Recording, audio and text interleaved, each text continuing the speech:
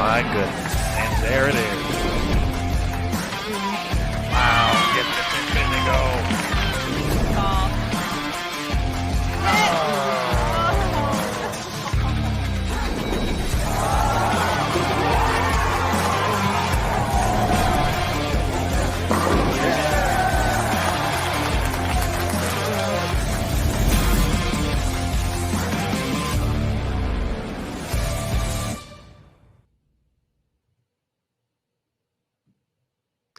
Hello, everybody, and welcome back to Bowl TV for the 2021 U.S. Women's Open. It is time. The $100,000 top prize event here, second major of the PWBA Tour season, is going to kick off its journey here on BowlTV.com. A Squad is getting ready to hit the lanes at Double Decker Lanes for its first qualifying block. 8 games today on our 36-foot condition, the first of 4 patterns that will be seen throughout the course of competition this week.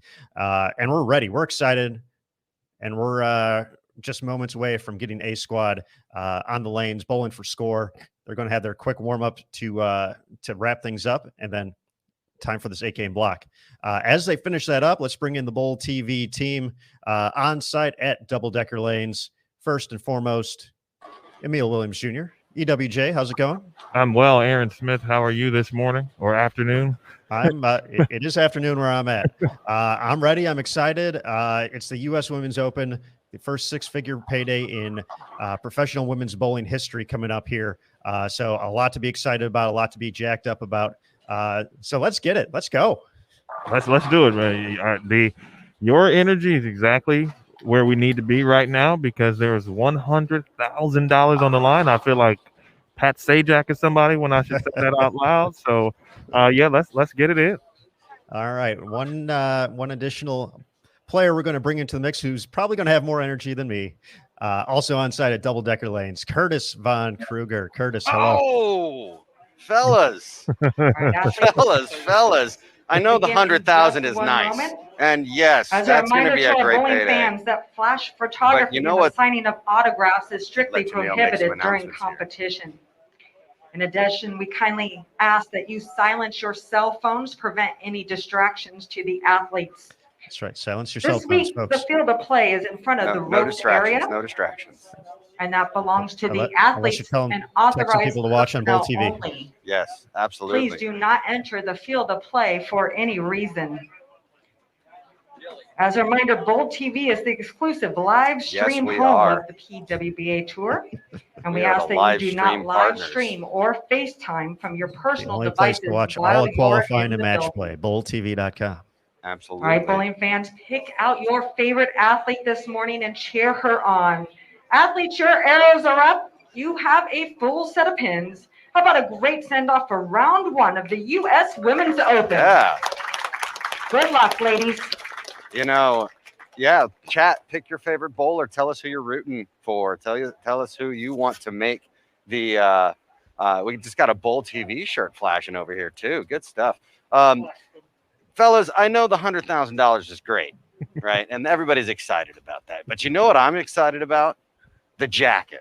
Who is going to be able to put on that elusive jacket? Because you're on a short list of individuals, and they have the signage out here that has the list of all the past winners, and you just read that list, and to be included on that list with your Patty Costellos, your Liz Johnsons, it's absolutely what these players are after. The 100,000 is not going to hurt, but they're after the recognition of forever being known as U.S. Open champion. I don't think we could have said that better. There is a certain level of prestige, obviously, with this event. And when you win this, you know that you have climbed arguably bowling's biggest mountain. This is the Mount Everest, if you will, of any of our events in this sport. And so you are definitely correct. I'm gonna take that bonus cash though. I'm putting that check right into my pocket, baby. Don't get it twisted. It's not going to hurt your bank account whatsoever. There's no Sherpa when we're climbing this mountain either. You are absolutely doing this, and the fatigue and exhaustion. Remember, folks, we are bowling a long format. That means we go 8, 8, and 8, and then we make a cut, and then we bowl 8 more, then we make a cut, and then we bowl 24 games of match play, and then you could potentially bowl several more games on television. So if you get through all of that and you are crowned the U.S. Open champion, you know that it wasn't luck. It wasn't you matching up. They're bowling on 4 different patterns. It wasn't all of these other things that helped you get there. It was your bowling and your ability to overcome adversity that got you to the top of the mountain. And one bowler is going to be going home a new bowler, if you will, and U.S. Open champion. And the bowler who captured that title in 2019, the last time we held the USWO, Danielle McCune, kicks off her title defense with a strike over here to our left on lanes 21 and 22. She's joined by Jada Horn and Haley Richard. And then another player pretty familiar with this whole U.S. Women's Open thing, Kelly Kulick, also kicking things off here on game number 1, a 3-time USWO champion. She's joined as well by Fania Kobo. Is that Taylor Boltice as well on that pair? That is correct. Yeah, it's either Taylor Bailey or Boltice. Taylor Bailey. Taylor Bailey. Okay. It is Taylor Bailey. I'm looking at 27 and 28. We got both TBs on the same squad. So yeah, and they're Bailey. bowling in close proximity to each other too. You can catch Taylor. You can catch Boltice. She's going to be on 27 and 28. So yeah, if you want to see that other TB, she's on that pair. And we do have every pair available to watch here on bowltv.com. As we go full screen here to kick things off. So you can follow your favorite athletes as they compete across the entire center here at double-decker lanes. 24 competition lanes in play throughout the course of the week. There's a practice range where they get to essentially warm up prior to the start of the squad, but just one shot each, or one shot on each lane once it's time to get underway. So the pattern is about as fresh can get, 36 feet the length, as we mentioned a little bit earlier. So this is the short pattern of the week. So the fourth and final pattern was revealed a little bit later in the evening yesterday. We didn't have that featured here on bowltv.com, but 42 feet the length for that. So we're starting off with 36 for round number 1, the 40-foot flat condition in round number 2. Pattern 3 is going to be the 46-foot condition. And then pattern 4, which is going to be qualifying round 4, all a match play, as well as the stepladder finals, are 42-foot conditions. So definitely some variety needed to master across the course of this 56 games in order to find yourself on CBS Sports Network in the finals. The top 5 going to air 7 p.m. Eastern live on TV, CBS Sports Network. Hopes of taking home the title, that coveted green jacket, that gorgeous trophy, and $100,000 top prize. Yeah, if you want to see a picture of that trophy, I think we have one of those on social media right now, on the Insta. We have it at a few different places. You can check out both the USBC and PWBA social media channels. Both stories have a photo of the trophy as well. So, yeah, take a look. It's under high security right now, it looks like, with the red velvet rope. Red velvet rope and everything. So that's what we like to see. You're gonna have to earn that to get past that rope. You got to get VIP status. Hey, wait a minute. We have a Shannon Sellens in the audience, in the chat. Isn't Shannon Sellens bowling this squad? She is. Multitasking. Yeah, that's impressive. She doesn't miss Bowl TV even when she's bowling.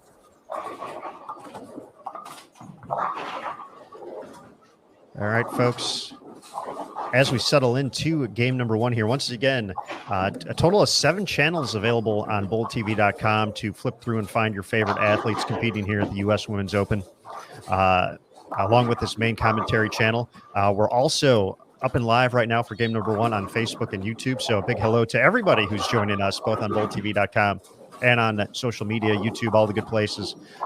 If you're watching on Facebook or YouTube, this is going to be our friendly note to let you know we're just going to be here live for game number 1. So you have to head over to bowltv.com to pick a pick up a subscription to watch wire-to-wire coverage of qualifying and match play here at the U.S. Women's Open. Once again, every pair that has competition on it, we are streaming live right now.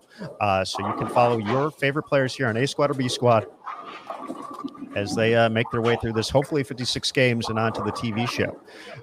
So a few different price points you can come in at to subscribe. Of course, you can buy an event ticket, watch all the live action, $8.95 for that. You can pick up a monthly recurring subscription, $9.95, which gives you access not only to the live coverage, but archived events and on-demand content available on BullTV.com. And then finally, an annual recurring subscription, $79.95, the best way to support the PWBA Tour, as a majority of the season is captured on BullTV.com. $79.95 for that. Transaction fees do apply for all three, but we certainly hope to see you in there in the chat. Great Bull TV community in the chat each and every event out here. So as I like to say, it's pretty much like Cheers. Everybody knows your name. It's a great community, talking about bowling, talking about other things, talking about life, whatever it may be. The Bull TV community has it all in the chat room, and giveaways as well. So Bull TV exclusive giveaways each and every round leading up to the televised final this week. So the only way you can win is by checking it out on BullTV.com. Set up your subscription today, good folks. Well said, Aaron. Nice rundown as always. I love that before. Yeah, I love the Cheers reference. It is very much let's sit up, get your favorite seat, right? The tender already knows your choice, what your fave is, and they just slap it down right on the table for you. In this case, you get 8 games of your favorite bowlers each and every day. Now, C. Nelson asks, hey, after they cut to the top 24, are they bowling additional 8 games and then 24 games? And the answer is yes. And the reason why that is they cut 1 and 3, right? That is the cut. And it happened to work out that the number of entrants still puts it at 24 people. So everybody's like, well, why don't they just cut to the top 24 and bowl match play? Well, it's about pin accumulation, right? You want an opportunity, if you're in that 24th spot or lower, to build, maybe get closer to the top 5. And if you're in that top 5 or anywhere in between, it's another opportunity to get pins. So that extra 8 games is a big deal, and it's just part of the major format. This is my favorite format, Neil. This is my favorite format because after it's all said and done, there is no doubt who was the best bowler. You've got enough sample size of games. Other events, you get lucky with some matches. You hit the right people at the right time. It can create some controversy as to who had an easier road. Everybody has the same road. Everybody's bowling everybody, and it's you in the lanes, and that's what I love. Yeah, you're right. No, there's no bonus to include in that situation, and so it is like the majority of the season. Honestly, it's about bowling just complete and total pin accumulation. I will say, from a bonus perspective, yes, when we get to match play, that it certainly is involved. But in the overall grand scheme, with the amount of games that are in play, and obviously we've seen some really cool match play records. We've seen some people go from 24th to 1st. I'll never forget that ever in my career, watching Shannon Puhalski do that as an example. But at the end of the day, at the end of the week, whoever wins this thing, and we're not even talking about what happens on the TV show, because that's completely different. Yeah. It's it really is remarkable. And match play brings one thing for me, Emil Williams Jr. What is that? It brings my favorite game. My favorite game in all of bowling. Your last opportunity to make up shots. And I love it. I love it because it reminds me of my childhood, Saturday nights, waiting for that position round. And I have extolled my love and virtues of the position round because it's so exciting. It gives you that opportunity. Everybody's crunching numbers. Everybody's doing the math, who can get in, who's out, and it changes frame by frame almost. And so I'm excited about a position round because that is the peak of pressure situation there as well. It's your last chance. And then we cut to the top 5 for a CBS Sports Network television final. Doesn't get any better than that. We're back on television, Emil. Yeah, I've learned to pace it, and to be honest, I've learned to find something to enjoy in each and every round until we get to that point, and just literally how as if we were bowling, right? We focus in on each and every shot, and I try to focus in on each and every round because I don't want to look too far ahead. I know position rounds coming. I know what that brings and presents. And so I'm like, okay, how can I not get my mind to stray too far ahead till we get to that point? And you say, all right, well, let's find something in each round that either was unusual or was exceptional in some capacity. And what bowler may have done X, Y, Z to maybe even get themselves into a position round. It's one of those things you can't lose or you can't win the tournament in round 1, but you certainly could lose it. You can lose it, yeah. Yeah. I'm a cart before the horse kind of guy at times because I have ADD, and so I can't help but peek ahead and look ahead as to hey, what's coming up, and all it boils down to is this, Emil and Aaron. There's a ton of exciting bowling in store for us over the next few days. Jam-packed. You've got so many games for so many exciting things. I'm going to ask you guys a question. Over or under on 300 games? Let's set it at 3.5. 3.5 is the number. Over or under? You taking the over or under there, Emil?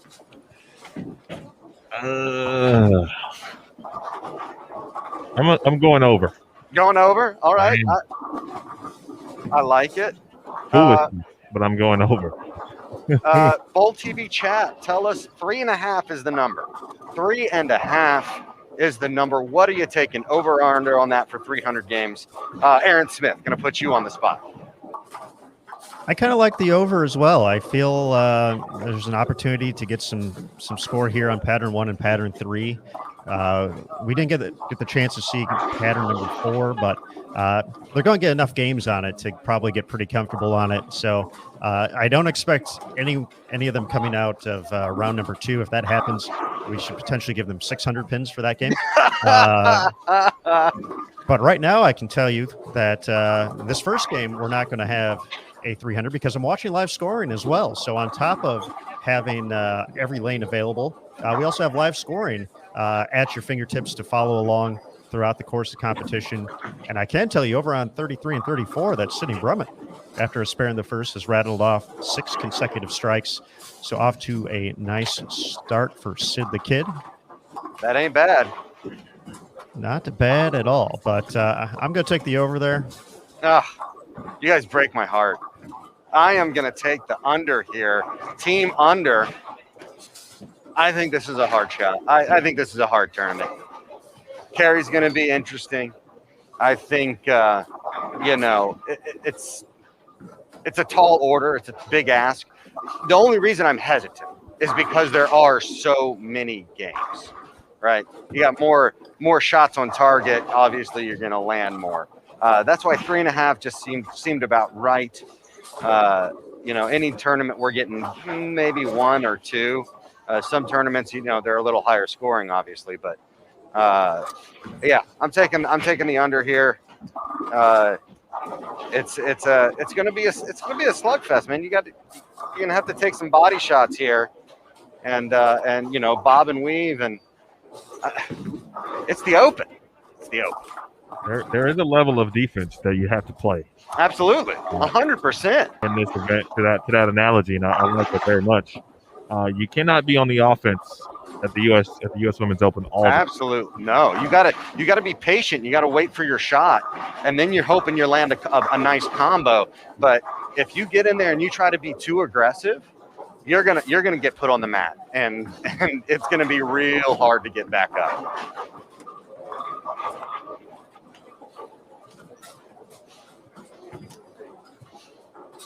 Larry, I have no doubt that you have a sixth sense about that.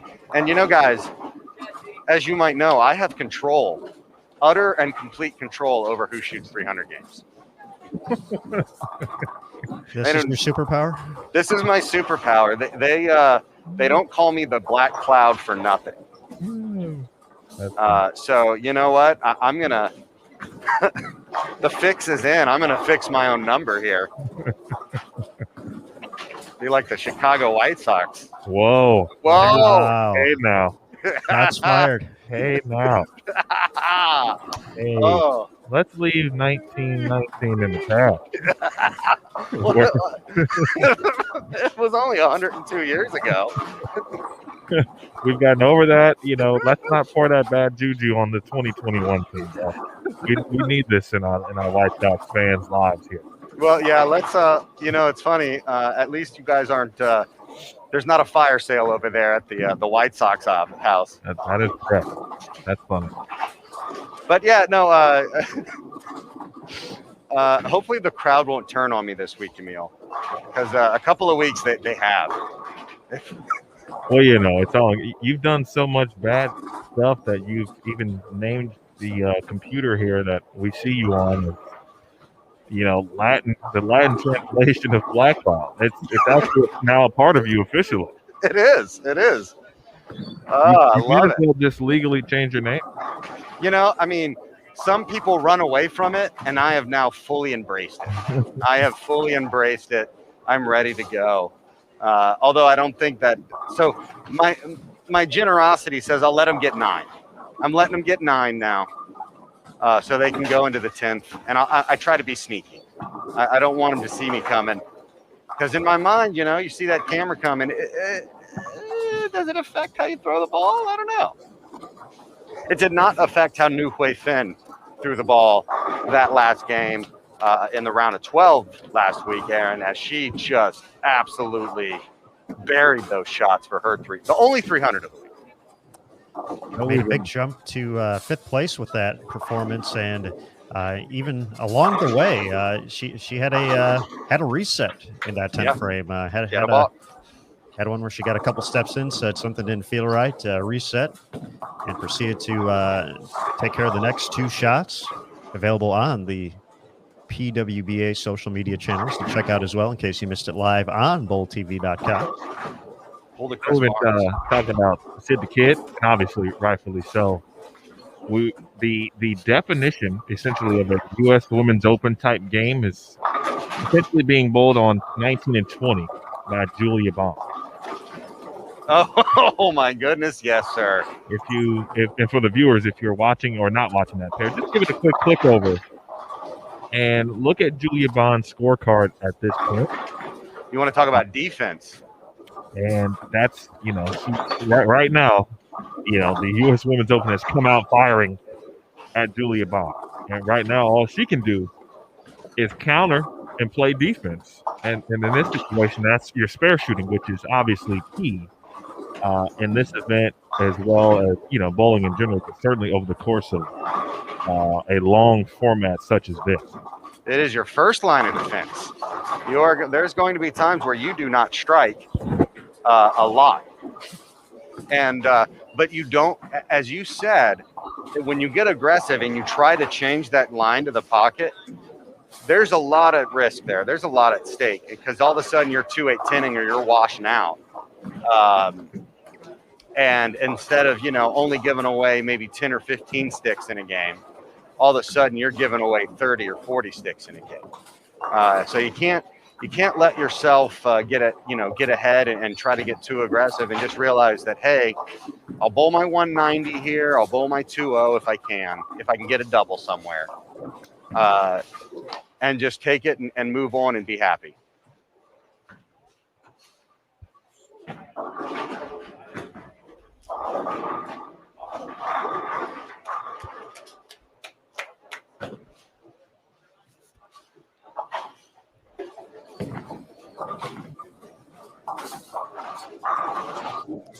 And we got Sydney Brummett. Sid the Kid. One of those players that you just expect to break out at any moment, Emil. Starting off with a 9 spare and then has rattled off the next 8 in a row. Can't argue that she is not having the quintessential U.S. Open game. It's literally in game one we get both sides of potential coin, right? Absolutely. Sid who has found something, and by the way, I did see a lot of players actually experimenting some urethane during the practice range session. Yeah. Earlier this morning, and seeing the top of the coin to the flip side of the coin as well. Speaking of Julia Bond's score as an example, and there is it there. Yeah. Sydney throws the next one in the 10th there. She seems like she is absolutely dialed in clearly. That is my John Madden statement of the day. Hey guys, she's dialed in because she has a 9 back.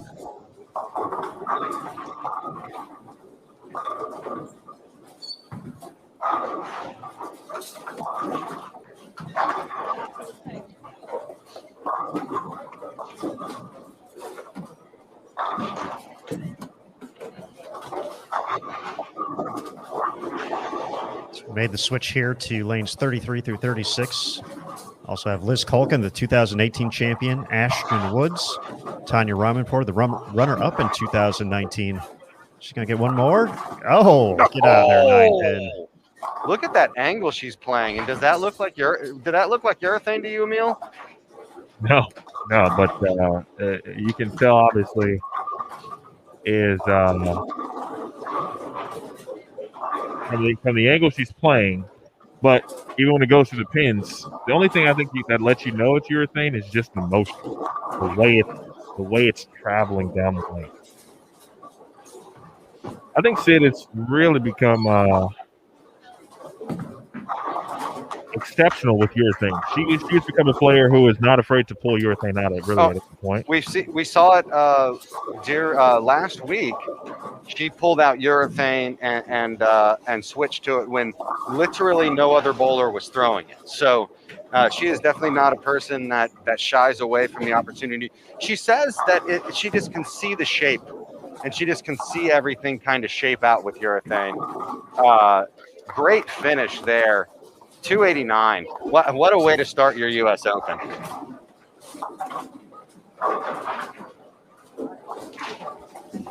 .204 for Liz Culkin.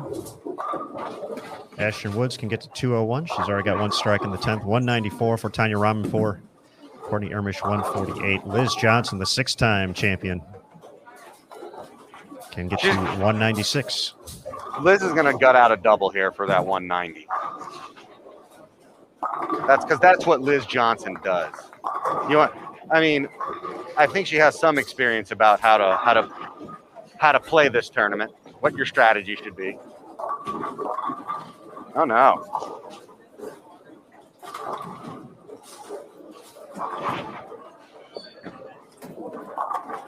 I like what Kimberly was mentioning in the chat. For those who haven't seen Ashton, and every year we come to this event, Ashton is either here, Curtis Woods' daughter. Curtis is a what I would call certainly a local pro. Used to be heavily involved with the center here, and just watching her growth. We were talking about some other players in the other youth players yesterday in the practice session, and Ashton has really continued to work on her game as well, and so you get to see that flourish right here in game number 1.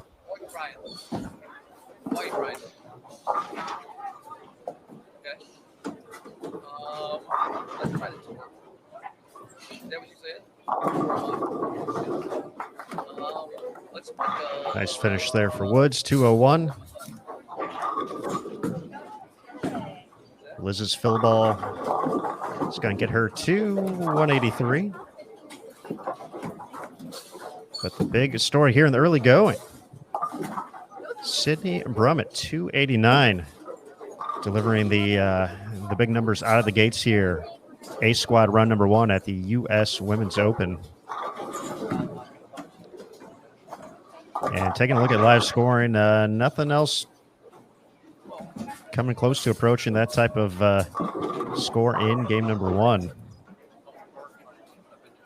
So Sydney's going to be the early leader here. The way too early leaderboard here at the USWO. But folks, this is the end of game 1, so we're going to make our way into game 2 momentarily here, which means if you're watching on boldtv.com, we're going to take a quick reset to get ready for the rest of the block, so you're all set to go. However, if you're watching on Facebook or YouTube, we're going to be shutting the stream off, going to those particular platforms. So boldtv.com, the only place you can watch games 2 through 8 to finish up A Squad here. So we hope you head on over, say hello in the chat. And, of course, watch the greatest bowlers in the world here compete on the challenging conditions at the U.S. Women's Open. Pick up your subscription today. But for right now, we're going to take a quick break as we get ready for game number 2, A Squad, qualifying round number 1 at the 2021 U.S. Women's Open. We'll be right back here exclusively on BowlTV.com.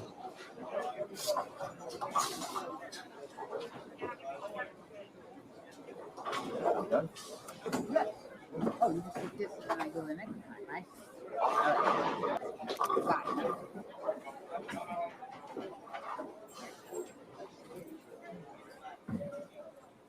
I'm right behind you.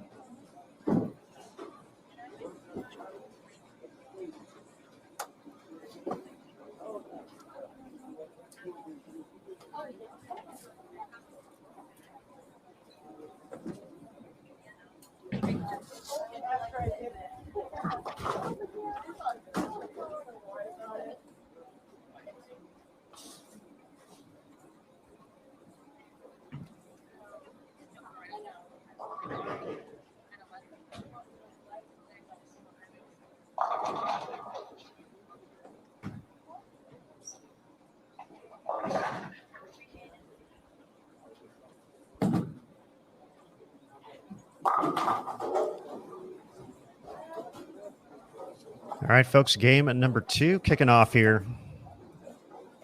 I'll get you the full rundown for A Squad across the house as well, so you can follow your favorite competitors. Over here on 33 and 34, we're going to have Marissa Carey, Taylor Boltice, and Sherry Tan. A pair we were very intrigued to watch over on 35 and 36. Shannon Sellens, who made the show last year, or excuse me, 2 years ago at the 2019 event, finished 5th. Dasha Kovalova, the current leader in the PWBA Player of the Year race, which is based off of points accumulated throughout the course of the season. And then the big buzz in the sport of bowling, and Jillian Martin, the 17-year-old standout junior Team USA member, who's just about 2 weeks removed from her epic run at the PWBA Bowl TV Classic, where she became the youngest athlete in PWBA history to win a tour event, 17 years old, with her victory over Verity Crawley. Over on 13 through 16 channel, you can find Catherine Rosthorn, Maria Jose Rodriguez, Alexis Nair, Liz Culkin, Ashton Woods, and Sydney Brummett. Over on 17 through 20, Courtney Ermish, Tanya Ramanpour, Liz Johnson,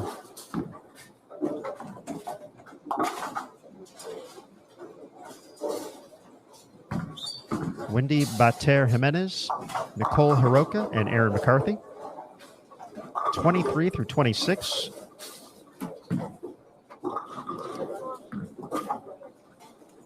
Oh, I skipped one there. 19 and 20, my bad. Diana Zavyalova, Lauren Pate, and Giselle Paz. Over on 21 through 24. There we go. Wendy Mateo Jimenez, Aaron McCarthy, Nicole Hiroka, Angie Ramirez Perea, Debbie Ayers, and Bernice Lim.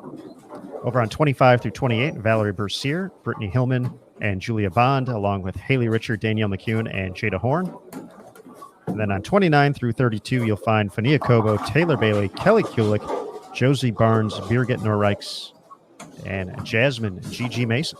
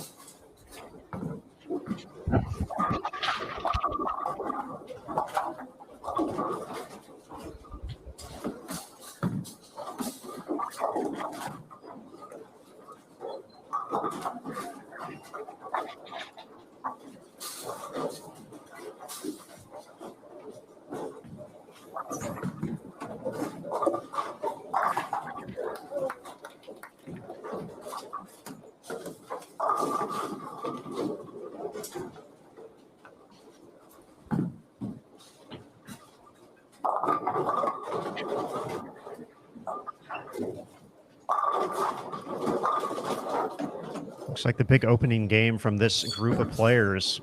Taylor Boltice, 242 to get things going. And folks, if you're looking for more information on the U.S. Women's Open, be sure to visit either PWBA.com as well as bowl.com/US Women's Open. Since you're already here on BowlTV.com, if you have the chat open, you'll see a few different tabs above the chat as well. You can click on the one in the middle. That'll give you plenty of information, including good things like the schedule, topography report, pairings, the prize fund, the roster, the live scoring link, all the oil patterns.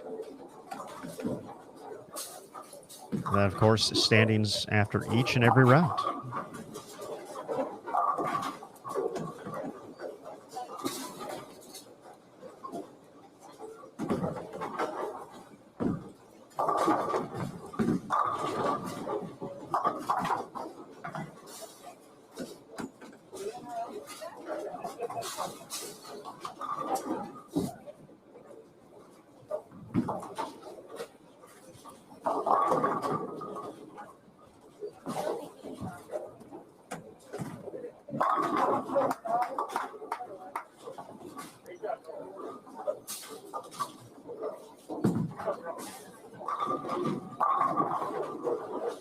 Marissa Carey earned her spot here at the U.S. Women's Open based off of earning a spot on Junior Team USA.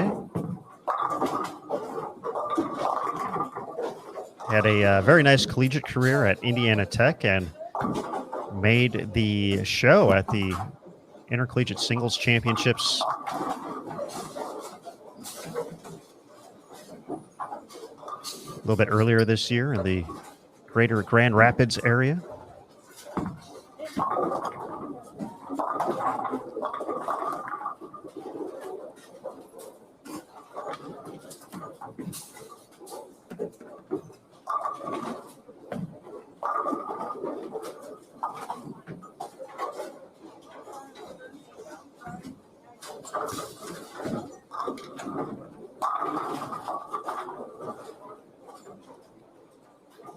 Nice shot from Sherry Tan for the early double here in game two. Looking to bounce back after a bit of a rough performance at the PWBA Spokane Open.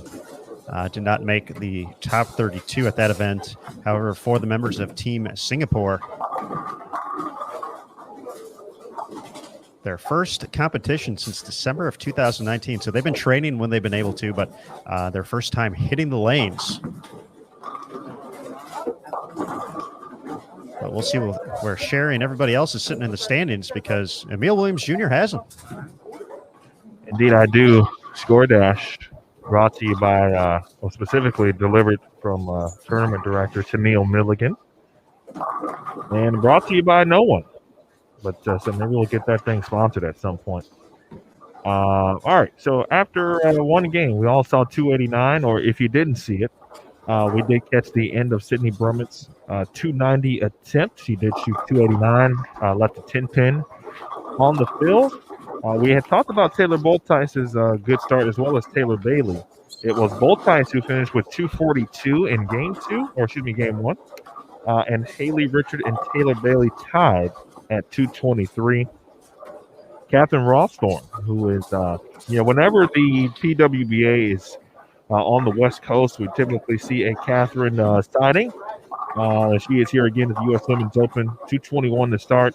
Angie Ramirez at 220, Jasmine Mason 212, Erin McCarthy 211, Bernie Slim and Liz Culkin both shot 204. We saw Ashton Wood, the end of her 201 game. And Ashton is the last player who is plus after one game. That's 11 players total. Maria Jose Rodriguez, 199. Diana Zavyalova, 196. Moni Barteri Jimenez, 194, along with Tanya Raumenter. Several 190 games to start as well. And in fact, really not a bad overall squad when you consider every player in game number one.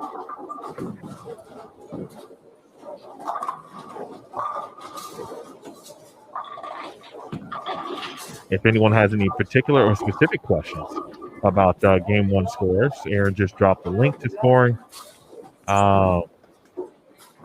And so forth and so on. Let us know. Do you have a good question? Aaron has a question about that, so he will address it. There it is. Yep. Do you have a good question in the chat from, I'm not sure if it's Evan or with the E on the end, if that's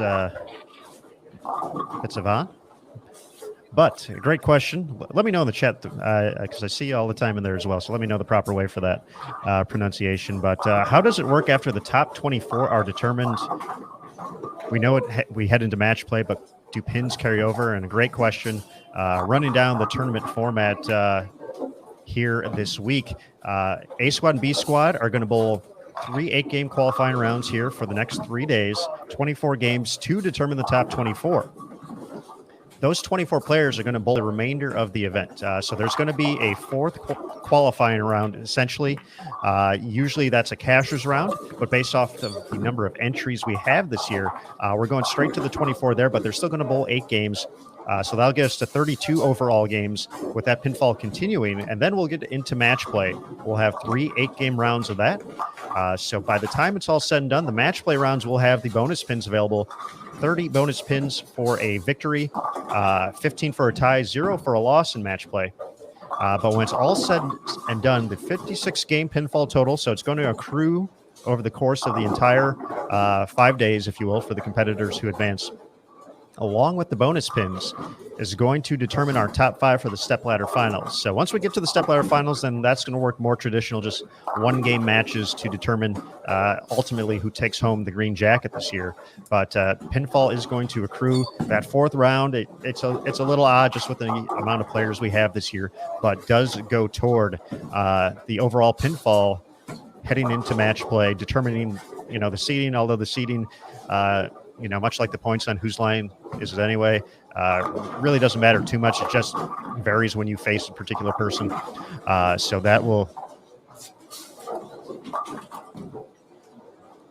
that's kind of the rundown here. Ivani. There we go. Ivani. So I was wrong on both attempts. I don't know. It could be Ebony. Ebony or Ivani? Is it Ev with Annie on the back, or is it like they said more like Ebony with an EV? I think it's Evany. Beautiful name.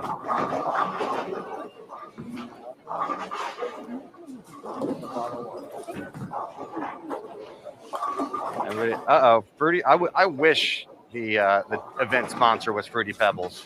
I really do. Alex, yes. That's another good question in the chat about the surface. I think you guys were getting into that yesterday during some of the earlier podcast practice sessions. So I'll defer. I know that they are new. They look to be similar or the same as to what they previously had in the building.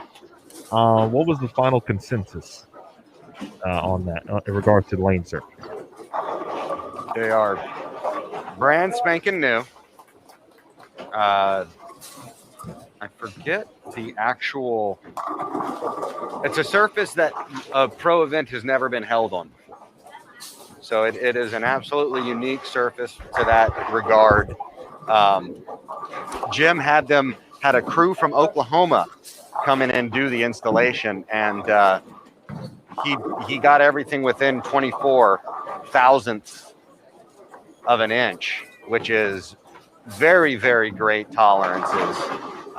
Sanded the underlayment. There are no shims, so he had all the entire underlayment sanded. The approaches completely redone as well. So you couldn't ask for a more pristine, more true to installation lane condition or lane surface than this. So really, it's really cool. You want things to be consistent across the house when you're playing on the U.S. Open shot. And this really gives you the best opportunity to do that.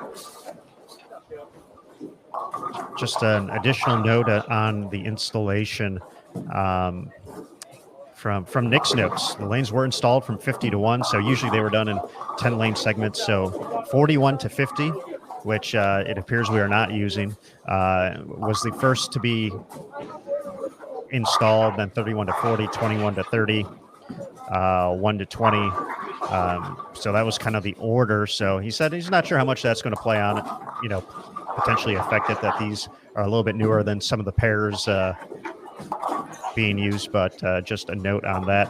And the topography reports are available, bowl.com/US Women's Open and PWBA.com as well.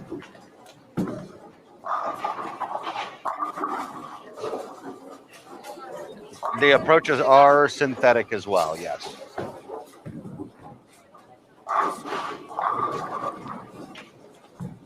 Good time to say a thank you to everyone who is in the chat and who has joined, obviously, here on Bowl TV. Aaron Smith, Emil Williams Jr., Curtis Vaughn Kruger here with you, the entire staff. On behalf of the entire staff, I have to say thank you, of course. Game 2, day 1, quad 1 here at the U.S. Women's Open. I think by now most of you may know that a historic prize, first place check, is on the line. On the first time, a six-figure prize check will be handed out at a professional women's bowling event this week. So it is, we get a chance to help bring this history-making moment to all of you. And, man, happy to be here already. I really like when we saw the 289 situation from Sid. We talked about Julia Bond's game. Specifically, though, I'm still seeing players, which I think is what we should see. Players playing right a pin, especially righties. There's a few lefties, I think, actually getting a good opportunity to watch Angie Ramirez as well. She shot 212 in opening game number 1. Urethane is definitely still in play.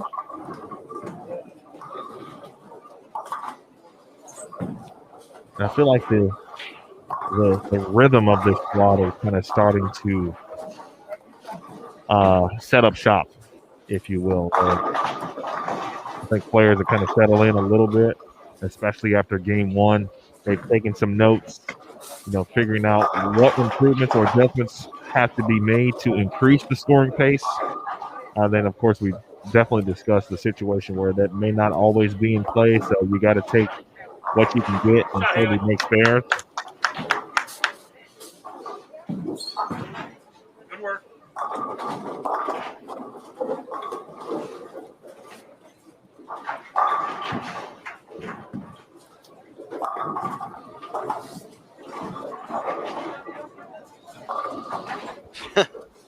James asks, does anyone tell me not to come up with the camera?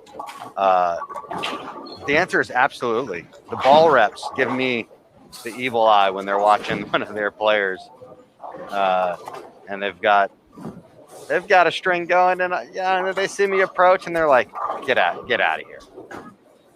Get out of here!"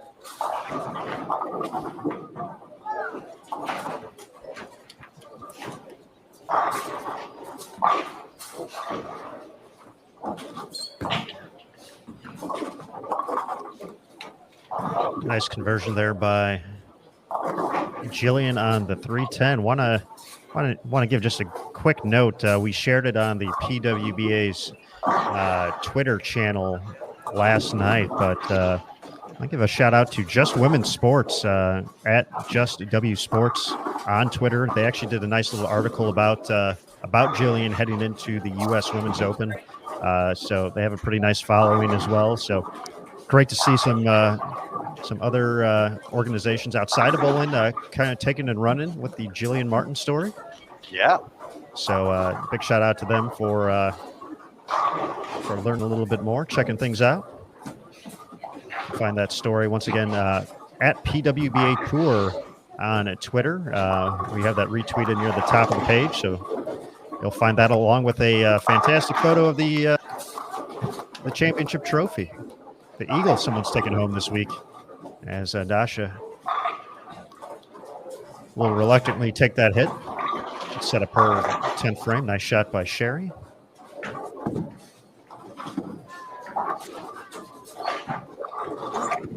Shannon staying clean, doing what she does.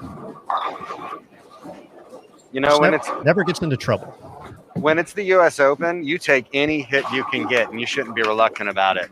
I don't care if I'm hitting 3 on the right, and somehow it crumbles it all together. Like, the best thing that Dasha can do now is take that hit and make it, turn it into a double, and all of a sudden she's bowling 2-0-2-teen. Great shot there by Jillian. And capitalize on the little bit of luck there. That was tripping out the baby split. Never is a bad thing when they're hard.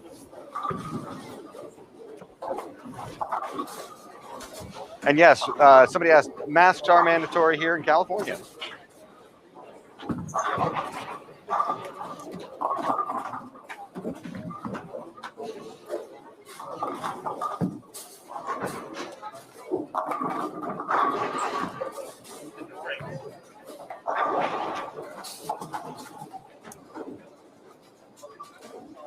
Hey, Chris. Always great when Chris drops in. Good shot, girl. Nice game.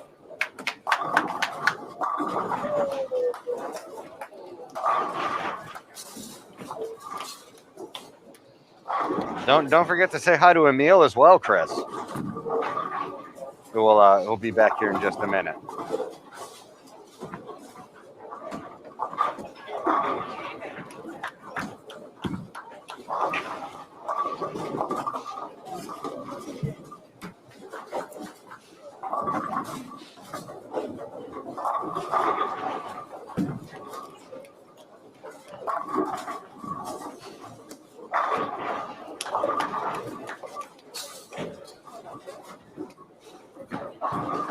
Shannon Sellens here going to bowl a tough one there, 176 with that. Obviously you guys saw her chop the bucket there. And that just always brings to mind, picking up your spares and an opportunity to, shoot 190 there, and all of a sudden you're shooting $170. That makes it a little tough.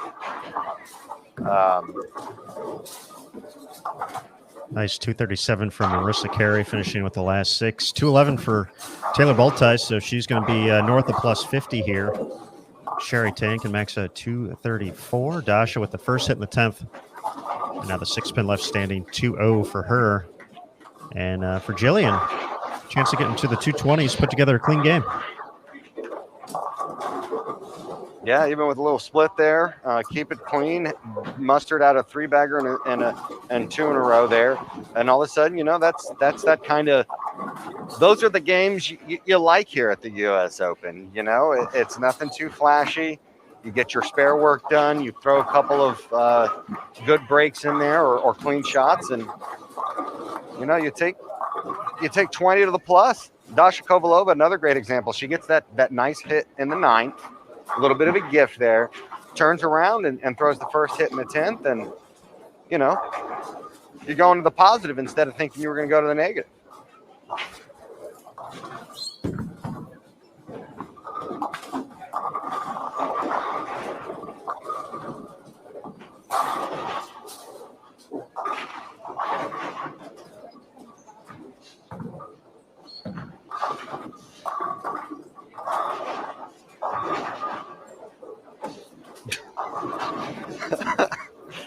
Chris, you're not worthy to refer to the golden voice by his first name.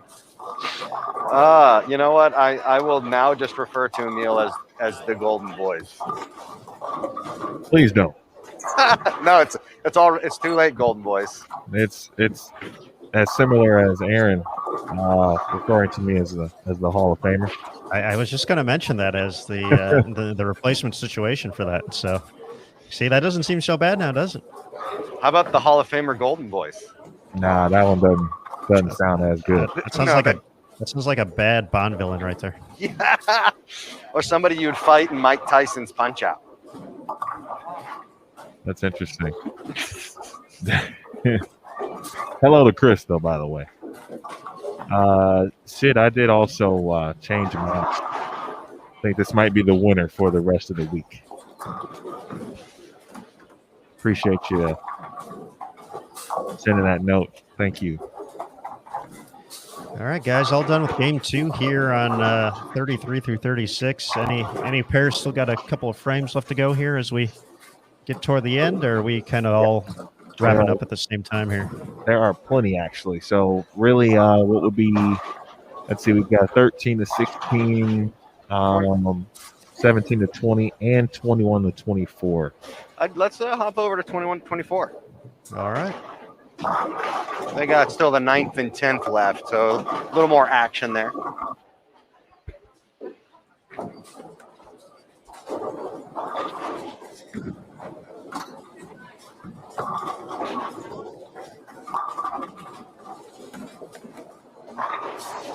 All right, let's see who we got here.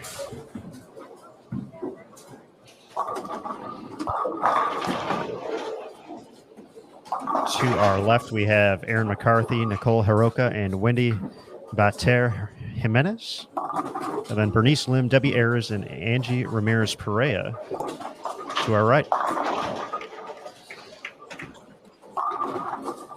Always good to see Angie out. Great lefty. Love the way she throws the ball.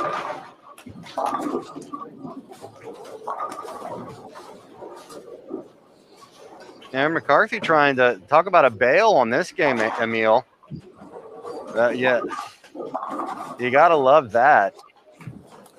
If you can turn that 180 into a 210, that's called, that's a little razzle dazzle. That's a little magic right there. And to be quite honest with you, that 7th frame, I did see that shot. She left what theoretically was a fast 4-7-10. 7-9. 4-7-10? So think fast 8. Oh, yeah. With the 10 10. With the 10 That's exactly what she left. So it wasn't a horrible shot. No, not by any stretch. Oof. That's rough. That's rough.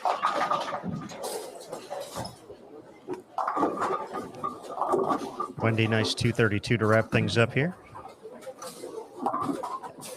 Ooh. Tough chop there by Angie.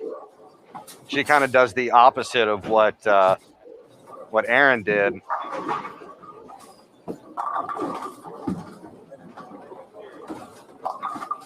That was not a fast 7 by Aaron. That one was just on the nose there. 208 though, she'll take it with a couple opens. That doesn't break her heart. Although, you know, when you throw the 4 or the 5 bagger, you hope it's a 220 or 230. But again, you staying positive, punching back. Well, really, that's all you can do. It's early in the tournament. obviously with 2 squads left, can't even think about that. Think about the remaining games and really just continuing to learn with each and every shot on what is going to be or what are very demanding and challenging lane conditions. Good note in the chat there from M13002. Indeed, congrats to Angie. Now holds dual citizenship in both Colombia and the United States. She was out here chasing it for a long time, early in the relaunch years, and but at the same time, she was also growing in her other professional career as well. Angie, if I'm not mistaken, in the IT world of things.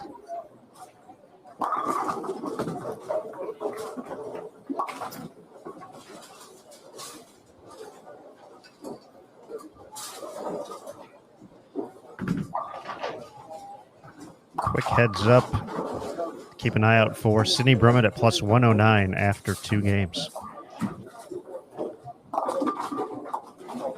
Early leader in the clubhouse. It's so important to be patient. We talked about that, but just in an 8-game block, there's so many twists and turns that can take place and that will take place. But you'd always take the start that Sid's on at the U.S. Women's Open. I mean, that's hard to beat. The players are trying to get to the 24. I mean, that's really what it boils down to.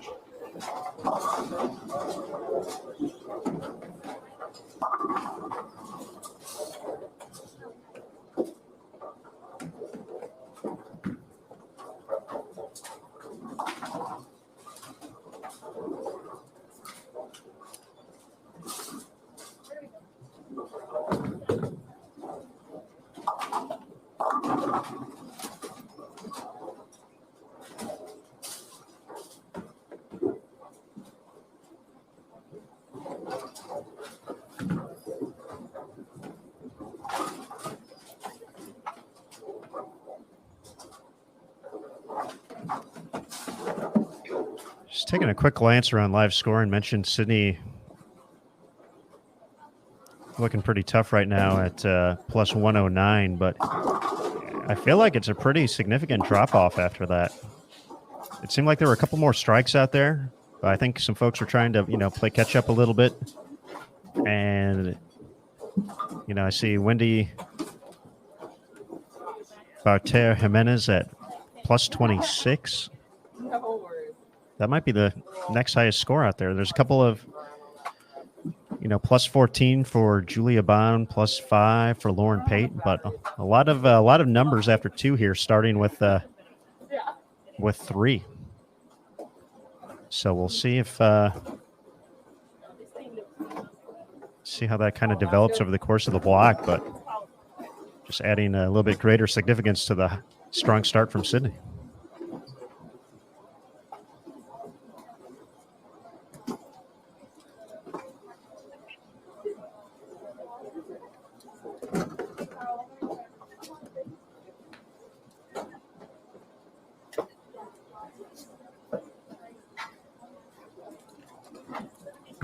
Game 3 gets underway with Alexis Nair delivering a strike to get things going. Our lineups across the house here. Over on 13 through 16, Fania Kovo, Kelly Kulik, Taylor Bailey, Josie Barnes, Gigi Mason, and Birgit Norreichs. Over on 17 through 20, we have Marissa Carey, Sherry Tan, Taylor Baltais, Shannon Sellens, Jillian Martin, and Dasha Kovalova. Here on 21 through 24, the channel we have currently available on our commentary channel, Catherine Rosthorn, Maria Jose Rodriguez, Alexis Nair, Liz Culkin, Sydney Brummett, our early leader, and Ashton Woods. Over on 25 through 28, we have Courtney Ermish, Liz Johnson, Tanya Ramanpour, Diana Zavyelova, Giselle Pass, and Lauren Pate.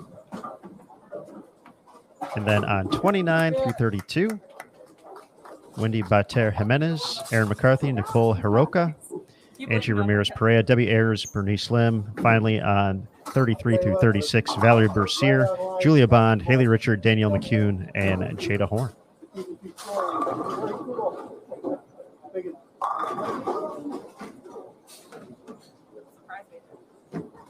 So Sydney at plus 109.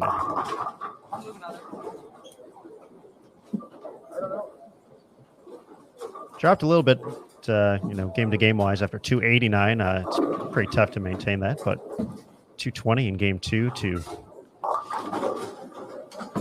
continue her momentum, and we'll see the strategy in place. See if urethane's still the choice for her.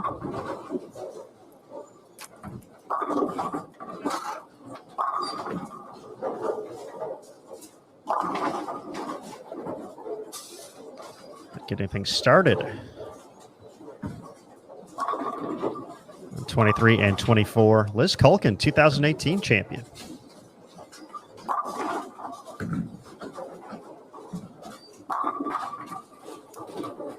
Liz is one of 4 past U.S. Women's Open champions in the field this week, along with our defending champion, Danielle McCune, 3-time champion, Kelly Kulick, and Liz Johnson, the 6-time winner, past USWO champs.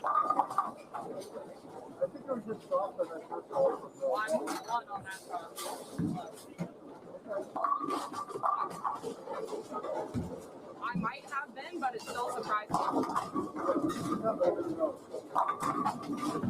Yeah, I may have been, but it still surprised me. The little extra check-in.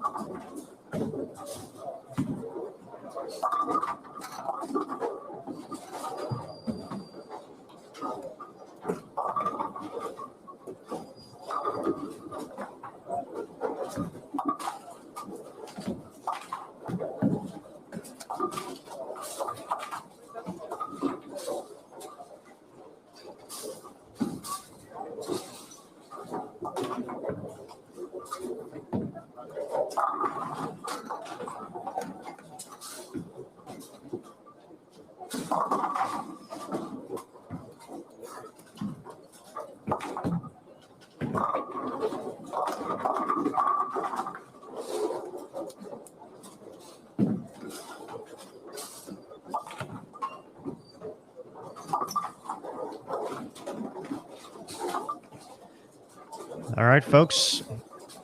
Score update on the way from Emil. EWJ got to give the people what they want. Let us know what you got after 2. Oh, Aaron, I know you love Jalen and Jacoby. I do, yes. I really do think we would be a very solid Jalen and Jacoby-esque show type duo, Aaron. I've got some ideas. We'll discuss. You know my number. As you mentioned, Sydney Brummett plus 109 after 2 games. Taylor Boltice is second at plus 53, 242, 211. Wendy Barter Jimenez plus 26. She shot 232 in game 2. Aaron McCarthy at plus 19, 211, 208.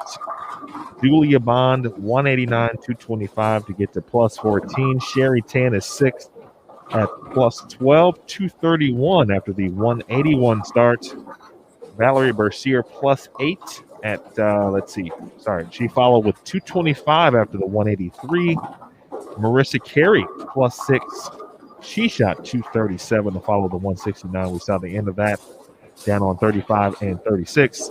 Lauren Pate plus 5, 190, 215. Jillian Martin plus 4, 178, 226. Nicole Haroka +2, 183, 219. Still only 11 players plus. DMAC, your defending champion, at -1 after a couple.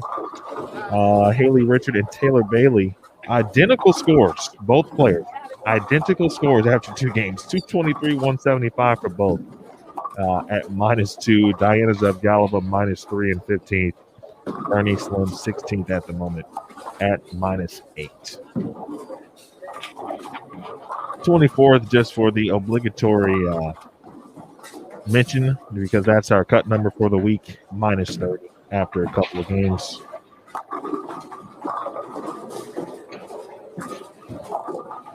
And one error I'll need to go and alert our staff about. I've already started that, Emil. Okay. Got you covered. Okay. For those mentioning that in the chat, it's just a typo. That's all.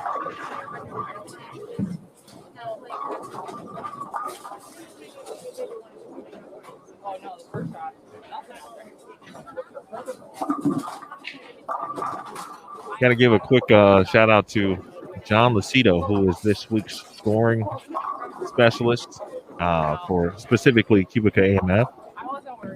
If you've never been to Sun Valley Lanes in Lincoln, Nebraska, or attended a PWBA Lincoln Open event, you certainly missed out. And if you never can get there, I would encourage you to do so.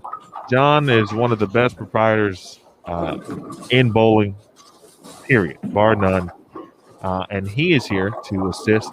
He knows everything about Cubica AMF scoring. So, yeah, one of the best in the business. In fact, generally speaking, when we're talking about scoring, it's either Rick from Brunswick or John Lucido, of course, of Cubica AMF. And so 2 of the best in the business. So thanks to John for being here this week. Absolutely. And getting back, obviously, John had a big remodel over the past year and a half or so. So we got to see a little bit of that during the Lincoln Open earlier this year on the PWBA Tour, won by Liz Johnson, of course. But Emil, you said it so well that John certainly is one of just not only the way he handles his business, but just in general for being good people. Few match John Lucido out there. So definitely one of the best in the business.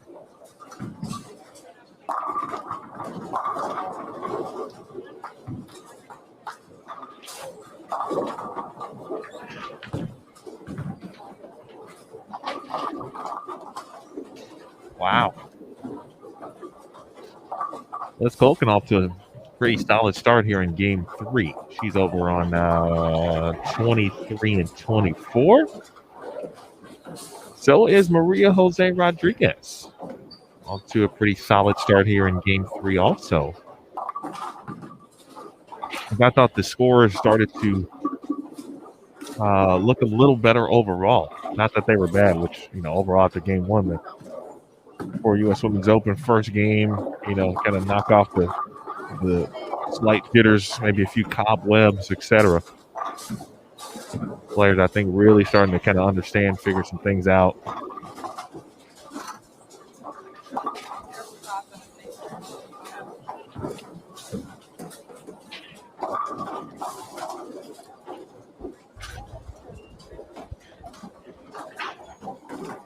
I do want to quickly point out, I had posed the question in the Bowl TV or PWBA Bowl TV chat on Facebook. Shout out to Chris Konya. And I kind of opened it up for discussion topics or in some sense conversation. Obviously a long format this week, so we'll be with you for long periods of time. And so, Aaron, obviously I threw you in there just because I basically forced you to answer questions that we may or may not have the answers to. But I was thinking, depending on how many we get, maybe we'll designate like a game, right? Game 4, as an example, is the game where we take one topic from the group chat and discuss it. And obviously, of course, we keep an eye on bowling. certainly. Or if bowling for a particular game that we decide is way more important than whatever topic is on the table, then we'll move it. So if you are in that group on Bowl TV, you can, or excuse me, on Facebook, and drop a question. We'll try to get to it during the week.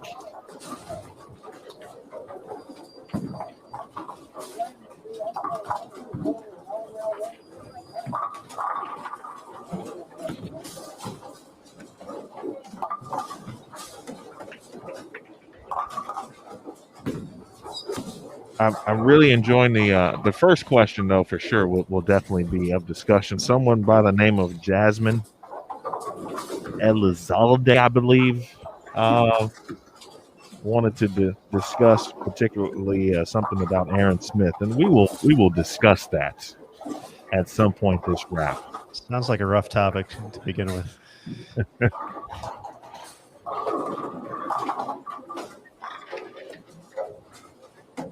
Very rough starting point topic. It's not rough. Start to this game for me. I think you look at one more here. Oh, let's go. 6 in a row. Major Maria. Yeah, I mean, it's obviously can't get out to a much better start than that, and even to what Liz Colkin has done. You know, it's always it's cool. Every U.S. Women's Open, every squad, each player that has won the event will be announced to the crowd that is in attendance and to their fellow players. And this A squad, pretty serious when you get down to it, Aaron, with Liz Colkin, Danielle McEwen, the last two winners respectively, and then Kelly Kulick, the three-time champion, and of course Liz Johnson, with 6 of them on her mantle. Emil, I believe those announcements will be much shorter for B Squad because from my notes early on, those were the only 4 past U.S. Women's Open champions in the field this week. How about that?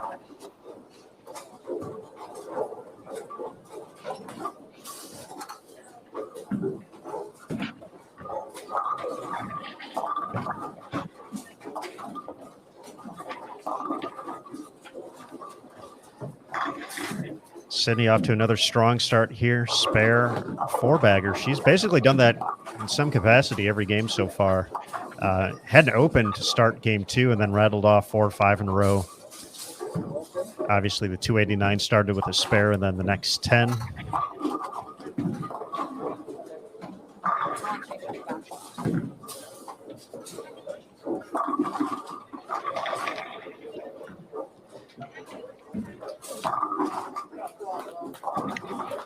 Here's Maria looking for 7. We kind of noticed it yesterday during the practice session. You know, we had the 30. Oh, how about that? The bucket crumbler. After what we saw in Spokane, obviously we'll talk about why it did that. But, you know, we saw a ton of friction available on 1 and 2. And where you got the ball to it on that pattern really determined if, you know, you were able to play out there, or whether or not if you got it there a little bit too early. We saw, you know, the ball massively overhook in that situation, and you were going through the nose and crossing over Brooklyn. So, you know, that was a very unique dynamic to the event last week. Coming in here, this pattern 9 feet shorter, but you really don't see too much of 1, 2, 3 playing here. That's kind of the 3's kind of like the gutter.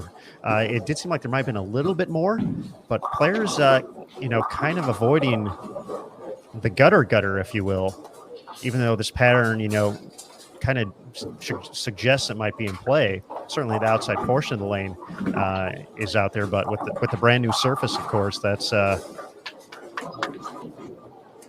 not having quite the same boom off of 1, 2, and 3 that we had last week, even though the pattern itself was much longer.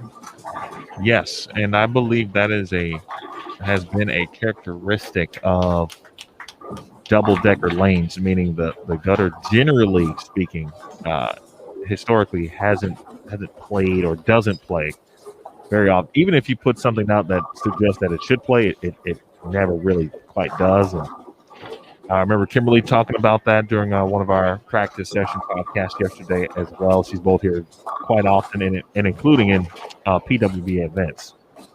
And I think it's still more of the same, even with the newer surface.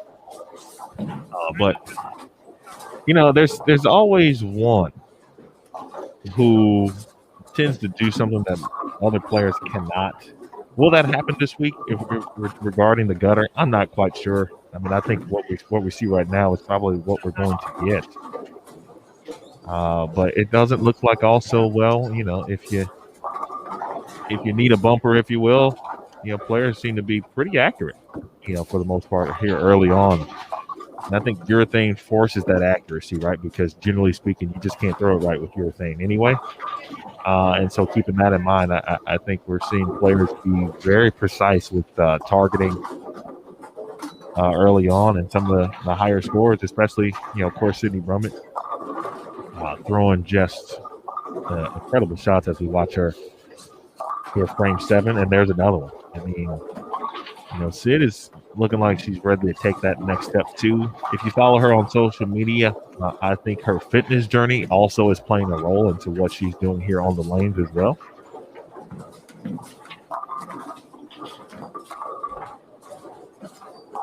Sid, definitely a great follow on social media with everything she's doing. A lot of positivity as well. A lot of reflecting on her experiences out here on the lanes to go along with that.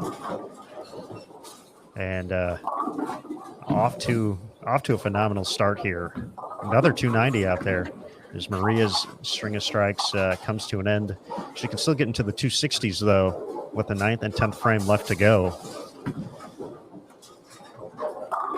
But we're looking at live scoring. There's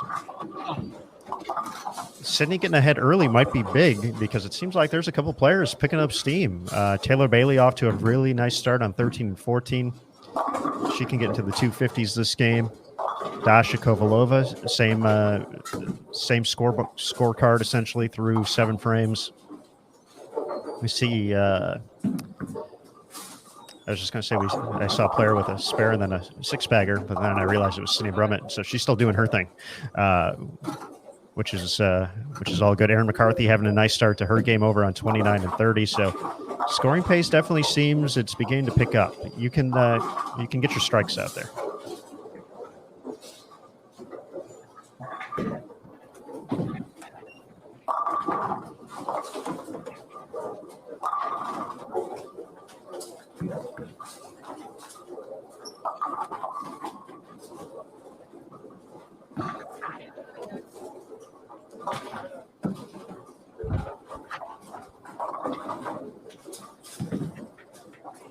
Aaron, I think we touched on it really yesterday.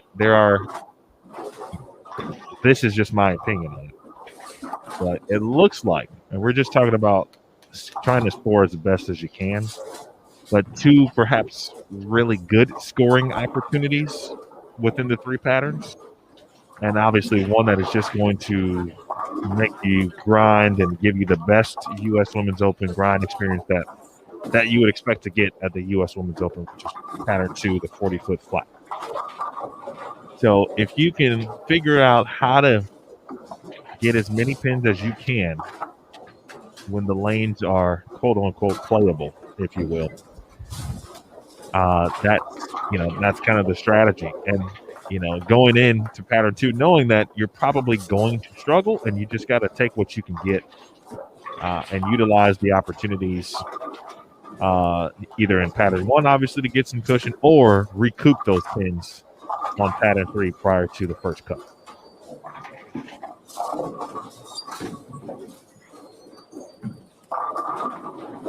Recouping.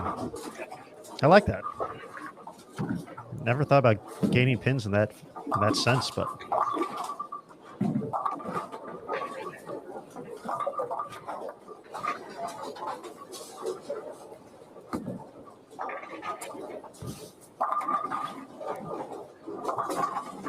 shot from Catherine there to kick off her 10th frame. Stayed clean after the early double. Can get to 2 a 10. Alexis Nyer also a clean game 226 her max score. Maria Jose Rodriguez 265.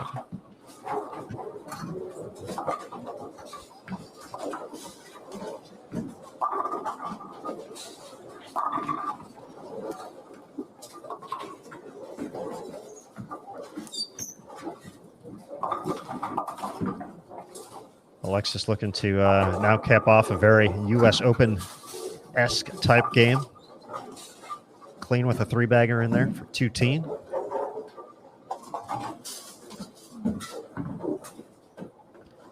But if Sydney strikes out here, she's going to be at 799 out of the gates, which just seems like an absolutely ridiculous, crazy number for a U.S. Women's Open situation, regardless of what pattern is out there. But 4 strikes away from making 799 happen.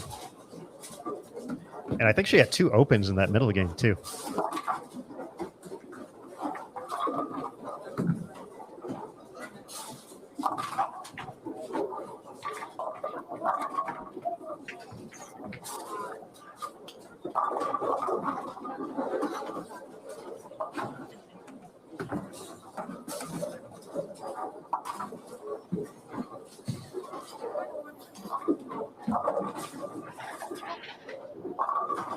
Boy. The breakthrough. I don't think you can pick a better time, potentially, if you're Sydney Brummett, as an example, to have the coming out party, if you will. If this is the week. Let's see what she does here in the ninth. Making copies. I think you know it's going well. That one was just a touch high flush, right? But head pin left to the side wall, comes out, takes the 7 out.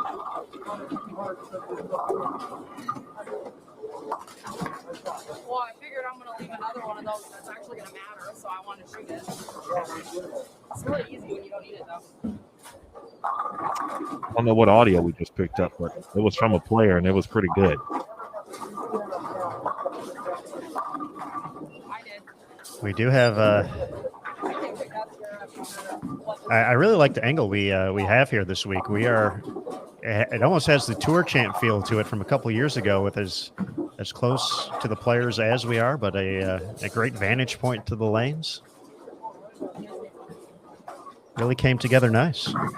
There are a lot of things to love about double-decker lanes. At least if you're someone sitting in our position. That remains to be seen if you're a player, of course. But every time I've been here, it's been nothing short of excellent. The staff, great shot there for Maria.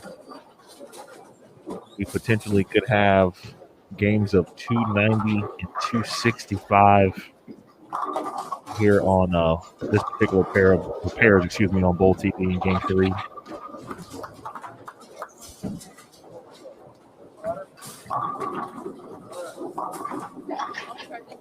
But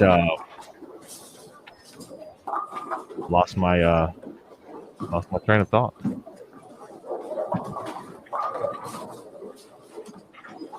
That's okay.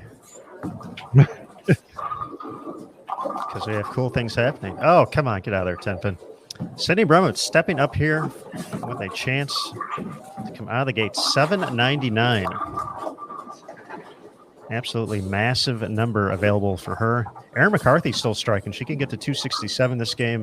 Maria Jose Rodriguez is going to be in the 250s. Just that one little hiccup for Maria in frame number 8. Mark at 254. She gets to the right side of plus. She's going to be in the plus 30 range. Let's see if Sydney can keep it going here. She's showcased. She's got a little bit of misroom each way and has just been making a lot of really good shots on top of that. Going to need some hold there. Does not get it, though. So the string of strikes ends at 8. But can get into the 260s.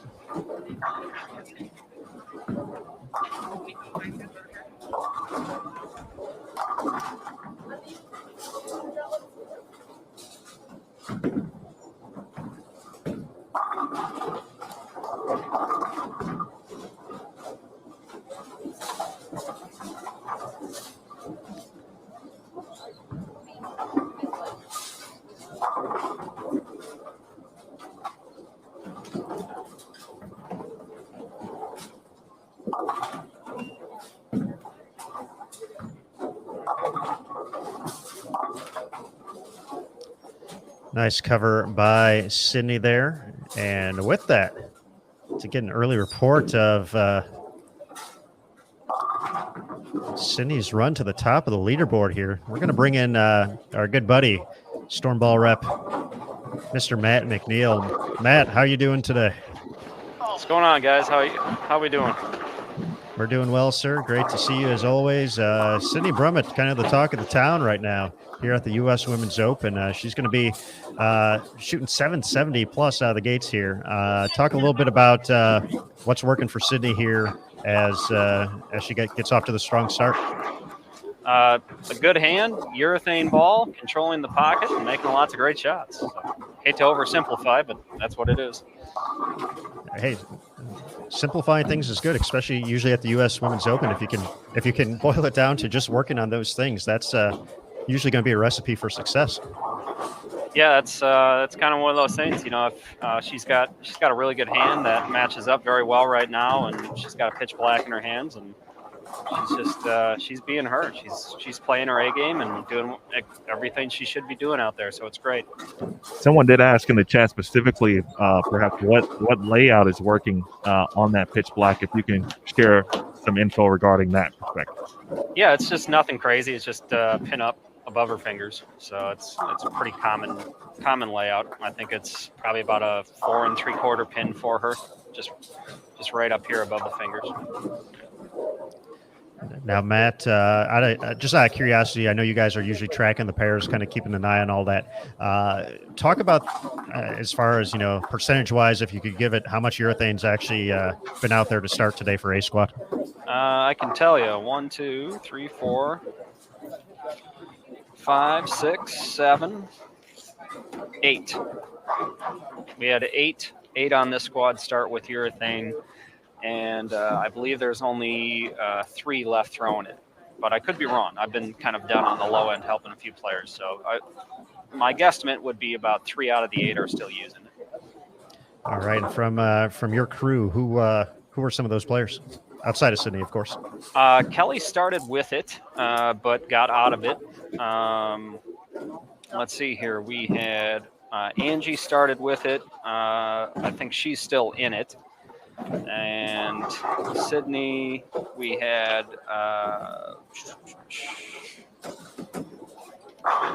sorry guys, I'm just going through my notes. That's why I write it down, so I don't have to remember these things offhand. Notes are important. They are. They especially are. And Giselle Poss started with it, but she got out of it probably about halfway through the second game. Matt, before we let you go, a couple of questions from the chat. When you or how often you guys discuss topography? Obviously, the maps are on every pair for each player to view, each ball rep to view, of course, and then relate that to ball selection, surface, and how you strategize with topography in mind. Yeah, I mean, I think, the best thing about topography is it's you're not Stevie Wonder and you're not trying to play a golf course. That's my analogy. So you get to see more of the hazards, if you will. And topography is really, really important, and we make sure that the players pay attention to it to every pair that they go to. And obviously the outsides, you see on the right side, you see a lot of dark blue out there, some pairs more than others. And so you just got to keep that in mind. And I think that's why you're really going to start to see a lot of the players shift into probably the 14, 15, 16, 17 to probably 7, 8, 6, 7, 6 to 8, 6 to 9, even maybe 8, 9, 10 zones here, probably in this game or at least halfway through this next game. And that's, I think that part of the lane is really starting to develop, and you're going to see some scores come from that part of the lane. Overall surfaces that are being used, at least obviously from your team. We didn't use a whole lot of surface. We were using probably 1,000 pads, 2,000 pads. We weren't using really anything more than that. There's a lot of inherent friction to this new Murray Lane surface. This surface, just out of the box, it does provide a lot of friction.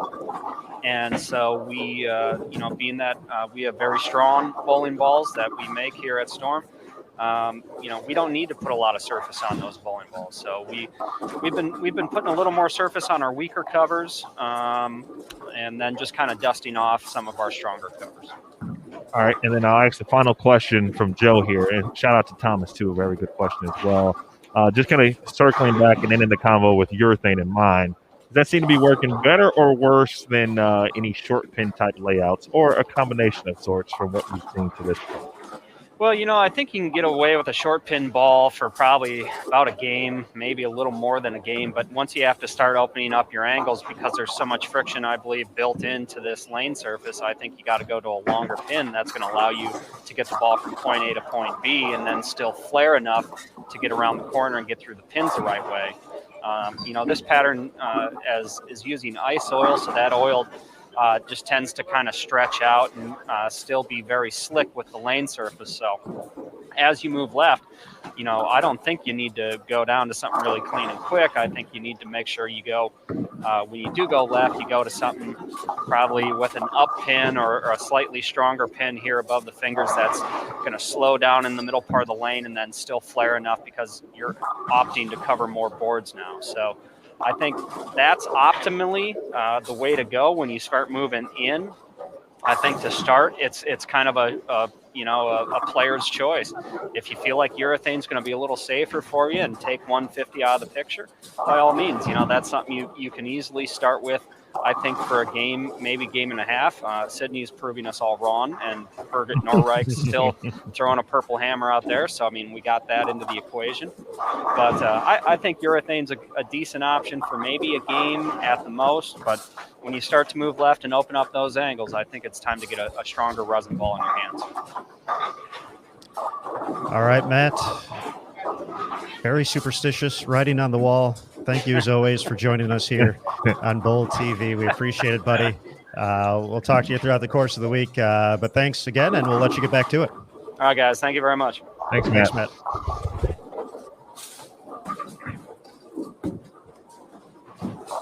That was good stuff there from Matt McNeil. And Joe, we always try to get a ball rep, at least per block, to provide that level of insight in the only way that they know how to do it, right? Aaron and I simply are just not going to not tell you what they just told me. And every time I listen to a ball rep, I take in what I can understand immediately, like right off the bat. And then I take a mental note and I go, okay, I want to ask them about this later for my own further understanding of this game. It can be very complex at times. But I think he just gave you, and great questions too, by the way, from Joe Thomas specifically. Excuse me, Joe and Thomas specifically, to want to get a little more insight into the urethane use, what surfaces, and then urethane versus short pin. So this week from Storm, Matt McNeil, Sean Ryan, and Jim Callahan, Nathan Bohr, of course, as always from Motive. Our guy Chuck on the truck, Chuck Gardner, Eric Krause here for Team Brunswick, and I think I covered it, I believe. An excellent group right there for sure. Folks, as we get into Game 4, we'll give you the rundown across the house and get you some scores as soon as we have them. Over here on lanes 13 through 16, our first channel. Our first pairs in play as well here. Angie Ramirez-Perea, Bernice Lim, Debbie Ayers, Valerie Bercier, and Julia Bond. On 17 through 20, you'll find Haley Richard, Danielle McEwen, Jada Horn, Fania Kobo, Kelly Kulik, and Taylor Bailey. Over on 21 through 24, which is what we're watching right now, we have Josie Barnes, Birgit Norreichs, and Gigi Mason, along with Marissa Carey, Sherry Tan, and Taylor Boltice. Over on 25 through 28, you'll find Shannon Sellens, Jillian Martin, Dasha Kovalova, Catherine Rosthorn, Alexis Nair, and Maria Jose Rodriguez. Over on 29 and 30, and 31 and 32, you'll find Liz Culkin, Ashton Woods, Sydney Brummett, our tournament leader, Courtney Ermish, Tanya Ramanpour, and Liz Johnson. And then on 33 through 36, Diana Zavyalova, Lauren Pate, and Giselle Pass, Wendy Bater Jimenez, Aaron McCarthy, and Nicole Hiroka.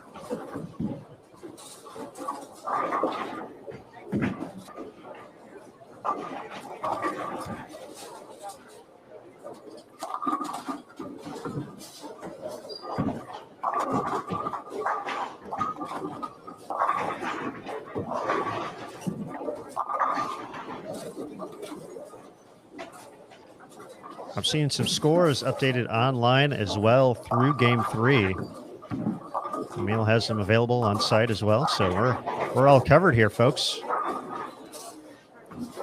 Indeed, Sydney Brummett. Obviously, at this point, I won't call her an outlier, but she's getting close to being defined as that so far early here. Plus 176, 267 in game 1. But another 267 from a player who knows all about the U.S. Women's Open as well. We talked about Erin McCarthy a little bit yesterday during practice. She's shot 267 now at plus 86 and in second place. Taylor Boltice third at plus 54. Taylor Bailey fourth at plus 33. Shot 235 in game 3. We saw Maria Jose Rodriguez, ninth game, 254, the vault into fifth. She is tied with Birgit Norvikes at plus 32. In seventh place, Wendy Bartol Jimenez plus 23. Julia Bond has made a nice little climb here, 189, 225, 197. Relatively consistent, plus 11. Bernice Lynn is ninth at plus 9. And Diana Zavialva rounds out those who are plus in 10th place at plus 6. Excuse me, Valerie Bercier is in 11th at minus 1. Dasha Kovalova 12th. She is tied for 12th, specifically with Liz Culkin at minus 4. Winning champion Danielle McEwen is 14th. She is tied with Sherry Tan at minus 7. And Nicole Haroka 16th at minus 10. Nicole just from down the way, theoretically, from Daly City, California, just outside of San Francisco.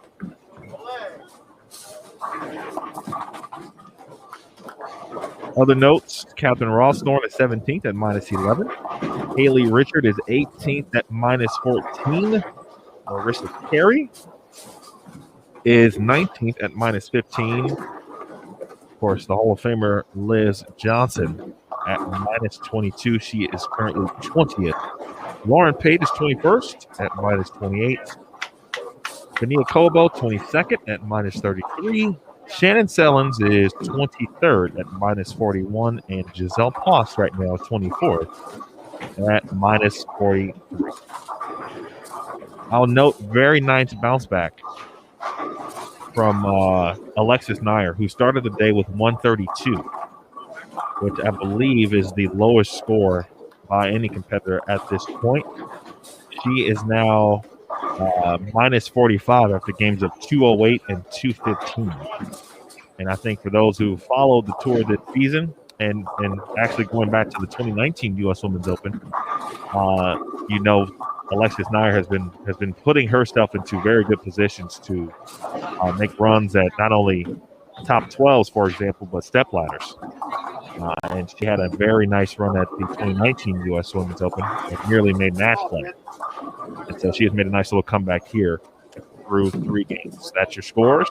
You can find those, of course, on all of our information tabs here on Bowl TV, but of course, PWBA.com and bowl.com/US Women's Open.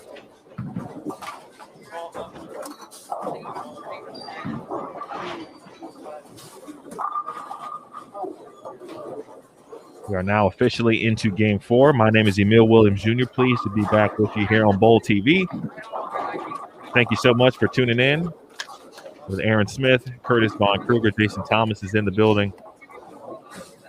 Shout out to Tennille Milligan. I mentioned John Lucido earlier today. Rob Gotcho in the building. Mike Spritko is here this week as well, at least for a few days. And obviously, big thanks to Jim Decker, proprietor here at Double Decker Lanes. Jim, Dennis, Chris, and all of the volunteers. When you come to a place 4 or 5 times, you start to see, obviously, some of the same individuals, not just from a staff perspective, but also the volunteers who make their way into the building to help keep score, fans, you start to get an idea and see some of the same fans who come out and watch when the tour is in town, and seeing a lot of familiar faces here this week already, and which adds, I should say, to what is already going to be a very, very good week. Ooh. Quick birthday shout out to, if he's still watching, Eric Nix. Eric, part of the Bowl TV community. Got the chance to talk to Eric a few times within the last, the last month or so, at two particular events. I was at the TNBA Eastern Rodman in July. I was also at the UBA Battle Bowl 12 and got a chance to get to further know Eric.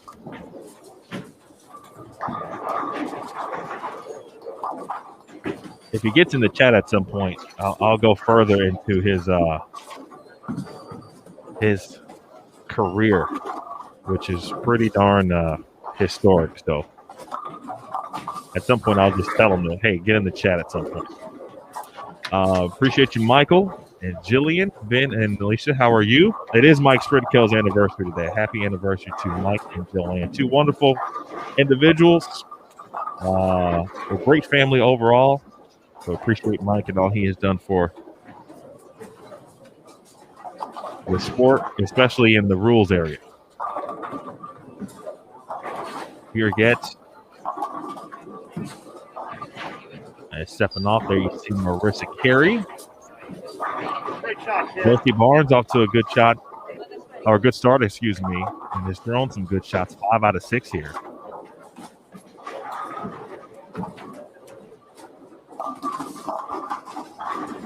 Carla is in the building.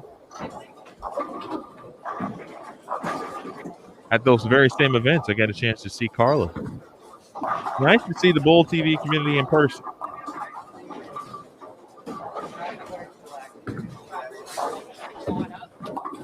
Pin there for Barnes. Bowl Tice. I didn't like Tice. I think I like that one better. I trust him.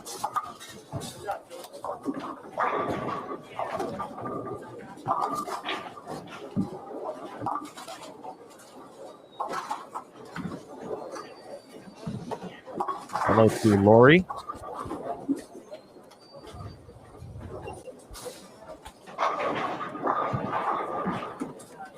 Lori, I got a chance to see Nicole at Battle Bowl, which was nice. And I'm speaking of Nicole Trudell. If you recall, a 17, that 2017 U.S. Women's Open, when you really think about it, we've been talking about introductions, and can't pick a better stage to introduce oneself to the world than the U.S. Women's Open. Nicole Trudell got that intro during that event as well.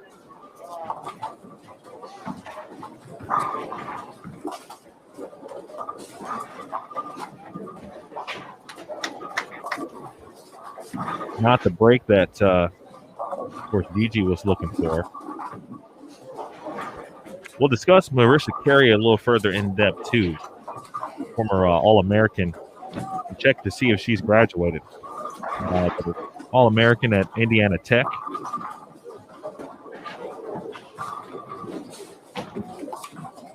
Aaron, did Marissa Carey graduate yet? I want to say she has finished her 4 years, but I'm going to double check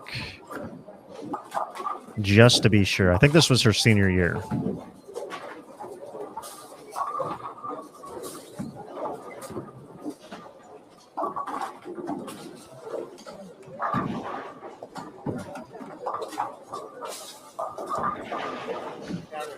So 2021 was her senior year, of course. I've been fooled a couple times this year with players electing to use that additional year of eligibility.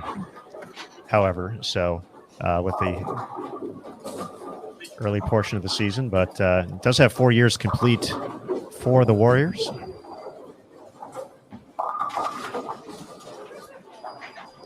Made the Intercollegiate Singles Championship show back in May over at the Spectrum Entertainment Complex. Got some time on CBS Sports Network already this year.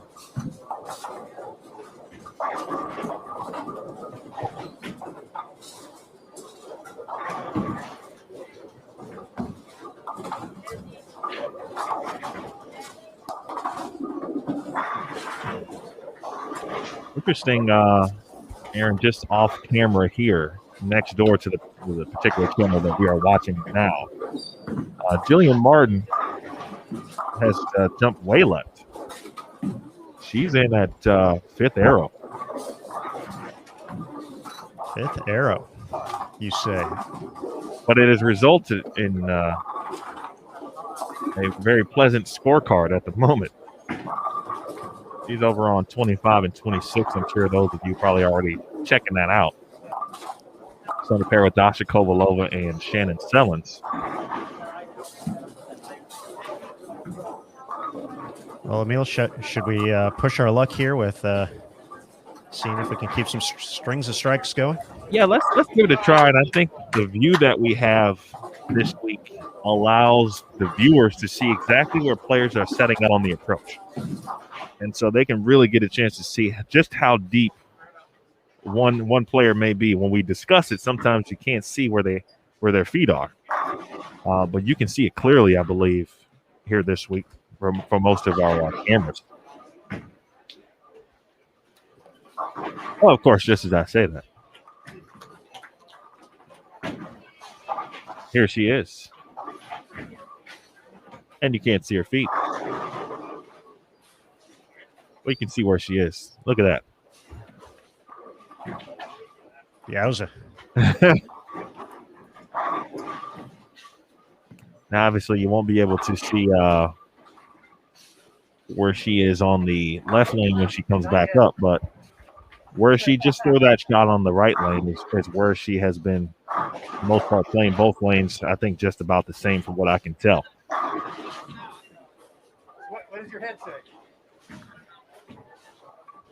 What is your heart? And you have Shannon Sellens sliding about 25 boards right of that, but she's going to be putting up a very similar number. Yeah, and yesterday we discussed how this could be a really good cross, just overall, right? Three very good players, different styles, but a group that could really feed off one another in that sense, and also really pay attention and learn and be able to make moves off one another as well. Kovalova with her 10th frame left to go. Had a couple of open frames to start. Has the double now. Can get to 205 to save this game here. Here is Sellens unable to get the 10 pin out on the second delivery. That would have gotten her into the 240s, but she's going to be in the 230s here. And that's going to get her nearly even. Was that minus 41 heading into this game. Looks like my man Eric Nix is in the chat. So he may have missed my happy birthday. Shout out to him. So happy birthday to Eric. Eric walked right up to me at the TNBA Eastern Rodman and said, "Hey, are you Emil, Bowl TV?" I'm like, and everyone, whoever says that to me, I'm like, maybe. And I was like, yes. He's like, no, it's a pleasure to meet you. Appreciate all what you do, man. You just make it sound so simple in a sense, and I get good info. And he is just an excellent individual. I've learned a lot about him and what he's done. The man is a legend in the music industry. All I'm going to say is this, folks, and I hope it's okay that I put his business on the street.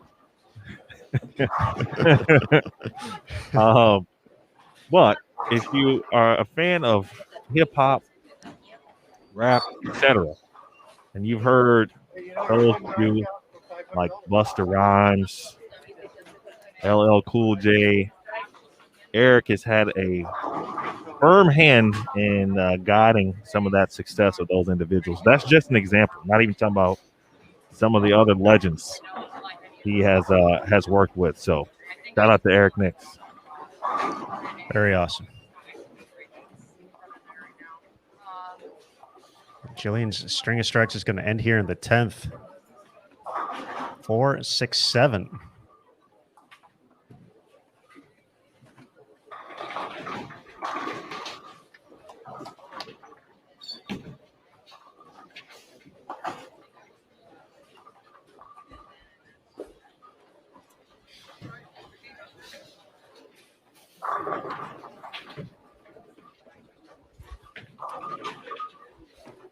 Looks like it's going to be a 2:30 game here for Jillian. She was minus 48, I believe, heading into this game. So going to gain a couple pins back here, but not the 10th frame she was hoping for, 231. I think that's excellent from her in the just in the sense of bouncing back. A bit of a slow start, but that always helps the scorecard overall. Looks like we've got our guy Chuck and the Chuck Gardner. Appreciate you joining us, Chuck. Can you hear us well? Hear you just fine. My man. Briefly, Chuck, in your estimation so far, looks like urethane certainly seems on the fresh seem to be a good ball of choice or a type of ball to start. For your particular players and staff, did you see a lot of that? And what have you guys between you and Eric recommended so far on this pattern? Yeah, the girls that have enough rev rate to use urethane comfortably, Birgit is still in urethane. She's bowling great. Dasha only committed to it for about 5 or 6 frames, and I think Liz Culkin committed to it for a full game. I think she should have stayed in it for a second game. So I think we can safely say it's a very safe bet. It's a smart bet. You got to keep it in play, get it close, and 190 and 2-0 is a good score. We're also starting to see players across the squad migrate in at this point as well. Is that what you expected? And then how have you advised players from a ball selection choice, if they're going to make that move left, what balls or types of balls should they be in? Yeah, I still think you need to be in a cleaner ball, but something that's I like the idea of a cleaner asymmetric ball right now. I think like for my girls, that game, I put about 3 girls into a Strata Hybrid, which is one of our cleaner covers, and it comes off of it a little bit hard. You have to, once you get in, you have to separate your angles because there's not going to be any hole, but there's a spot to throw it to. But they're starting to blend out just a little bit better because so many girls were between that 6 and 11 or 12 zone. So now you're starting to widen that zone out. So there's now something better to throw it to. And you're not as the front of the lane is so flat that being in there early was just, unless you're Dasha. Dasha, in my opinion, played the lanes wrong. And she still figured out a way to be even because, she has that magical Pete Weber type roll. It doesn't see the front as much as everybody else does. And she's a great repeater. So, when you have that type of roll and you can get away with it, it's okay, even though it's not the right place to be. She needed to be further right and just wasn't comfortable. And she's got more voices in her ears than I really want her to have right now. So it's a little tough for her. We've had multiple events here at Double Decker Lanes, but obviously new surface, new lanes. Everyone has the topography maps. How and what did you tell the players, with the new install and such, to try to be on alert for? And is that difficult in some sense to kind of explain what's about a new surface to the players in some aspect? Yeah, the interesting part is that they have so few games on them. There's really no track area to play off of. So I think they're going to be kind of challenging. The message to my girls is pretty simple. Figure out a way to bowl 56 208 games, and we're going to have an awful lot of fun on the TV show Tuesday night. And, let's not chase numbers. Let's not get crazy here. Keep it in the 1-3, your spare game on point. and then we're going to have a lot of fun and bowl a lot of games this week. Chuck, quick question about a player who's off to a nice start here from your squad. Taylor Bailey, a rookie out on tour this season. She won her first regional a couple of weeks ago. Just tell us a little bit about the talks you had with her coming into, essentially her first U.S. Women's Open, kind of experiencing all this as a professional for the first time. Talk a little bit about how she's adapted to everything going on so far this week. Oh, I think she's done a really, really great job. Obviously, she's got her stepmom, Shannon, who has a lot of experience in this event. So Shannon's been a really calming voice for her. But I've told her, use your strengths. Keep it in front of you. As much as you can keep it in front of you the entire tournament. Don't create big angles for yourself. You're really good at keeping it in front of you. Keep it in front of you, even if you have to ball down to keep it in the 1-3 and still have it going up the lane. I think that's going to be her strength. And her spare game this season has been a little hit and miss. So she's had a few weeks where her spare game was really not as good as it usually is. But she's such a little competitor. And I think anytime she has any uncomfortableness, I believe that Shannon is going to be the best calming voice for her, even better than me. I've been a part of a whole lot of women's U.S. Opens, and at the end of the day, they kind of all end up being similar, right? They all are pretty similar, except for the year that we bowled down in Texas.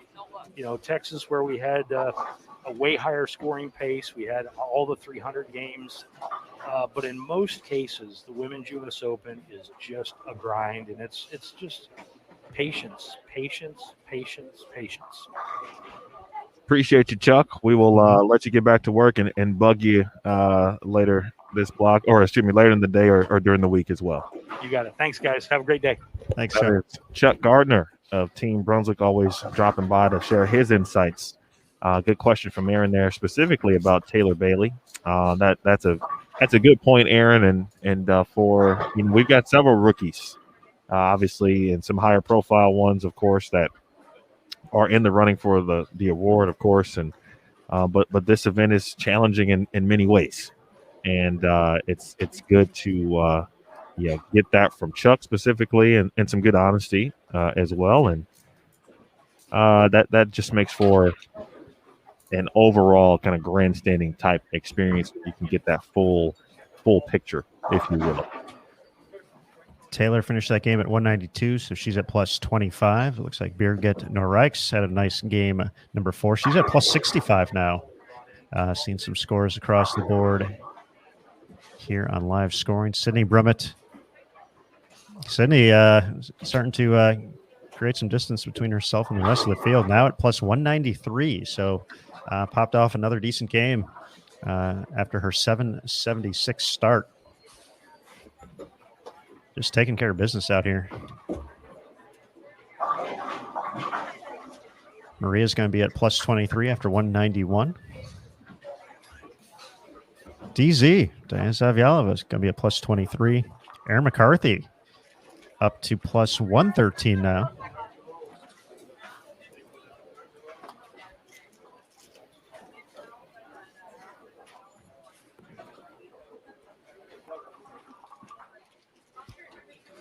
So I think that's what we're working with right here so far.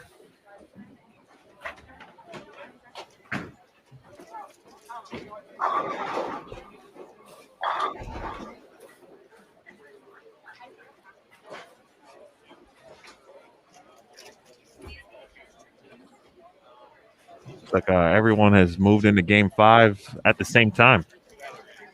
Almost, actually. There's one pair. Liz Johnson is finishing up Game 4 on 31.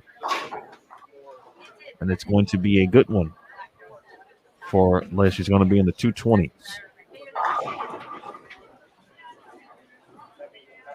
So you're saying we're halfway done with this block, Emil?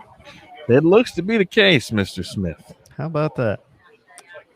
All right, folks. Game 5 lineups across the house. Starting on 13 through 16, Liz Culkin, Ashton Woods, Sydney Brummett, along with Courtney Ermish, Tanya Ramanpour, and Liz Johnson.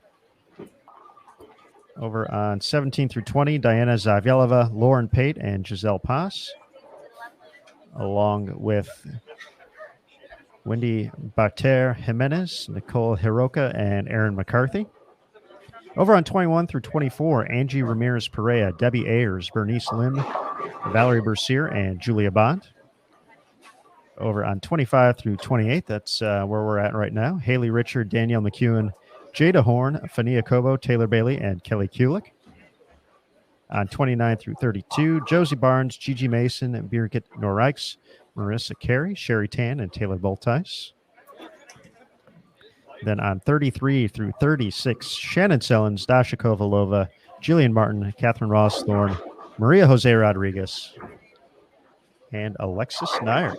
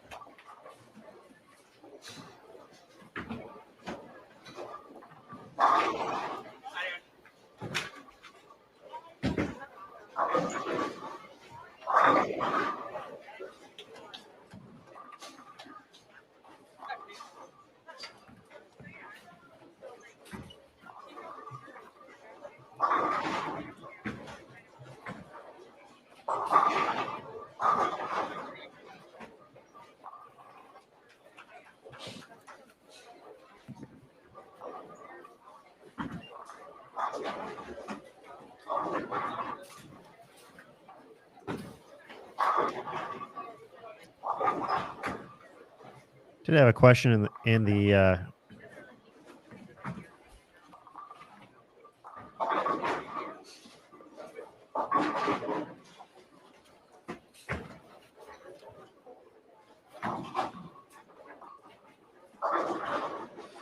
chat about kind of the ball reps and if there were any limitations this week, and taking it straight from the tournament rules here for the U.S. Women's Open. Credentialed ball reps, which we mentioned a little bit earlier in the broadcast, may remain in the bowlers area during the official practice sessions and warm-up sessions, but they must leave the bowlers area once the warm-up session is complete. So players still have the ability to come up to them, but they can't be right down in the settee area, if you will, in the bowlers area. But allowed to certainly interact with their players, keep notes,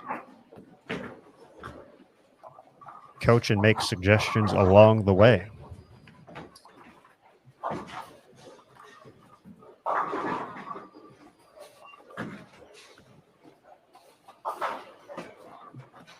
So that was a good question, Joe. Thanks for asking.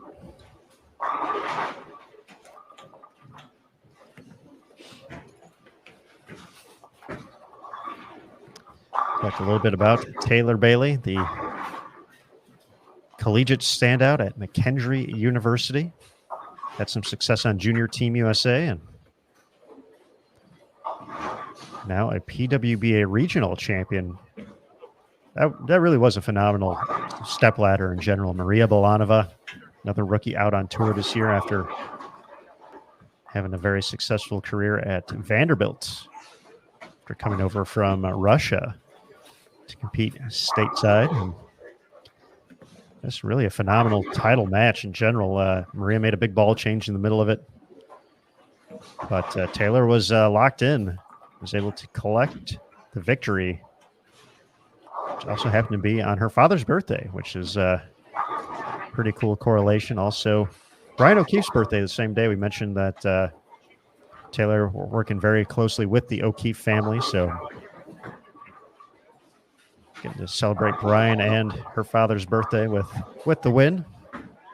And we even had Shannon on the call here on Bull TV for that event. So some good times.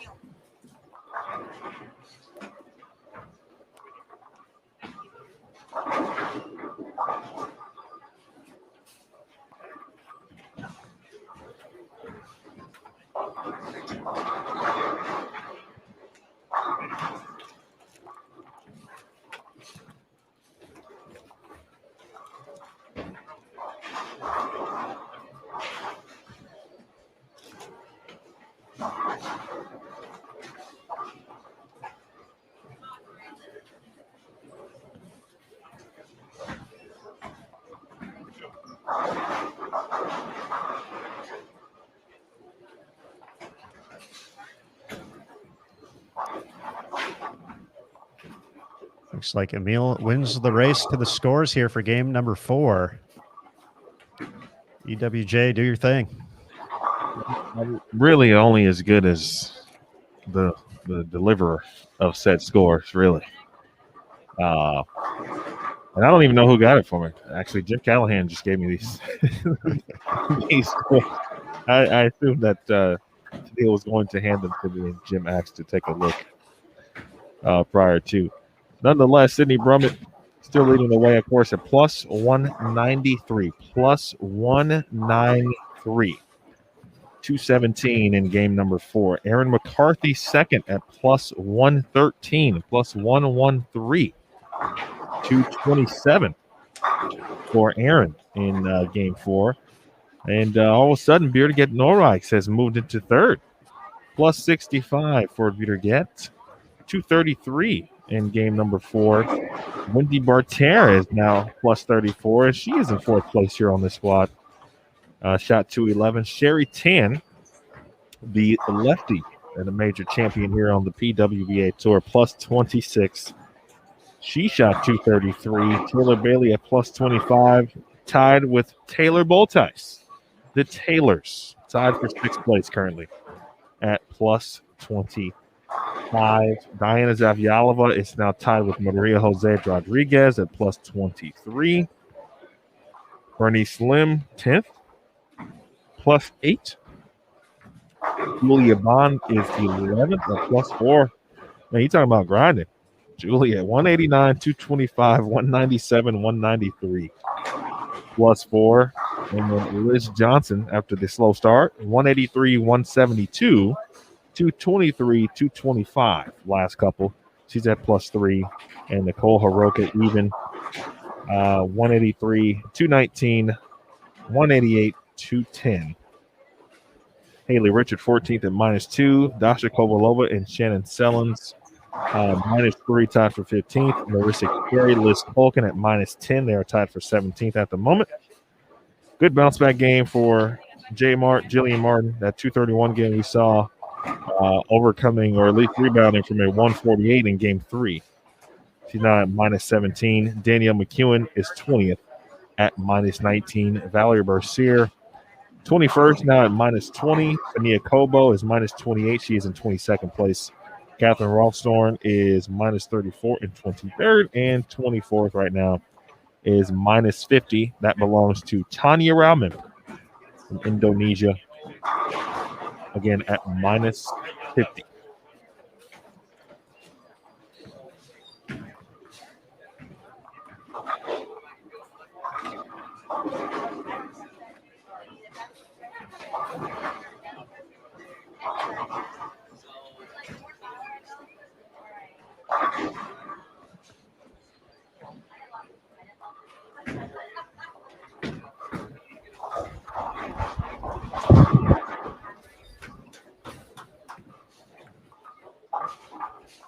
All right, folks.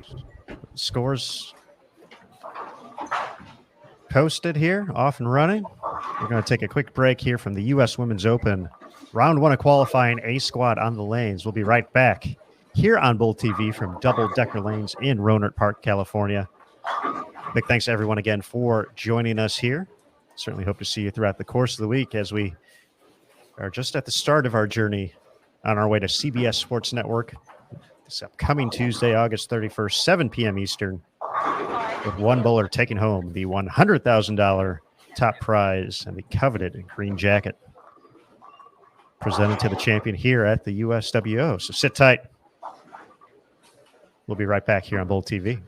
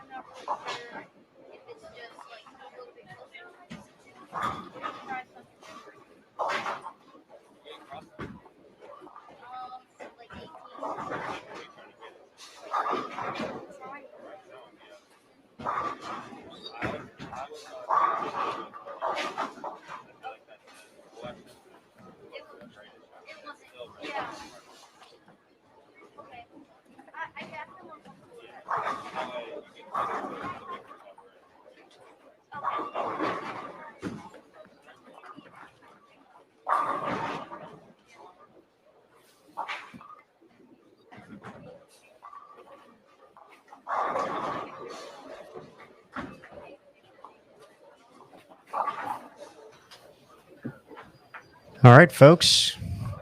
Moving along in game 5 here. A squad qualifying round number 1.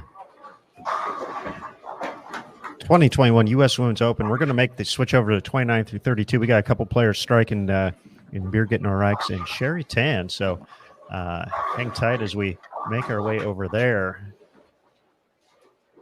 See if they can keep on striking.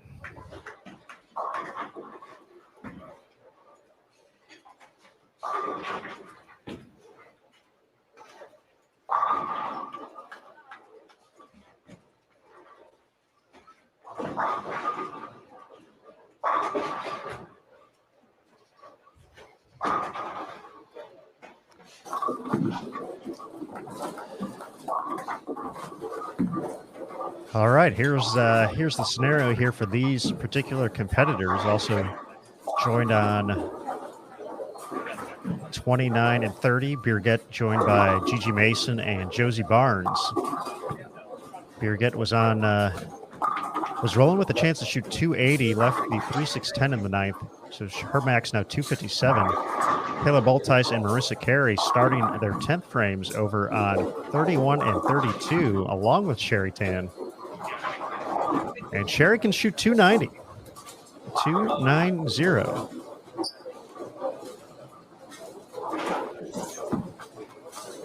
We looked at the scores a little bit earlier. Sherry had moved into 5th place.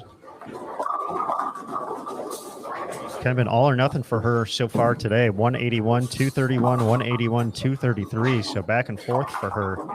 But finding something here in game 5, 290 would push her north of plus 110 if she's able to add a couple more strikes here.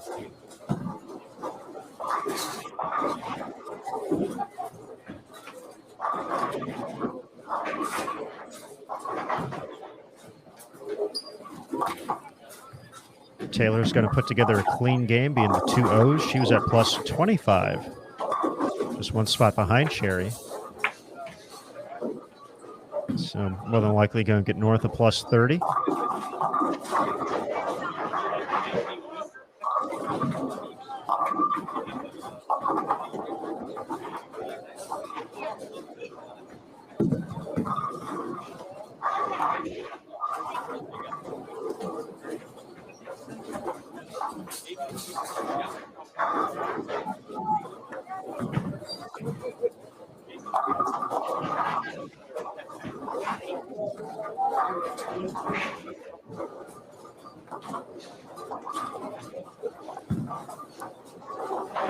Here comes Sherry up lane 32. 206 finish for Taylor. Birgit did not get the first hit in the 10th, so she's going to max out now with a spare at 246. She's able to strike on her fill, but Sherry Tan, see if she can add another one.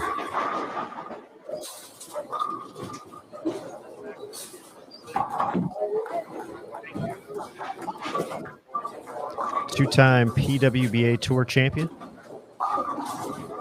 Included one major, 2019 Players Championship as the top seed. Oh, gonna ring the 7 there. See her string of strikes come to a close. 269 is still out there for Sherry.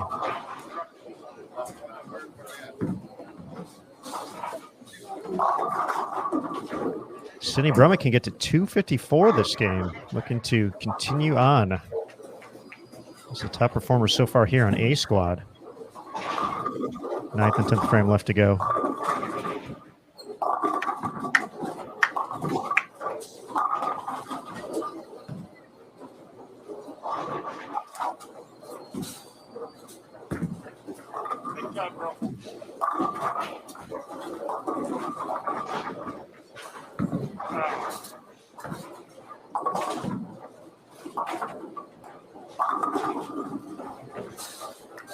So Sherry going to be making a big move here. Going to get into the plus 90 range. Plus 90 and change with good count. Birgit 242. She's going to put her north of plus 100.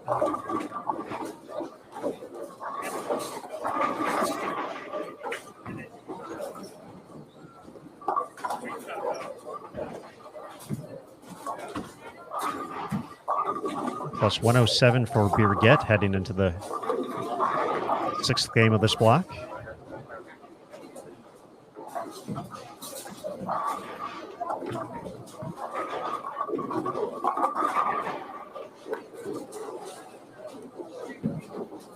Aaron McCarthy can max out at 185.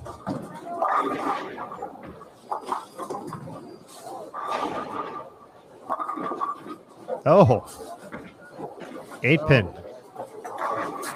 Being so mean, but 268 the final tally. Plus 94 now for Sherry Tan. McCarthy is going to drop below plus 100, so it looks like Birgit is going to move into the 2nd spot. Sydney on pace to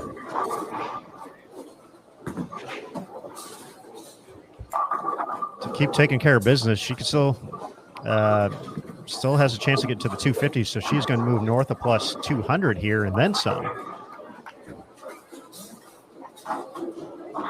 Really just a phenomenal showing here in the early going from Sydney Brummett.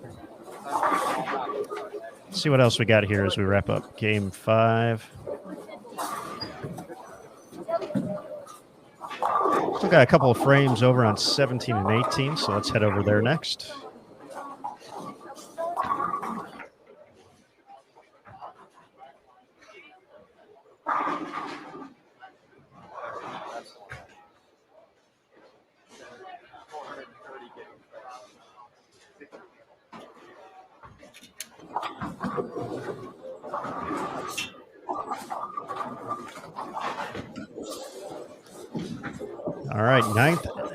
All right, end of 8th frame. 9th and 10th left to go for Lauren Pate, Diana Zavyalova, and Giselle Paz.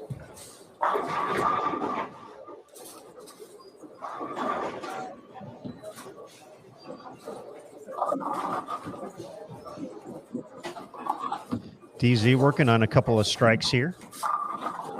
4 in a row to be exact. Has 241 out there. Nice shot to kick off the 10th frame by Nicole Hiroka. Cole set some history at the USBC Women's Championships a little bit earlier this year in Reno. He's joined by Carson Lukosius in setting the doubles game record.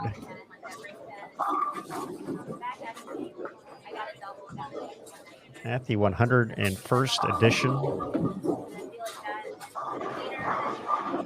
of the event. On the way to a second place finish overall in the diamond doubles category.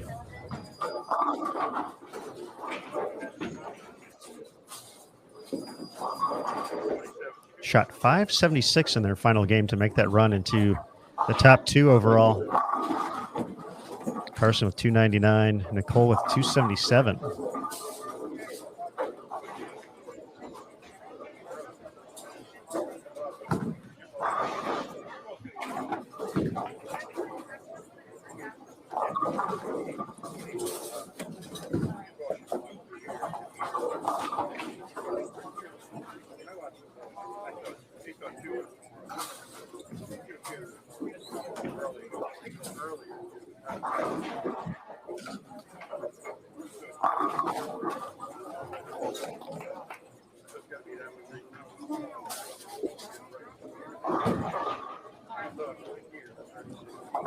Let's see what DZ can do here. 5 in a row. It's like a phase 2 in hand. The old reliables from the Storm catalog for quite a few players out on tour.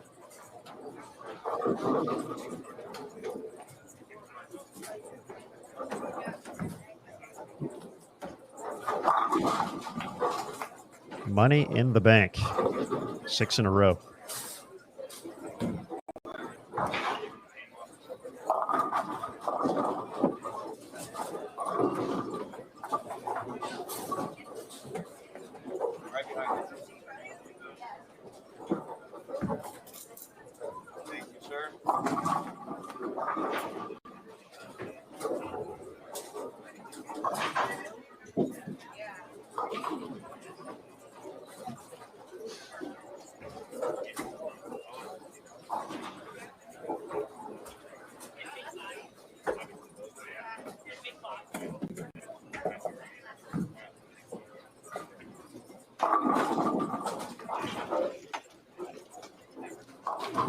First one was the important one there for Diana, so going to be in the 220s.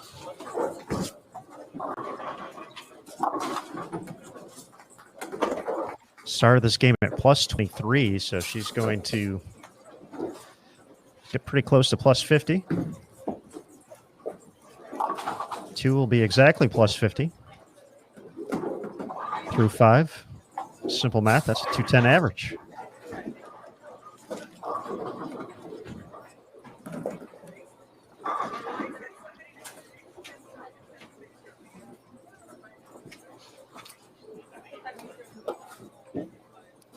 Giselle at minus 61.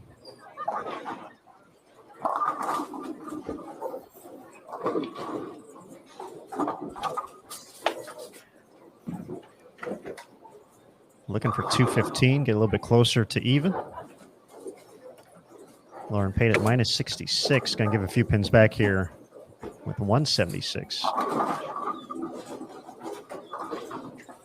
Giselle gets that first hit in the 10th.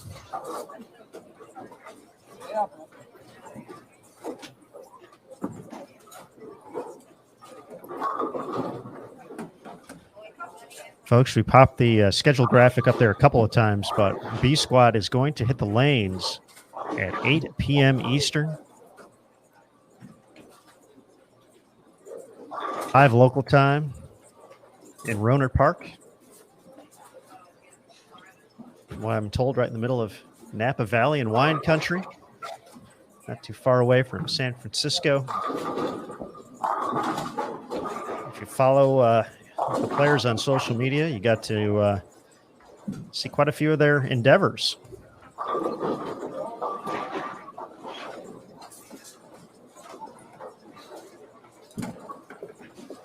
They took this opportunity to make the trip from Spokane down the Pacific to Northern California.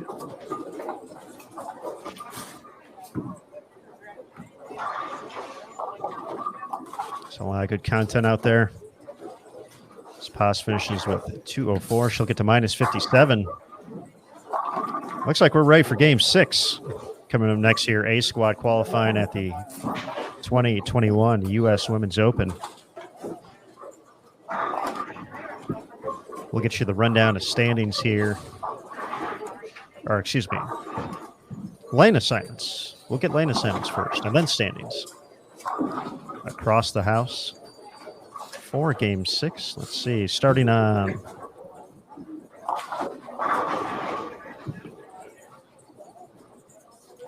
(13) and 14.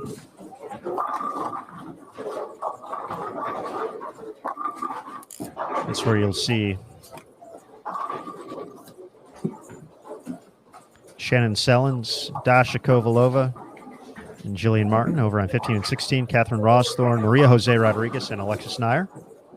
17 and 18, Liz Culkin, Sydney Brummett, and Ashton Woods. Courtney Ermish, Liz Johnson, and Tanya Ramanpour on 19 and 20. Diane Zavyelova, Giselle Paz, and Lauren Pate on 21 and 22. Wendy Bater Jimenez, Aaron McCarthy, and Nicole Haroka on 23 and 24. Angie Ramirez Perea, Debbie Ayers, and Bernice Lim on 25 and 26. Valerie Bercier and Julia Bond on 27 and 28. Haley Richard, Jada Horn, and our defending champion Danielle McEwen on 29 and 30. Benia Kobo, Kelly Kulik, and Taylor Bailey on 31 and 32. Josie Barnes, Birgit Norreichs, and Gigi Mason on 33 and 34. And then Marissa Carey, Taylor Boltice, and Sherry Tan, fresh off the big 260 game. Going to be on 35 and 36.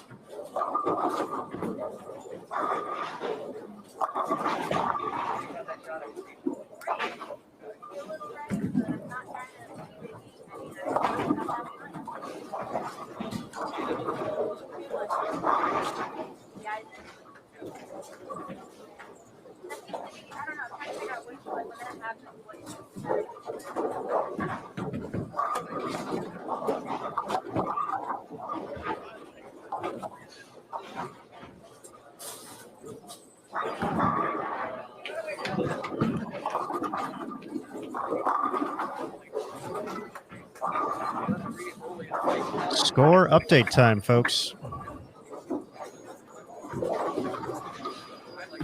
Through 5 games, Sydney Brummett continues to lead, plus 212. Now on the strengths of games 289, 220, 267, 217, and 219. Birgit Norreichs sits in second place, plus 107. So she's been pretty steady since game number 1, 186. Followed that up with 225, 221, 233, and 242. Now sits in second place. Erin McCarthy drops to third. She's at plus 98. Sherry Tan on the strength of 268 moves into fourth place at plus 94. Diana Zavyelova plus 50 in fifth. Bernice Lim in sixth, plus 34. Taylor Baltice in seventh, plus 31. Maria Jose Rodriguez plus 18. Liz Johnson plus 17. Wendy Bater Jimenez at plus 14 in 10th. Shannon Sellens in 11th, plus 12. And Liz Kolk in 213 last game to get to plus 3. She's the last player on the right side of plus in 12th place at plus 3. A couple players right outside of being even. Julia Bond and Nicole Hiroka both at -1. Dasha Kovalova and Marissa Carey both at -9. Taylor Bailey, -14. Haley Richard, -22. Valerie Bercier, -27. Then Tanya Ramanpour, -35, rounding out the top 20 here from A squad. A little bit farther back, our defending champion at -40. In 22nd place, Danielle McEwen. Jillian Martin, after that 231, she's really had a tale of 2 games here. Her past couple of games for Jillian Martin. She's at -69 right now. 178, 226, 148, 231, 148. So some ups and some downs for her. Kelly Kulik, the 3-time champion.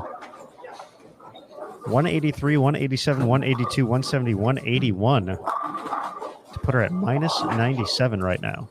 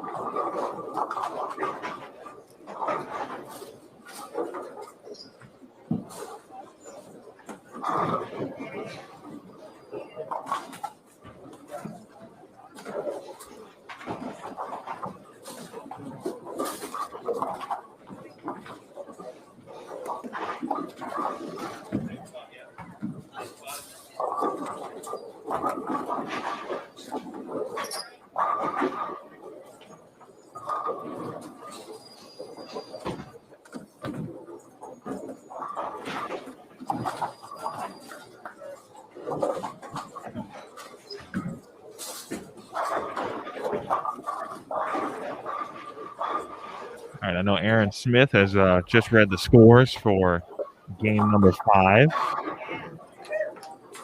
And then he is about to post some cool stuff. Oh, he's not going to post cool stuff. But someone from our team is going to post cool stuff. So Aaron's going to hang out. Yeah, buddy.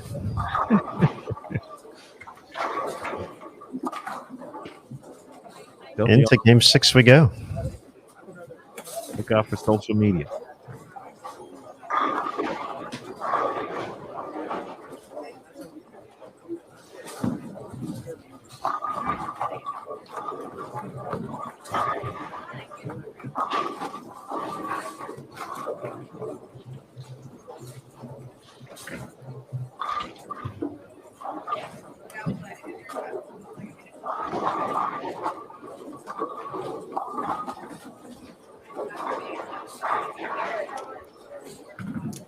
Really, the first sign of trouble all day here for Sydney Brummett.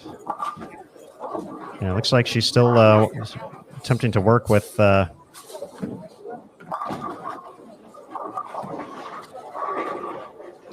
pitch black. So potentially this is the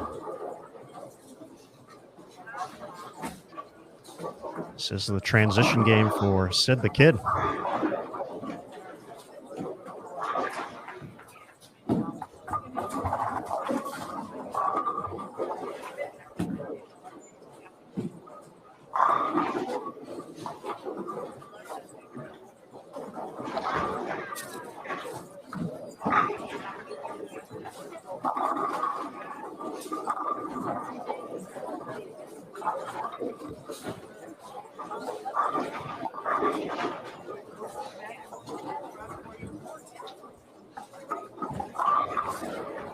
Well, we'll get a chance to see, obviously, how she elects to handle or respond to this. If she decides to make a ball change, it certainly well could be time for that, as the Sid Roll it potentially alluded to there. I watched her for several shots in Game 5. That was on 13 and 14. And I caught one shot. It was on the left lane, and that one probably maybe was in close to third arrow. And she said, "Why did you get that shot?" I'm like, "Well, you struck." And then she told me, "Nah, it wasn't even a good one." Kind of threw it over my left toe, and then caught a shot of her on the right lane. And I was like, "Yeah, I see the difference. You missed your full arrow." But it went to show how much area she had to work with specifically, at least on that particular pair at the time.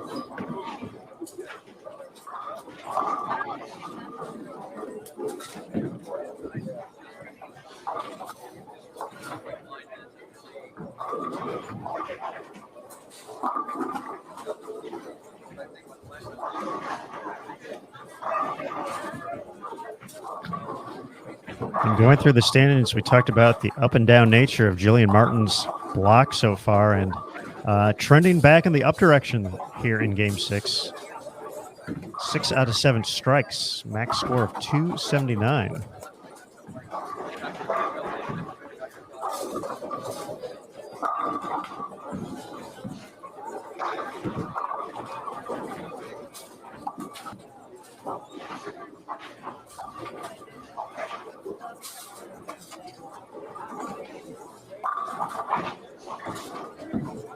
Sherry putting together a nice game on 35 and 36 as well. Sherry Tan.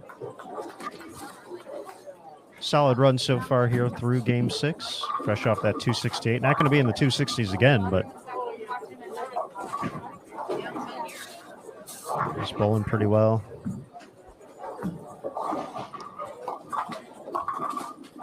And then there's Liz.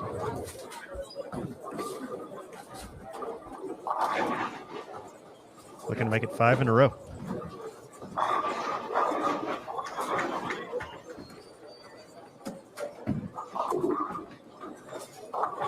Liz with a very nice contingent of fans around her pair right now watching as well here at Double Decker Lanes.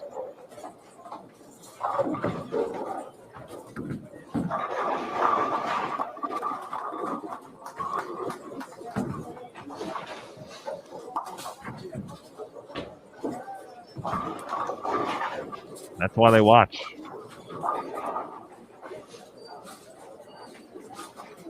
Let's see, the best still compete at the highest level. That's someone, obviously. We talked about defending champions and those in the field who have won this event, and there's only 4 this week.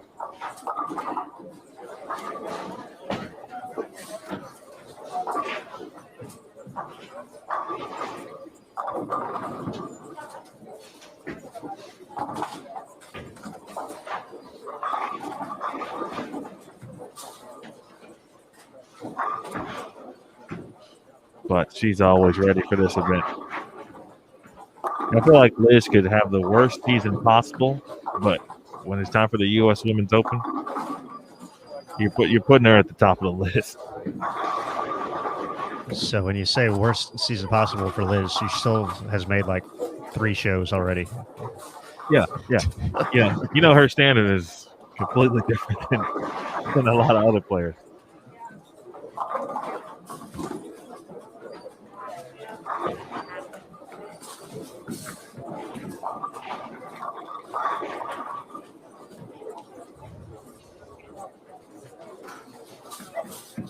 Entered this game at plus 17. A little bit of a slow start, 183, 172, and then 223, 225, and 214 in her last 3.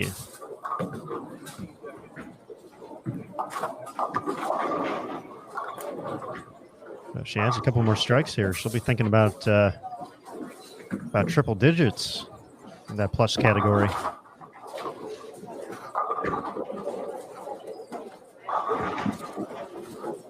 She's able to keep this going. It looks like do have the switch here from Sydney.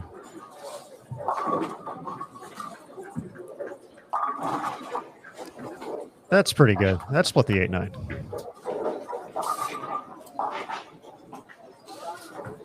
That's where that some level of obviously confidence. I think it's easier to make that change when you are Sydney Brummett and the start that you had already this block. Still in good rhythm despite the early struggles this game. And so it's like, all right, I know I got to move in. Which ball do I throw? You make that change. You make the decision, then to execute on the lanes, and can't throw it better than that. Actually, that's a lie because she's probably threw it better early because she's been throwing it great all day.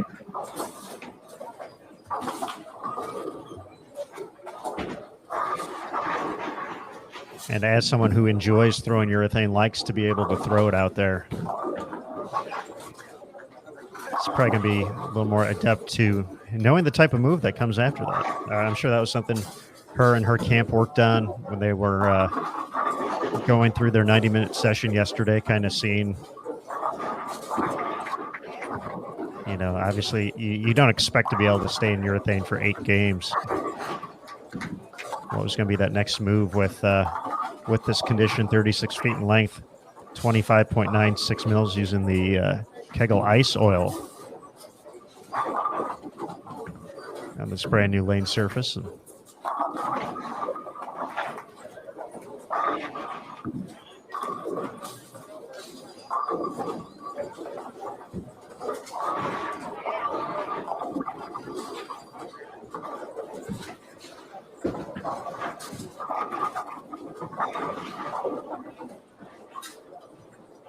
And now we'll be about fine-tuning from there, but obviously jumping into the traffic created by the majority of the field here.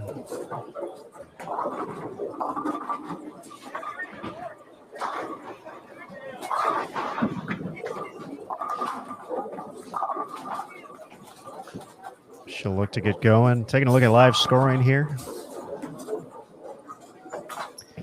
Shannon Sellens is going to be in the 230s. Mentioned Jillian Martin. She can still get into the 240s this game.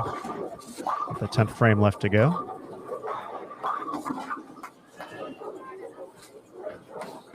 Lauren Pate, a nice start. 5 out of the first 7. Can still get into the 260s.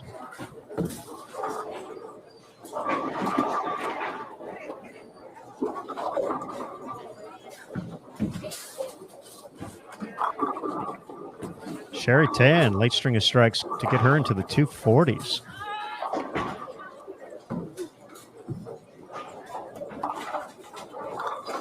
So she's going to move to that plus 140 range or so. 130, 140, depending on her fill ball.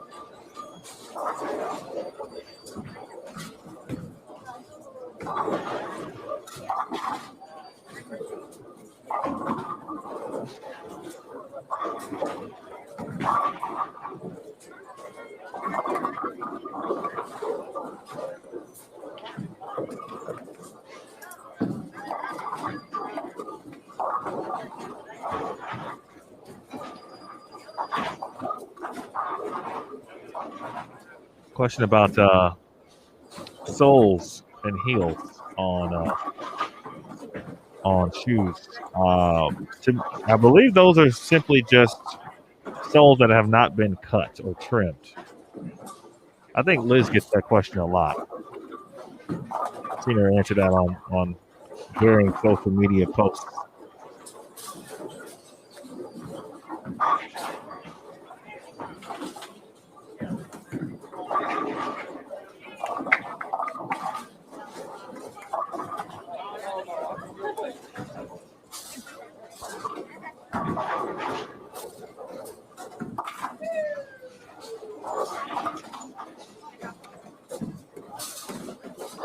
Some interesting sound effects coming from players.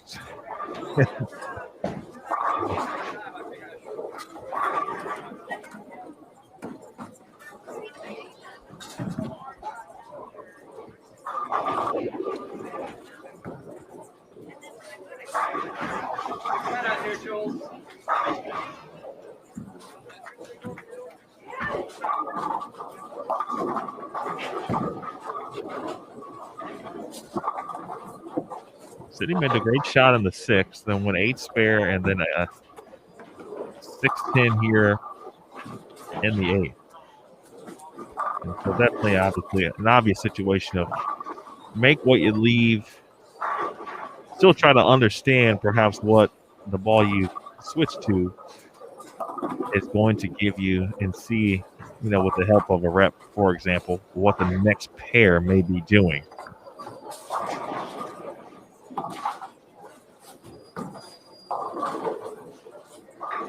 But obviously still in that great position of, all right, this is why, this is not the why per se, but because of the great start that I've had, I can afford to kind of figure something out for a few frames. And this is where that whole, you can't win the tournament, but you can lose the kind of thing goes into play, at least to me. This is why you try to get out to the best start you can. And especially in an 8-game block, the old roller coaster is going to be in play. It had been kind of smooth sailing for the most part, obviously, for Sid.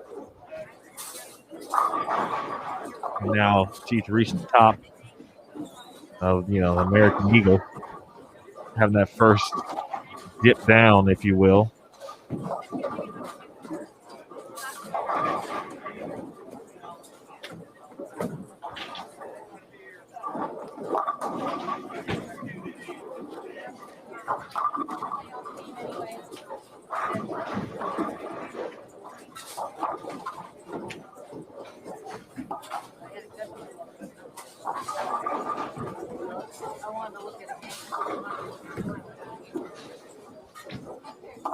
Okay, Butler just logged on. Thank you for joining us.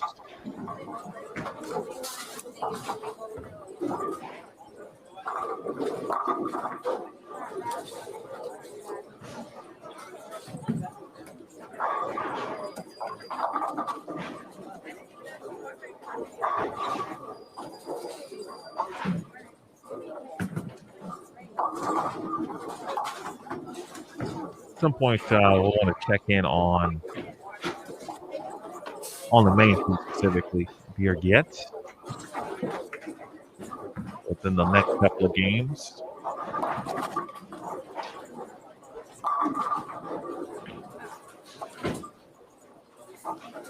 Hey, Brian. My man, good to see you. Thanks for your support as always across multiple platforms. Thank you.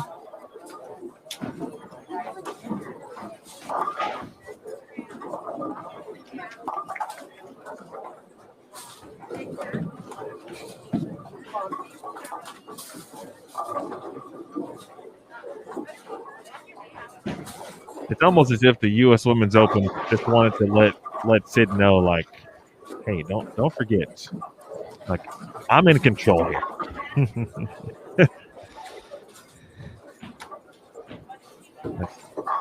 The U.S. Women's Open is trying to take its power back from Sydney Brummett. Things are certainly going to get a little more interesting here with a max score of 156. She's still going to be in great position here, but definitely allowing everybody else to catch up a little bit here in round one. And on that topic, Aaron McCarthy can get to 204.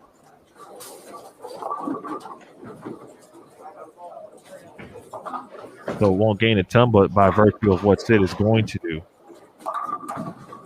she will gain pins, certainly.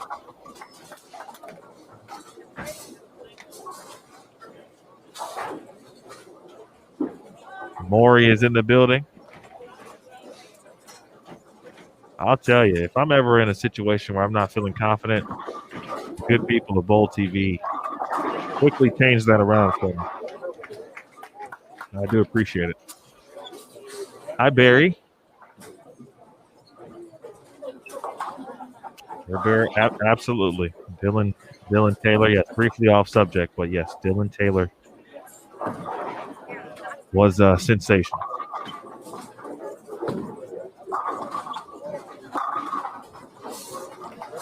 Jerry Tan is another player, and I feel like we've gotten obviously a great opportunity these last couple of seasons to really get to know Sherry both on and off the lanes, and she is definitely a player to where with enough games, you can never count her out as well. And in a long format like this, would not. We were talking about odds and all that earlier. I would put good odds certainly on, Sherry Tan being in the mix for a step ladder finals appearance when it's all said and done here.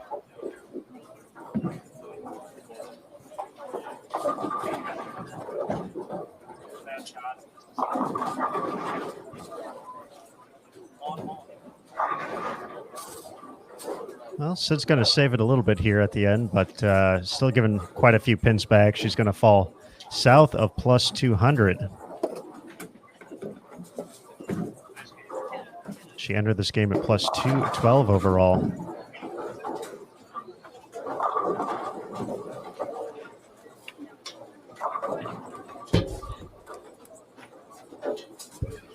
Shannon Sones up to plus 50.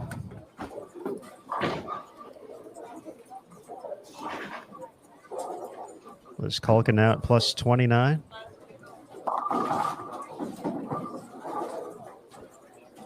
I did not see the first two shots in the 10th for Sid. I did notice she threw urethane again on that fill. She did make the switch back, it looked like so. Sherry Tan now up to plus 139. Going to be making her way here next. Sydney at plus 167. Diana Zavielova plus 41.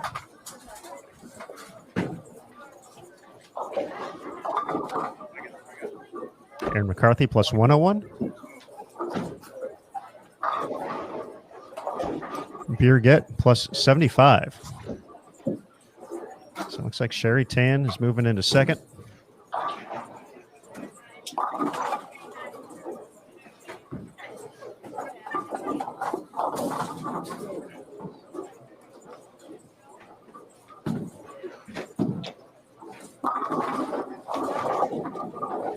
It's time for game 7, folks.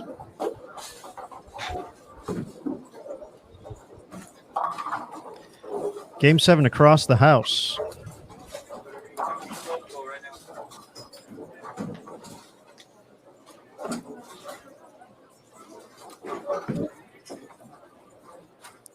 13 through 16, you'll find Haley Richard, Danielle McEwen, Jada Horn, Fania Kobo, Taylor Bailey, and Kelly Kulik.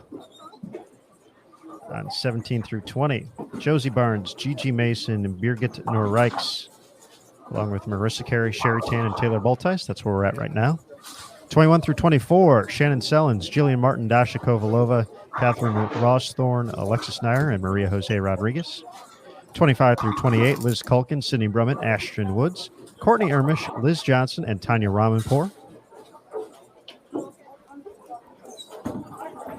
29 through 32, you'll find Diana Zavyelova, Lauren Payton, Giselle Paz, as well as Wendy Bater Jimenez, Aaron McCarthy, and Nicole Hiroka. Then on 33 through 36, Angie Ramirez-Perea, Debbie Ayers, Bernice Lim, Valerie Bercier, and Julia Bonds.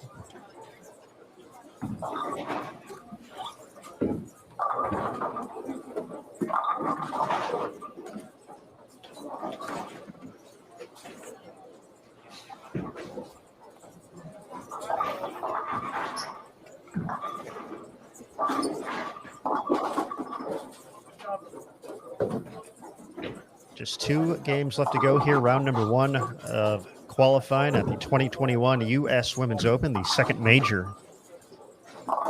of the PWBA Tour season. The first won by Julia Bond, the USBC Queens, back in May in Reno, Nevada.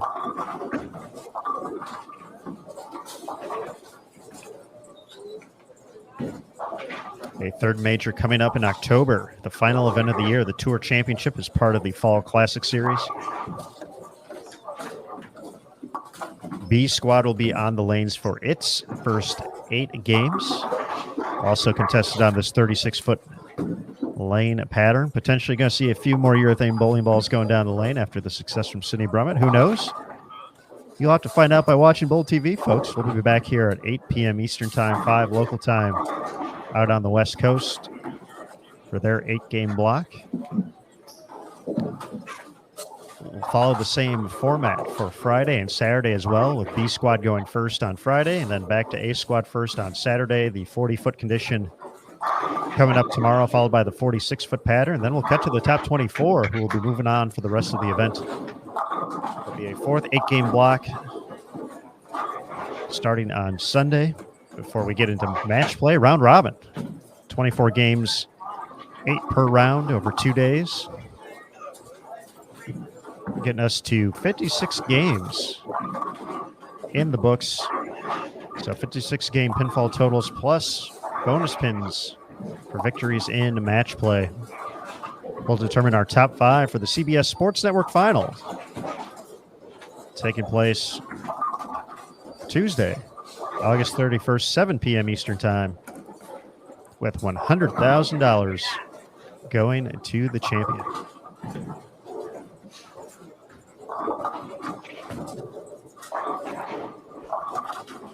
To a couple of items in the chat, Steve has, and I've seen him discuss that before in regards to his thoughts on Sherry Tan, and yeah, she's proven that, I think, at this point, at least at the moment, and certainly proving it now, obviously, with the scores we were just talking about. 233, 268, 245 for Sherry Tan her last 3 games. I got an early look at the scores, and she just certainly has moved into second. We'll finish that.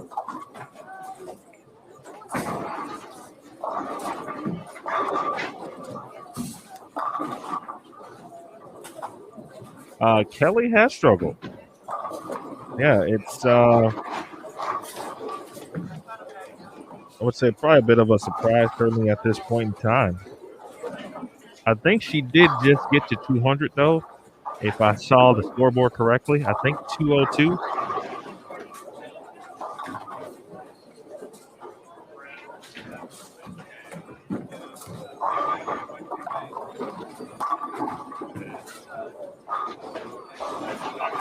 That'll be a question after this round, certainly for Kelly.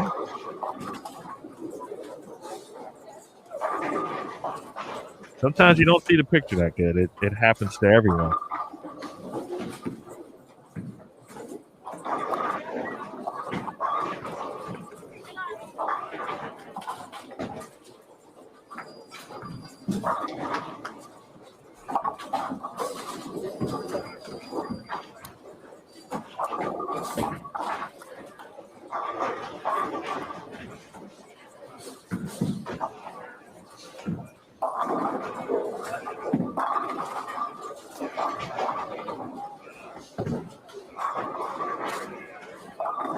All right, so early look at scores with the Sydney Brummets.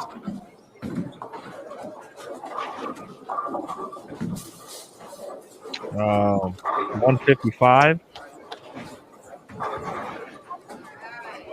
She moves to +1 or falls to +167.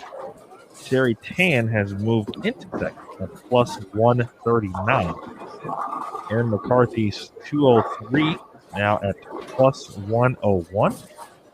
Woodgate Norwikes, who was pacing and pushing hard to get to the lead, shot 168 in Game 6. She is now fourth at +75.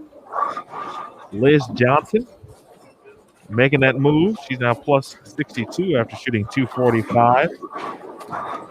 Shannon Sellens +50. It's a game of 238. Some similarities between Liz Johnson and Shannon Sellens' scorecards. Liz, 183, 172 first two games. Then 223, 225, 214, 245. Shannon Sellens started 169, 178, then went 212, 238, 215, 238. Again, Sellens now at +50. Diana Zavialova, 7th at +41. Taylor Boltice is 8th at +36. Liz Culkin 9th at +29. And Indy Garcia Jimenez at +26 in 10th place. Marissa Carey's 11th at +19. Maria Jose Rodriguez is 12th at +9. Bernice Lim, 13th at +2. And then we get into some of the negative numbers. Valerie Bercier is at -10. She's in 14th. Tanya Raumember 15th at -20. Dasha Kovalova 16th at -21.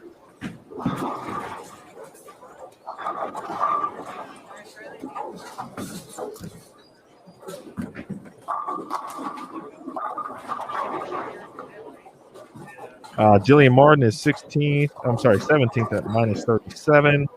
Julia Bond, -38. She is tied with Virginia Cobo, as well as Taylor Bailey, 3 players at -38.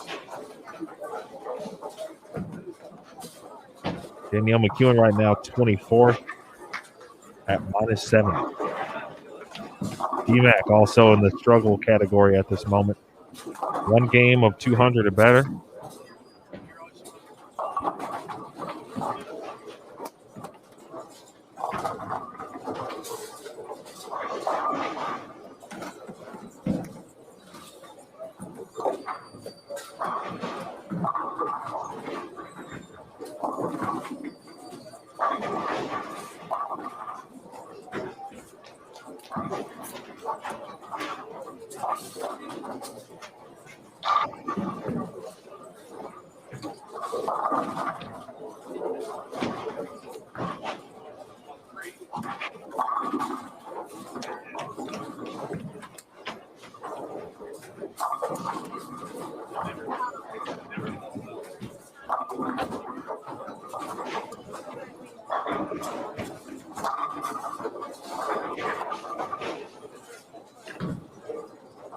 See the community helping other community members in regards to how to best view or other options to view Bowl TV.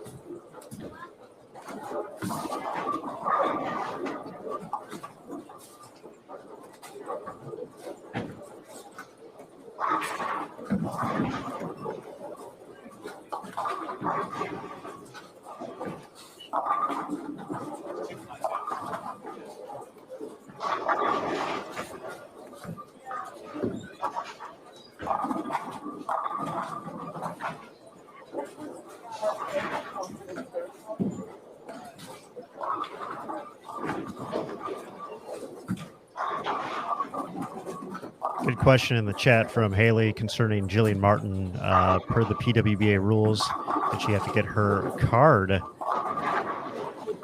to bowl here at the U.S. Women's Open? I'm guessing you're referring to the 2 cash rule. And with the way the rule has read, any non-member who has cashed in 2 tournaments in a season will not be permitted to bowl any additional tournaments unless they become a PWBA member.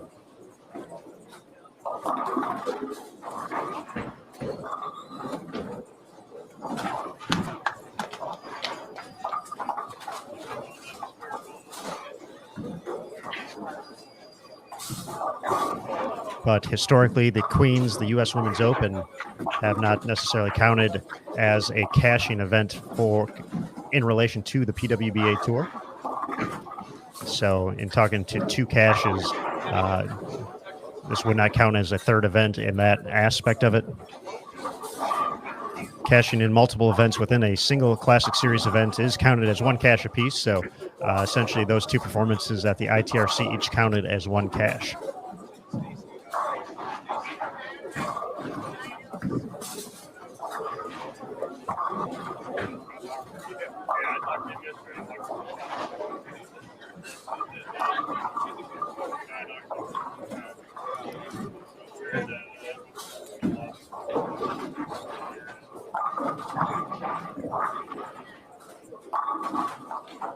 Good breakdown of that, Aaron.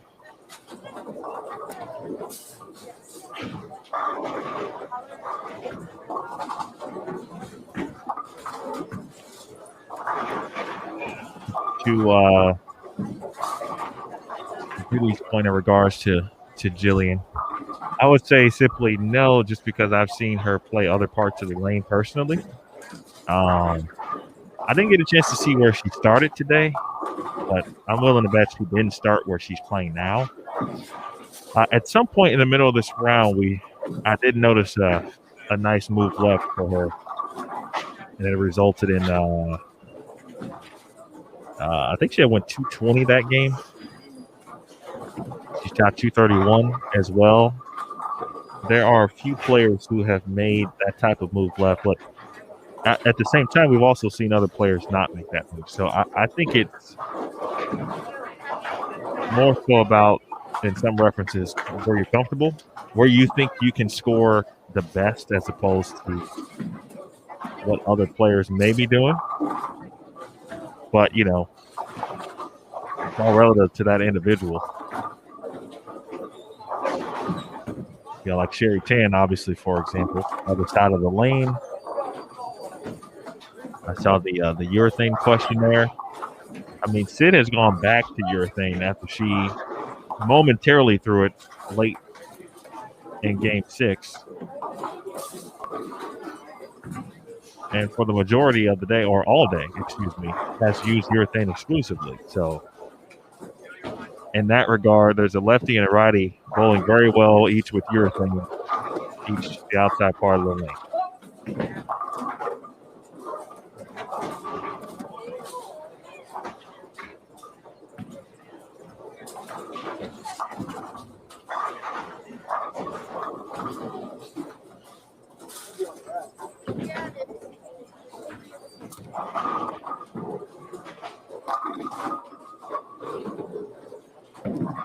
Pretty good shot there from Sherry to ring the 7. Slinking 280, drops from X down to 259.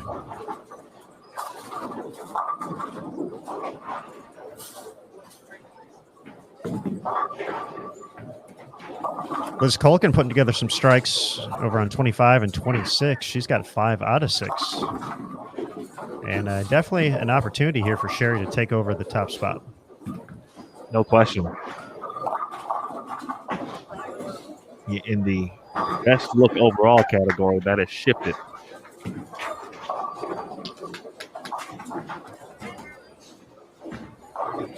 And I'm just comparing that to what I'm seeing from Sid. It looks like good shot there for Ashton Woods.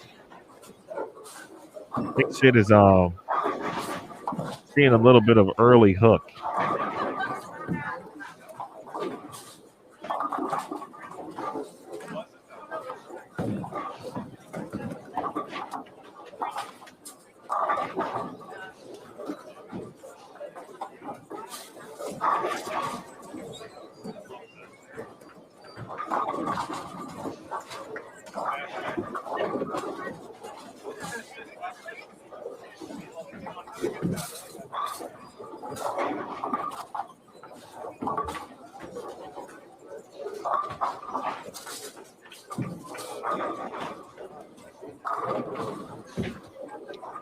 Aaron is now, although you can't see him, but Aaron is now standing.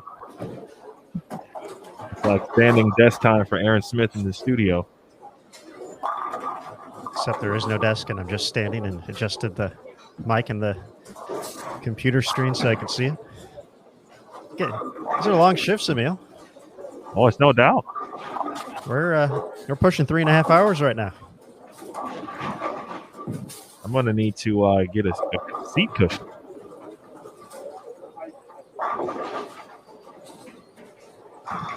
This is the U.S. Open for us as well.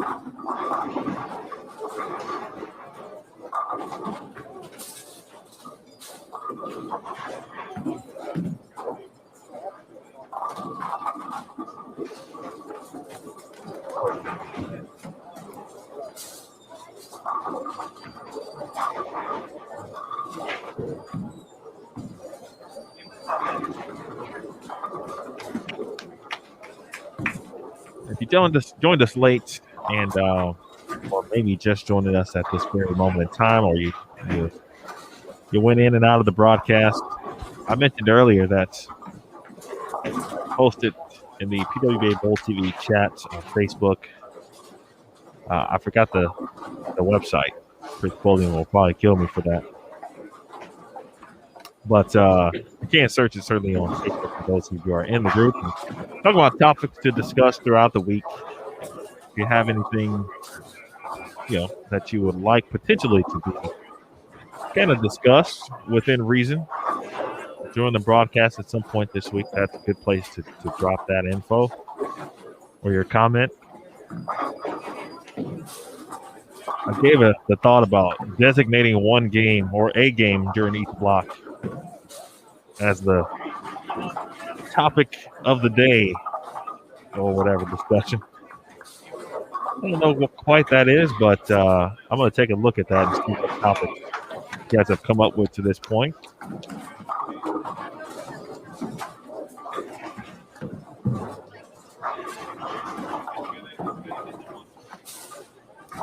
That is that's a rough observation there, Sidro.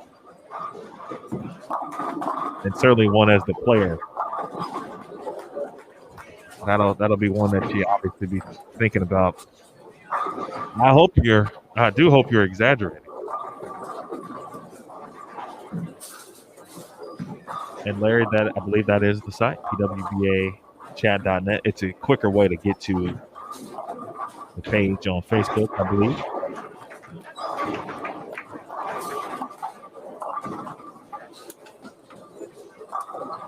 I am 100% certain, though, I will break down,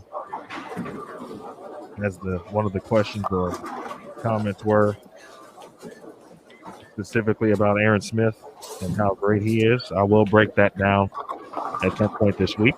Shenanigans. Daniel Ferris has a he would like to discuss Bruce Springsteen. Okay. Top 5 artists of all time. That's interesting. Terrible topic. Can't think of anybody who would love that more. Good one from Dan Hawk, who always curious as to what PWBA players do as professionals outside of bowling. Allows him the opportunity to support even further. He mentioned Aaron McCarthy. Ashley Scott is in the Navy. She just actually was promoted to Chief Petty Officer. Also mentioned Diana Zabialova. Us in general. That's definitely one we can talk about.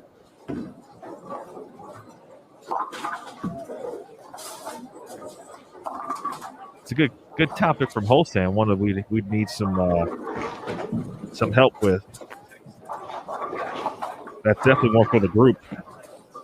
What spares? What spare basically wouldn't you want to shoot in the 10th frame to win $100,000 in the U.S. Women's Open?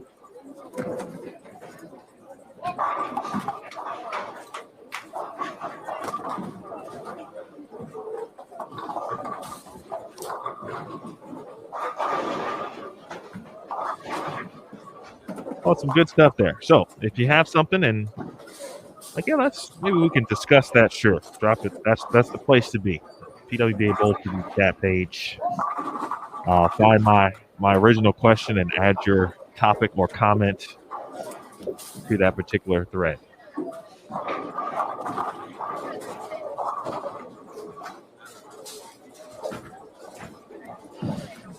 I noticed you elected to go over another comment in there. Oh, did I miss one?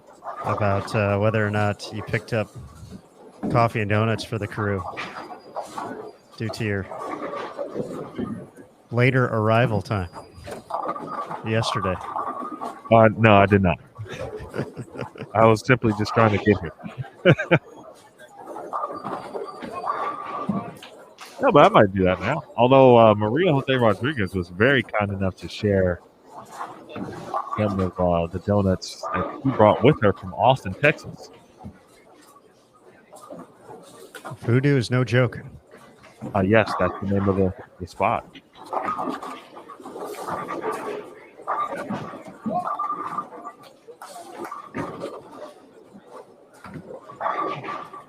Which includes the Homer Simpson replica.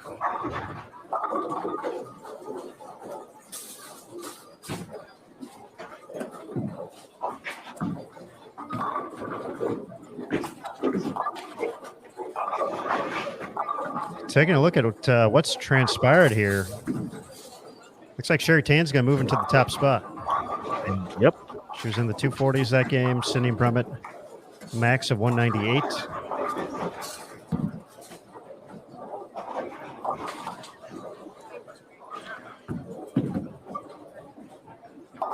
Plus 185, the number for Sherry now. And doesn't look like anyone's going to be challenging for that number from a little bit farther back in the standings.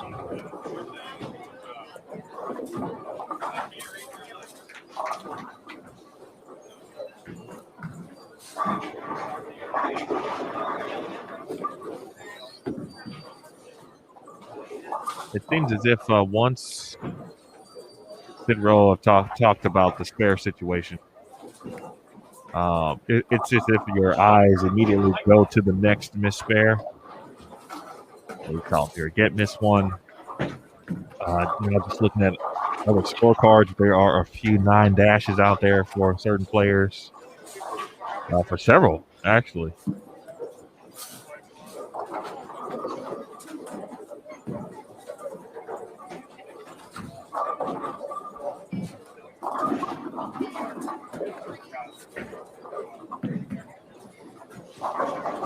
Gonna go ahead and make a switch here as this game's all but wrapped up for Birgit, Josie, and Gigi.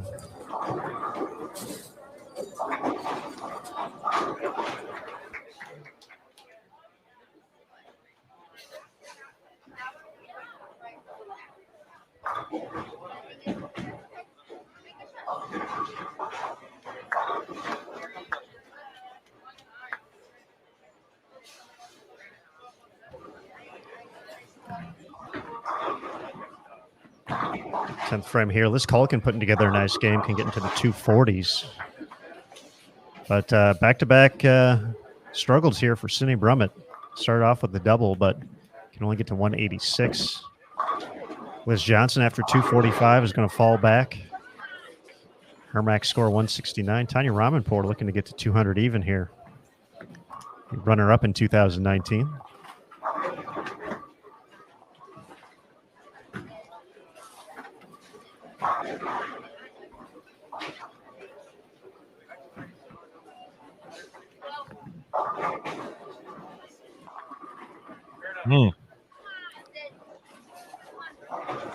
Really good shot.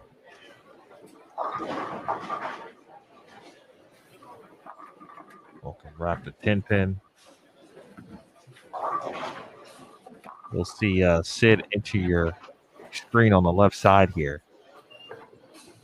Has moved left with urethane and still seeing that early friction.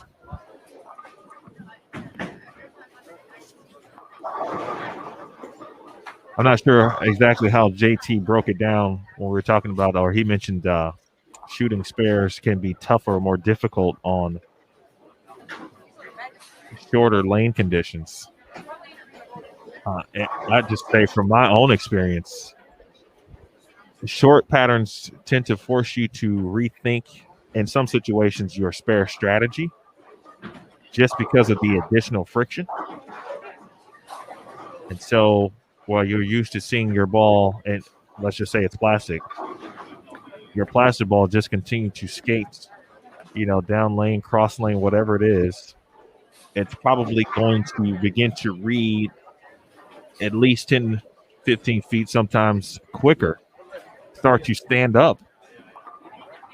Therefore, in some situations, obviously missing what your intended target is.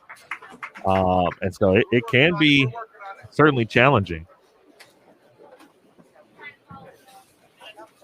Whether it's plastic, we've got players who certainly throw urethane at spares. We've got players who simply use their hand as their guide. They flatten their hand and go end over end with whatever ball that they elect to use. It can certainly be a wake-up call.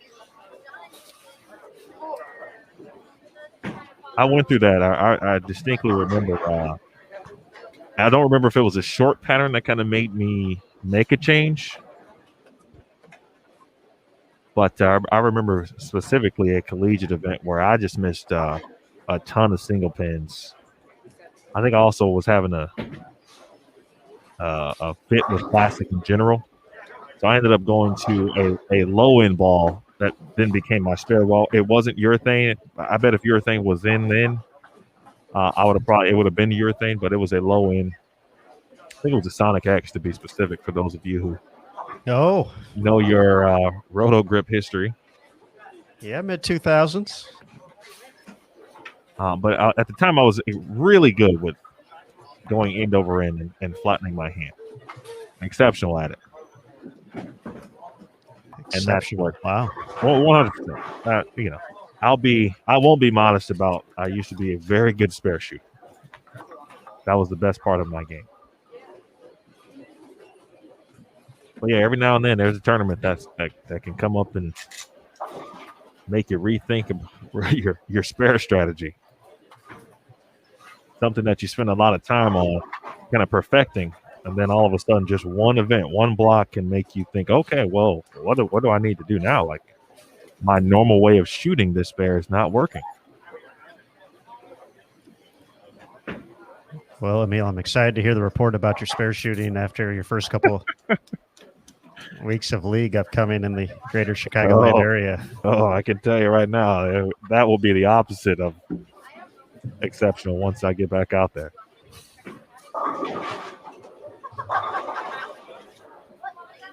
As you can see, Brummett, by the way, finished at 163. She's going to drop to plus 130 now. As Culkin moving in the right direction. 228. Just one game left to go.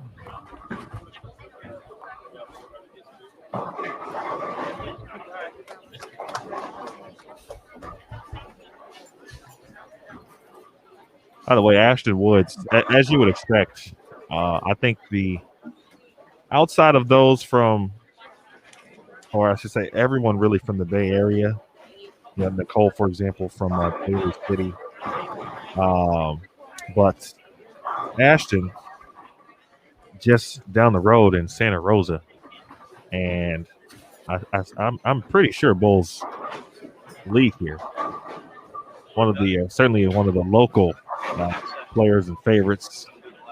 People are kind of clinging to and watching each and every time.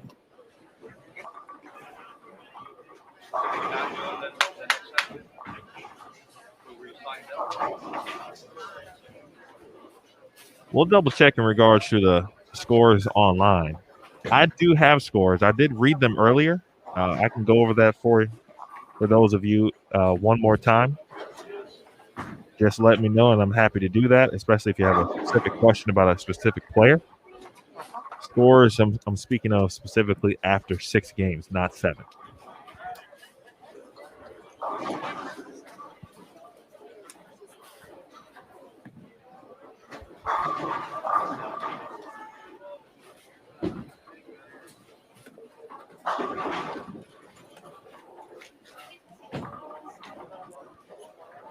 Well, folks, we're here. It's time.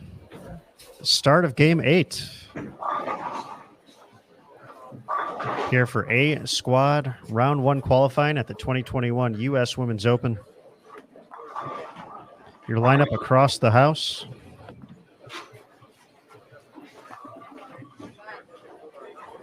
Over on 13 through 16, you'll find Wendy Bater Jimenez, Aaron McCarthy, and Nicole Hiroka.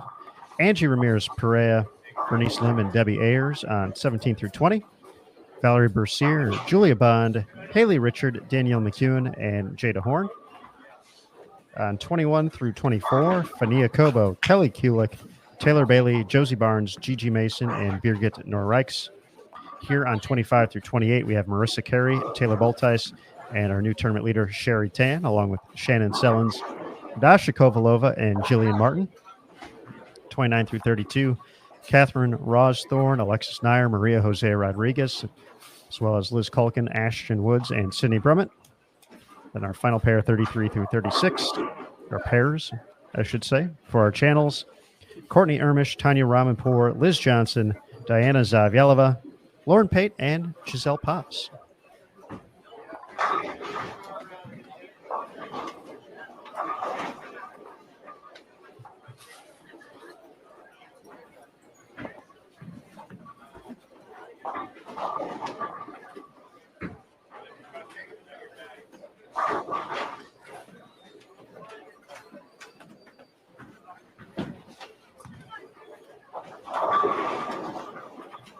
Oh.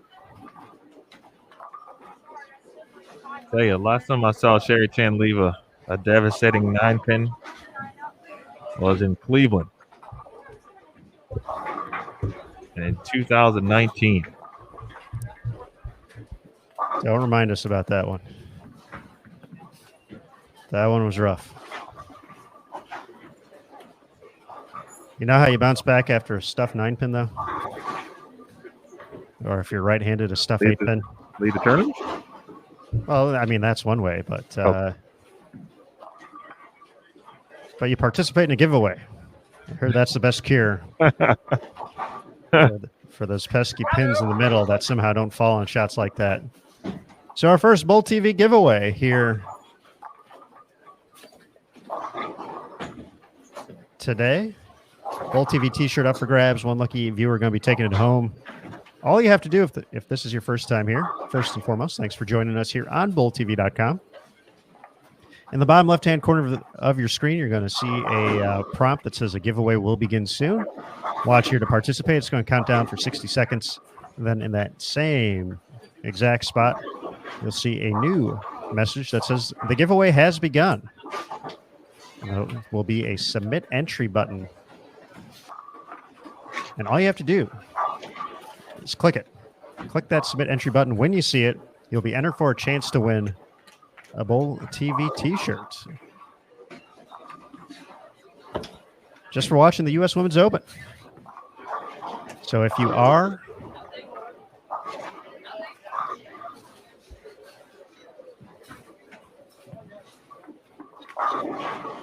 watching in full screen mode, we do suggest you take it out for a quick second.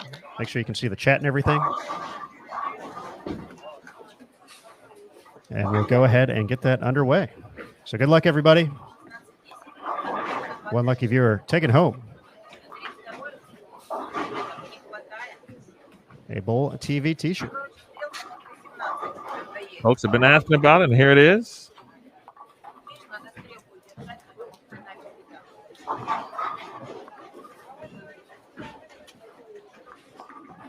Just regards to the scores, I don't know the reason as of yet, but my guess is that someone is aware of it and trying to fix it.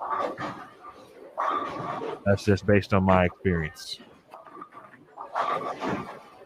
Until that time, I'm happy to tell you that I have scores updated after 7 games in my hand. That way, we all can just get along.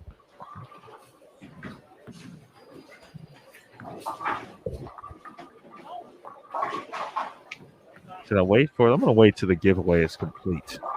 That way, no one loses focus on winning an opportunity, and it's updated apparently after 6 games. There you go. I'll still read the scores after 7 since I do have.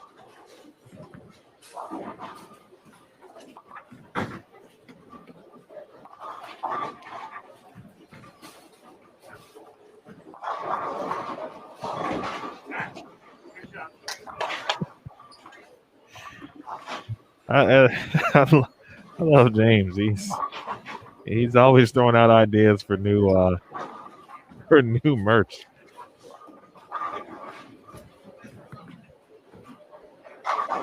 What type of jacket, James? Are we talking like a blazer? That'd be nice. A little kind of get that CBS look to it, right?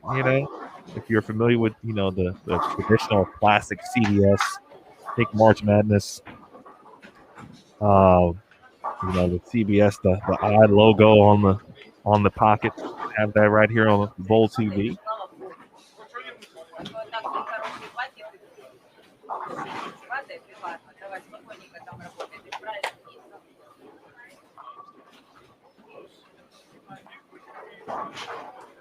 And we've got a winner here.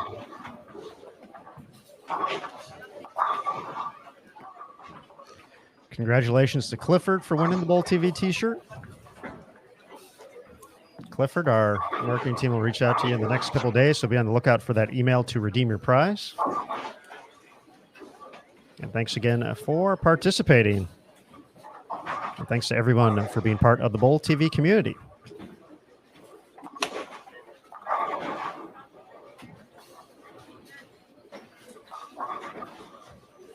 All right, let me get you some scores here after 7, and then if those are, when they are updated online, we'll make you aware of that. As Aaron mentioned, and all of you have figured out certainly at this point in time, Sherry Tan has taken over the lead here in Squad 1, Day 1 of the U.S. Women's Open at plus 185. Her last 4 games, 233, 268, 245, 246. Her last 4. He has gone plus 192. Just her last 4 games. Incredible bowling. Sydney Broman has moved into second. Now the back-to-back struggles, 155, 163. Now at plus 130. And obviously goes to show the type of start that Sid had. To shoot 155, 163, and still be at plus 130 overall. If you just joined us or you joined us late, Sid started the day 289, 220, 267, 217, 219 before trouble set foot. Aaron McCarthy is third at plus 108. You'll get Norwikes is fourth at plus 58. Liz Colkin fifth at plus 57. Taylor Boltice is sixth at plus 44. Marissa Carey having a very nice day. 7th at plus 32. Liz Johnson, 8th at plus 31. Shannon Sellens is 9th at plus 30. Wendy Bertier Jimenez is 10th at plus 19. Diana Zavjalova is 11th at plus 11.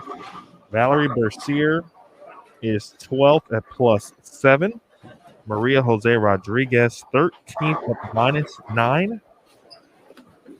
Julia Bond is 14th at minus 12. Bernice Blim is 15th at minus 16. Daxter Kovalova is 16th at minus 20.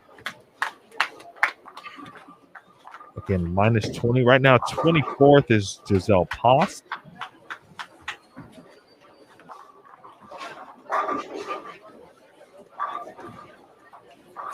Excuse me, at minus 86. That currently is 24th.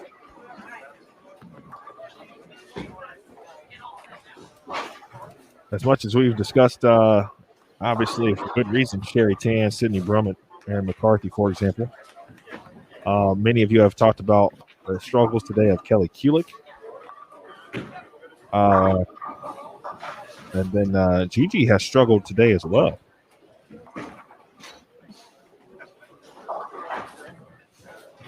But if there's an event where you can have a tough block and somehow rebound to give yourself a chance to make a cut, it is this one because of the format. It don't take a lot of work, certainly.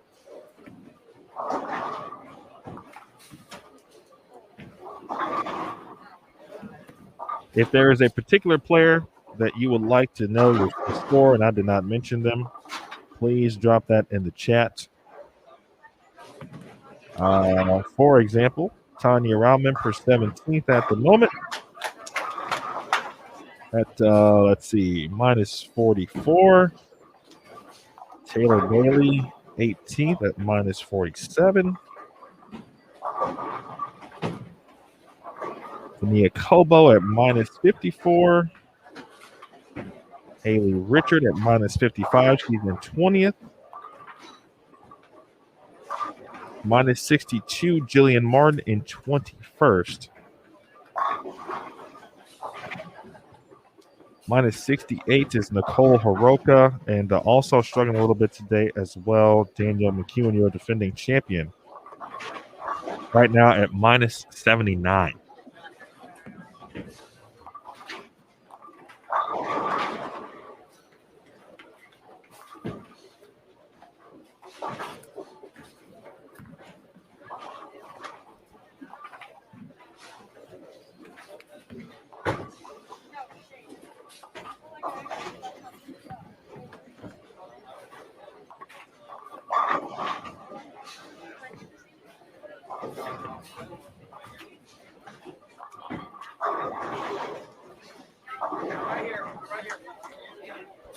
Might as well talk about the B squad since we are in game 8 at this point. I know we've had a couple of questions about Daria Payok specifically in the Windows Bowl, and Evany has told us that, and I appreciate that. So B squad, we'll see Crystal Elliott. If you're unfamiliar with Crystal, excellent young player, someone who, when we talk about the youth ranks, junior gold, you're making kind of that presence known early. She's one of those players. She is the reigning NCAA Division I Player of the Year and helped Nebraska to a national championship. She is paired with Clara Guerrero and Stephanie Zavala. Of course, your leading candidate right now, leading the way in the Rookie of the Year race. Sapphire Nofuente, we talked about her during yesterday's practice podcasts here at Double Decker Lanes. She is local from Rockland, California. Two U12 junior gold titles under her belt and bowled very well in the move up in U15. This year, she is rolling with Verity Crawley and Jen Higgins, of course, who won her first career PWBA title just a few weeks back. Yana Puentes from Colombia is bowling, and she has bowled multiple events on tour before. Good to see her back. She is bowling with Rocio Restrepo, also from Colombia, and Shalan Zulkifli from Malaysia. Very nice international pairing there. Amber Worth from right here in Rohnert Park, California, is bowling with Shannon O'Keefe and Isaki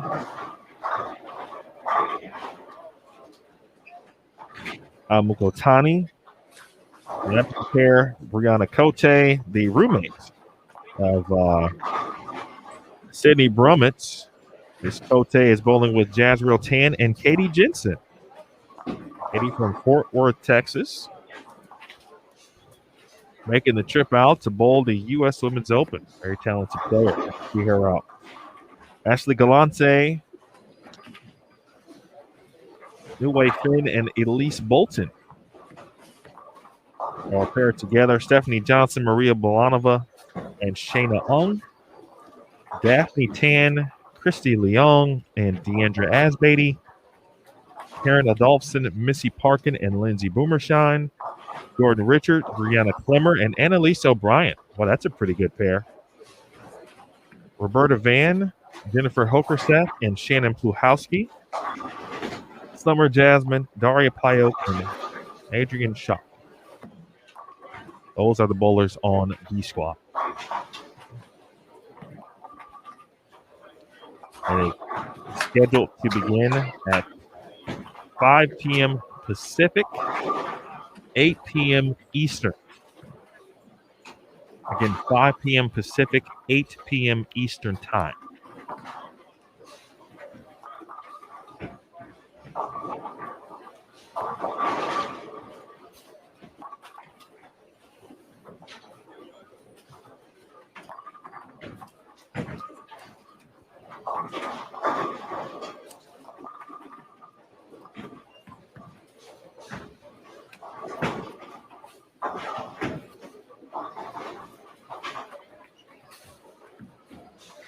There's Martin.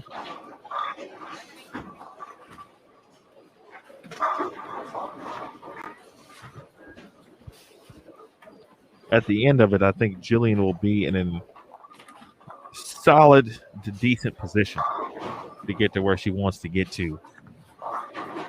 Speaking of getting to where you want to get, Taylor Bailey. She was in the top 10 for our field the majority of the day. The last three for Taylor, 161, 176, 191. And Bailey has gone spare six-bagger here to start game number 8.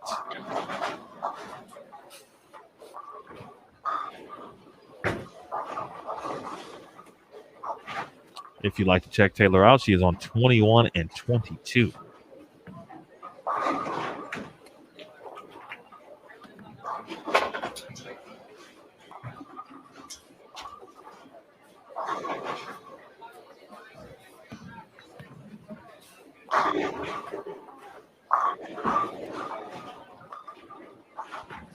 And how about that?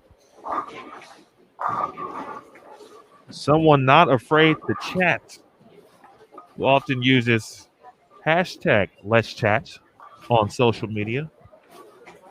None other than the real Verity Crawley in the Bold TV chat. Appreciate you joining us, Verity.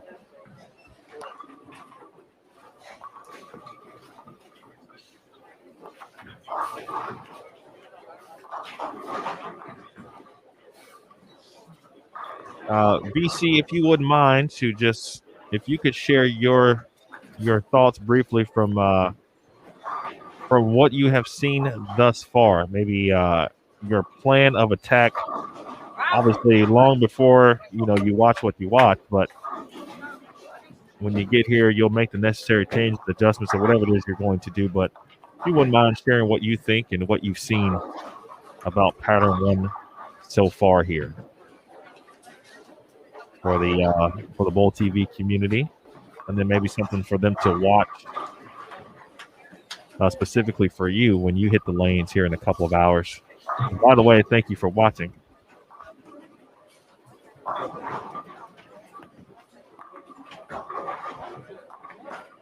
Yeah, back-to-back sit, indeed. As we see Jay Mark now, it's it can be tough to recover from a couple of single pin misses. She does it very well, though, splitting the 8-9.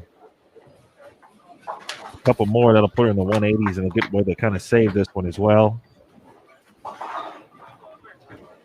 Your solid Sherry Tandy able to finally hit that 9 out in the 8th frame.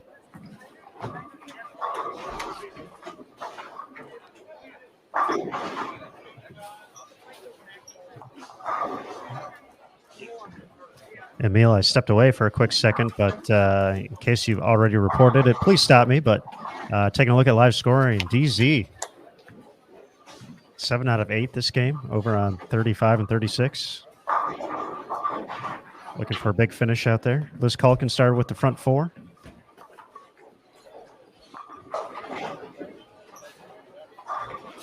I did not mention those two specifically. I did discuss Taylor, though. And she has continued to strike and will be up in the 10th frame momentarily with a chance to get to 278. Over on 21 and 22.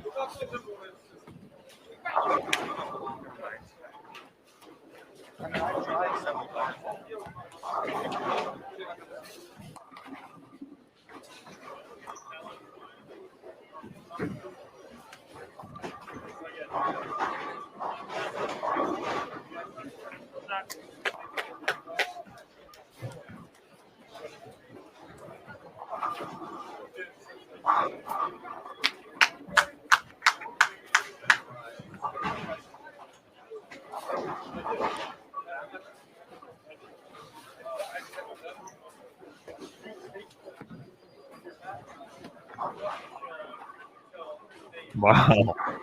I don't even know what we call that one for Shannon. What a job. That one was from way downtown.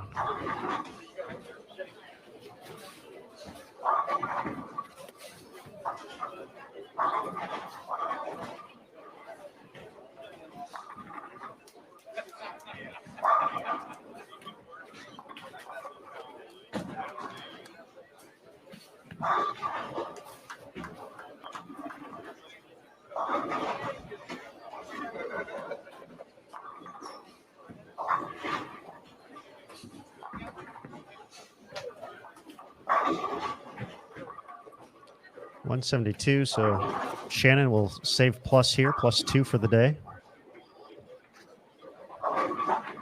Dasha going to get to the right side of plus.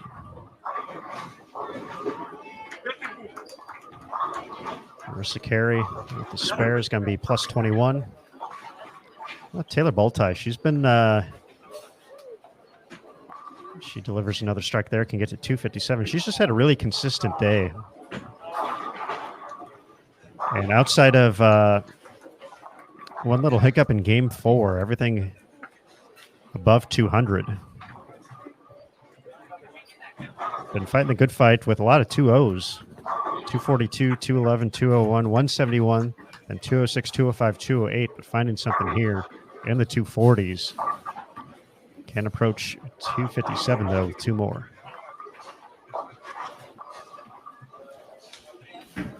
Looks like Danielle McEwen is going to finish the block on a good note.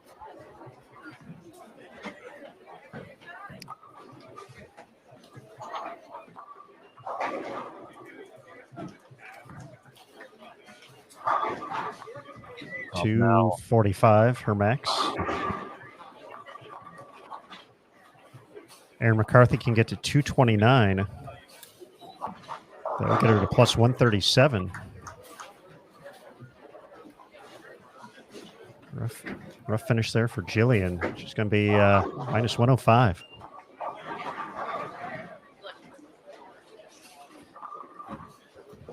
Looked like a 710 to slow down Taylor Bailey in the 10th.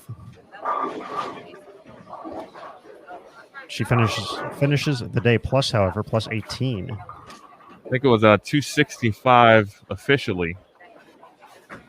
Looks like Diana's in the 10th frame. She's down on 35 and 36. Maybe able to catch a glimpse. What do you think, Aaron? Well, at least looking at live scoring, she's got 2 of them already. Okay. So going to be in the 270s. So going to make a big push to nearly +100. Probably can't get over there quick enough to catch that final shot as we do conclude the action. It looks like Sherry Tan slowed down a little bit this game, but don't think anybody's going to approach her number. DZ did finish it off, 279. She's now at +90, so great finish there for Diana. for Sydney this game. To get to 192, so she's not going to catch Dash or catch Sherry. I saw Dasha score right there. Plus 17. So it looks like plus 166 is going to be the number here after 8 games are in the books for our competitors on A squad. Nice bowling, though, by Erin McCarthy. She got to plus 132, unofficial final tally.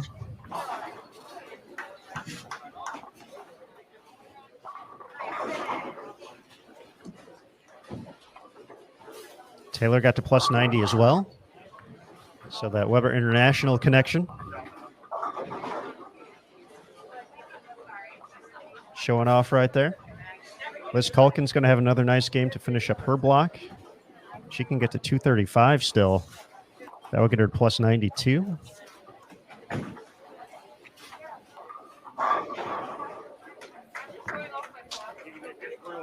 I think we can head over there. I think we got time for that. I see a 10th frame on 29 and 30. Yeah, we can do that.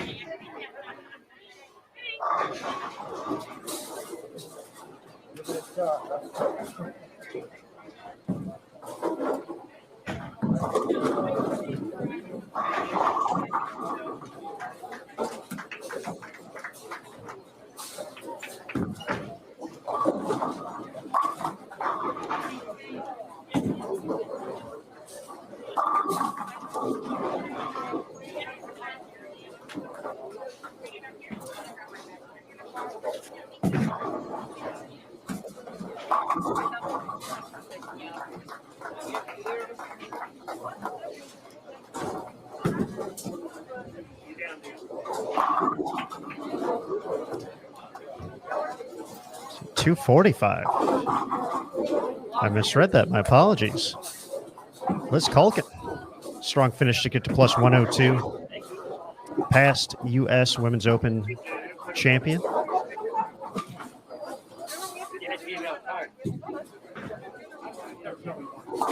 See Sydney Brummett. Got her pins early, slowed down at the end of the block, but it's going to drop a couple spots when it's all said and done, but it's going to be right around plus 100. Catherine Rosthorn, Maria Jose Rodriguez, and Alexis Nair finishing up on 29 and 30. Here's Ashton Woods in her 10th frame. Going to kick off with a strike.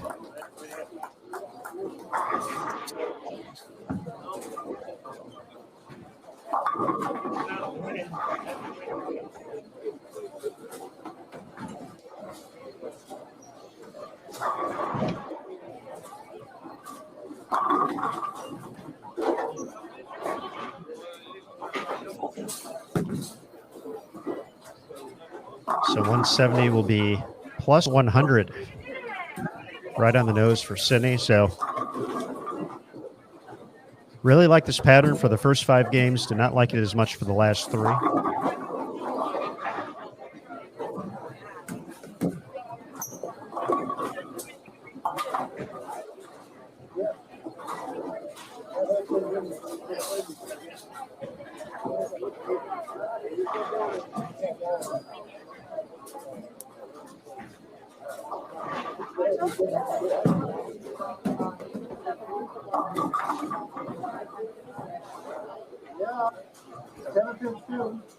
Why not? Will I help my score?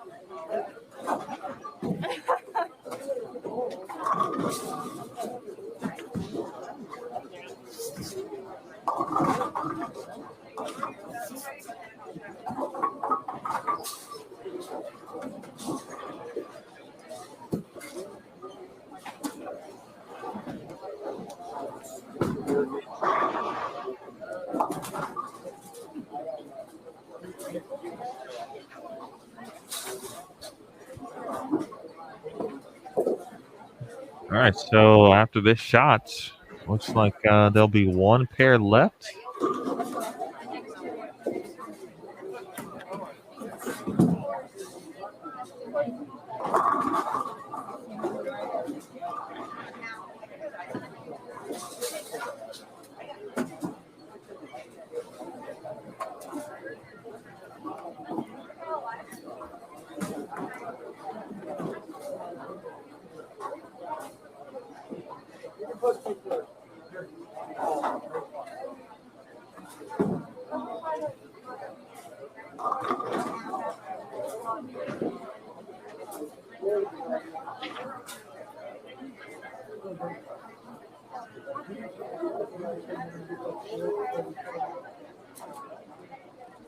Ladies and gentlemen, that concludes round 1 for A squad of the U.S. Women's Open.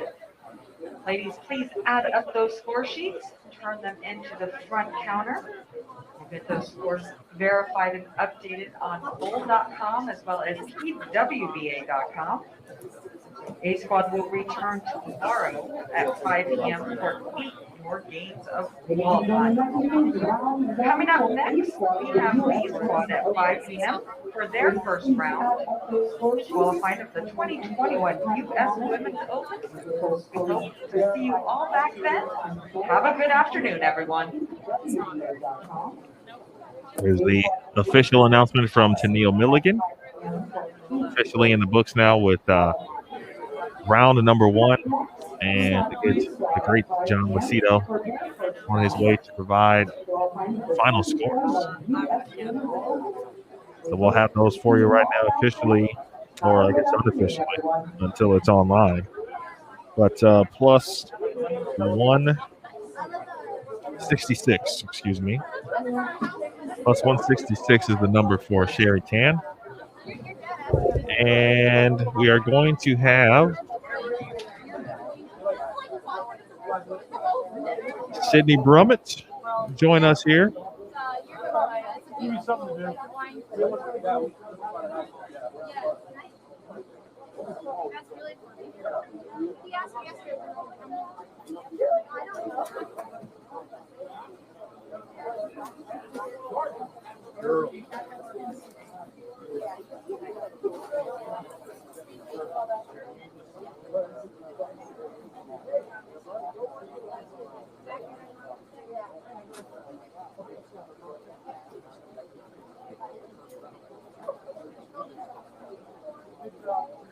Okay, Sid, can you hear me?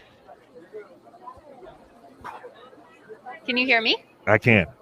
Good. Thank you very much for joining us here on Bowl TV. First grade bowling. Thank you. Obviously, the last couple of games did not go the way the first 5 went. So describe both scenarios in that sense. What was working well early to start, and then what did you see at the end of the block that kind of forced you into some struggles? Yeah, actually, I kind of knew this was going to happen yesterday when we had the practice session. So I threw urethane for the first 5.5.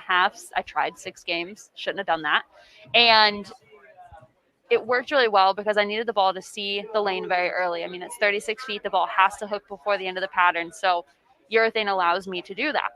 However, when urethane goes away, it becomes difficult to get it through the front part of the lane. And if you do get it through the front part of the lane, it flat tens. And so I was fighting that for a little while. They looked difficult, so I thought staying with urethane would be the right move to just hit the 1-3. It was not. However, I told my reps yesterday, I said, I love urethane. I like to throw it. However, when I get out of it, it's a struggle for me to know how far to go, what my hand needs to be like. So finally, in the last game, one of my ball reps, Sean, really helped me see that picture. And honestly, I'm just grateful to learn. It's something that I've struggled with, knowing when to get out of urethane. So I went to the phase 2, still utilized that early hook, got it to the right early, got very soft with my hand, and it worked at the end. I just wished I would have figured that out 3 games earlier. Now, Sydney, obviously, knowing what was coming up in round number 2, getting off to a good start, very imperative to put yourself in a good position to make the top 24. Kind of now that the dust is cleared from that, the strong start and some of the struggles down the stretch. How do you feel about being at plus 100 through 8 games here? Honestly, I'm going to look at it as I'm even, because I want to go into tomorrow thinking that today holds no value on my performance tomorrow. I'm not trying to win pins or lose pins. I'm just going to be myself. I'm going to bowl 8 games. I will have a total score at the end, and then I will bowl the 3rd day. In the past, I have really looked at these long events with a very poor mindset that today holds value on tomorrow, which holds value on the next day, which holds value on the 24 games of match play and all that fun jazz. And it obviously hasn't worked. I haven't made a cut at the US Open in years. I think my last one was as an amateur. And so I'm trying to come in with a different mindset. And that is to know that today holds no value on tomorrow and to bowl my best tomorrow and see what the total pinfall is at the end of the day. Last one for you, Sid. A great outlook, and obviously, if you follow, for those that follow you on social media, know what you've been up to, especially on the fitness journey. How much has that helped you on the lanes, and to help kind of give you that mindset as well? Oh, I mean, fitness I think goes hand in hand with bowling. Not really, in the sense that you have to be the fittest person in the world to be a great bowler. But it's about, being patient, and it's about executing every rep to the best of your ability all the time and being present. Because if you're not present when you're lifting weights, you can hurt yourself. And so bringing that into the bowling side of things is really important. I've learned to use my legs a little bit more over the last couple of years, and that comes from fitness. But honestly, it's just the endorphins that fitness gives as well. It's shown that people who exercise are happier. And that is what I want to bring to the sport. I wanted to enjoy this week. I want to enjoy bowling. You can't see it, but I have a big smile on my face. I just want to be happy out here. And if whatever happens, happens. As long as I enjoy what I'm doing, then I can be happy with how my day ended. Well, Sydney, that's once again, as Emil said, just a great mindset and great adjustments along the way too. Learning from your past experiences here at the U.S. Women's Open and longer events, and trying to find ways to improve upon that. I see your tour roommate right over Emil's shoulder right here, Brianna Cote, getting ready for her 8-game set coming up here in just a little bit. Yeah, there she is. But Sydney, thank you so much for joining us here. We enjoyed watching that run up the leaderboard. Look forward to seeing you out on the lanes on the 40-foot condition tomorrow. So rest up, get ready for that, and we'll see you soon. But thank you as always for joining us here on Bowl TV. Thank you guys for having me. It's always a pleasure. All right, thanks, Sid. All right, well done. That was good stuff there. We're hoping to have Sherry Tan. That was our goal. Went to double check to make sure all was well in regards to her protocols. She is also being interviewed for what would appear on social media as well with Curtis Von Kruger also. So I think that's where Sherry may have and may be at this moment, Aaron Smith. So we may see Sherry on social later, and this one may appear on social as well in regards to what we just discussed with Sid. So nonetheless, final thoughts on what we saw here at the squad. Yeah, I thought it was interesting. We saw some big scores early, and you kind of wondered, for Sydney specifically, was she going to run away from everybody?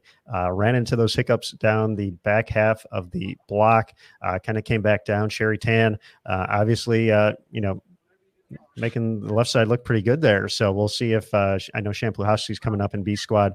We'll see if she can take advantage of that and put together a big number as well. But I think there's, when you kind of look at the overall scores, you kind of figured we might see a little bit more out there today. We had a couple of players get to plus 100, but that was about it. So I think, the success Sydney had with urethane, I think, is going to affect some of the things going on for B squad. But we'll see. I'm very intrigued. I kind of felt we'd have a little bit more score out here than we did. But regardless, it's always interesting. It's always tough. It's the U.S. Women's Open, so it's going to be like that. But very excited to see that come to fruition here at 8 p.m. Eastern time. B squad is going to hit the lanes. It looks like we will have Sherry getting lined up here to join us, Mr. Williams. Yeah, she just came back. I think she had to drop some stuff off. She's got a few, obviously, media outlet things to do. I mentioned Curtis. I'm glad we can get her here for just a couple. Sherry, can you hear us? Okay. Yeah. All right. Can you hear me? We can. Yes. Okay, great. That's your camera, Sherry. We appreciate you tuning in, or not tuning in, joining us here on Bowl TV. Please discuss, your day essentially in a nutshell. 181, 231, 181 to start, and then 233, 268, 245, 246. What was the difference early from the start of your block and then to the middle where you really felt you got lined up? Well, I think at the beginning I wasn't really seeing the shape, and I kind of like was struggling between where to bowl. So after the first 2 games, I kind of got a clearer picture of where I was supposed to bowl and kind of like attack the shot. So it got way better after that, and I think there was area, and I think the strike came pretty easily. So it was good for me. It certainly was. We were tuned in watching you strike a bunch there, those final few games. So talk about the confidence a block like this gives you heading into arguably what's going to be the tough pattern out there, the 40-foot flat condition for round 2. How important was it for you to get off to a strong start like this? I think a strong start is good, but at the end of the day, because every pattern is different, so you wouldn't really know how it plays. And so I'm just going to take it one day at a time and see how it goes.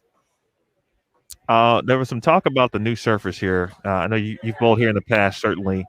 Did you notice any differences in regards to how the newer surface played as opposed to the old surface when you kind of look back and maybe took some notes in your previous tournaments bowled here?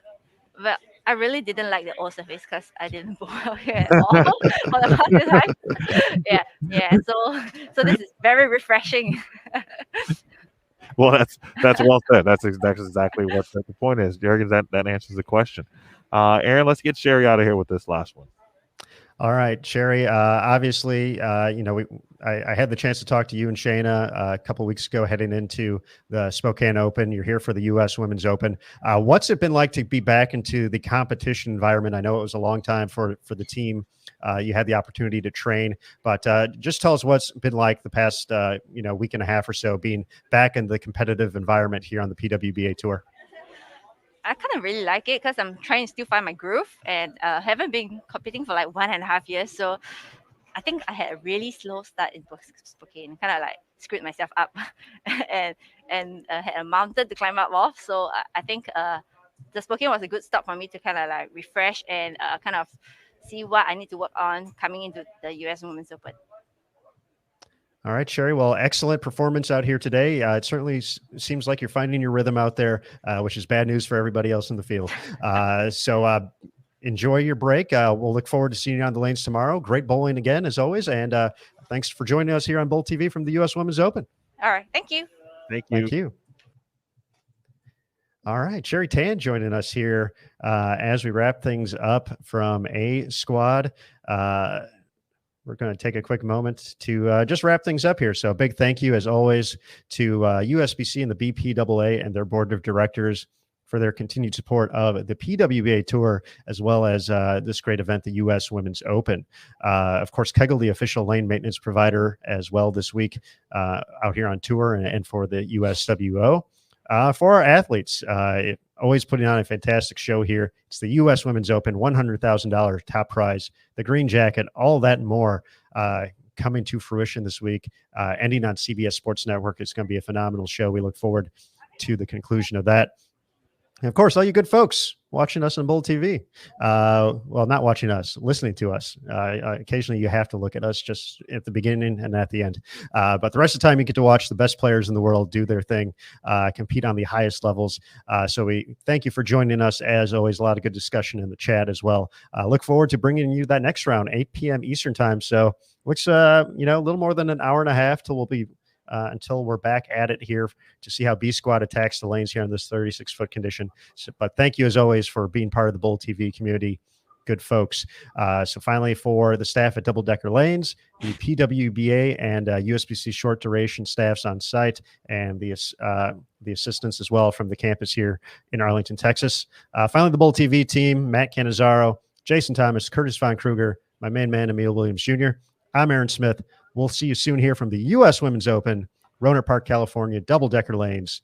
8 p.m. Eastern is going to be the time for round 2. So, folks, until then, have a great little break. We'll see you soon right here on Bowl TV. And remember, as always, on Bowl TV, bowling lives here.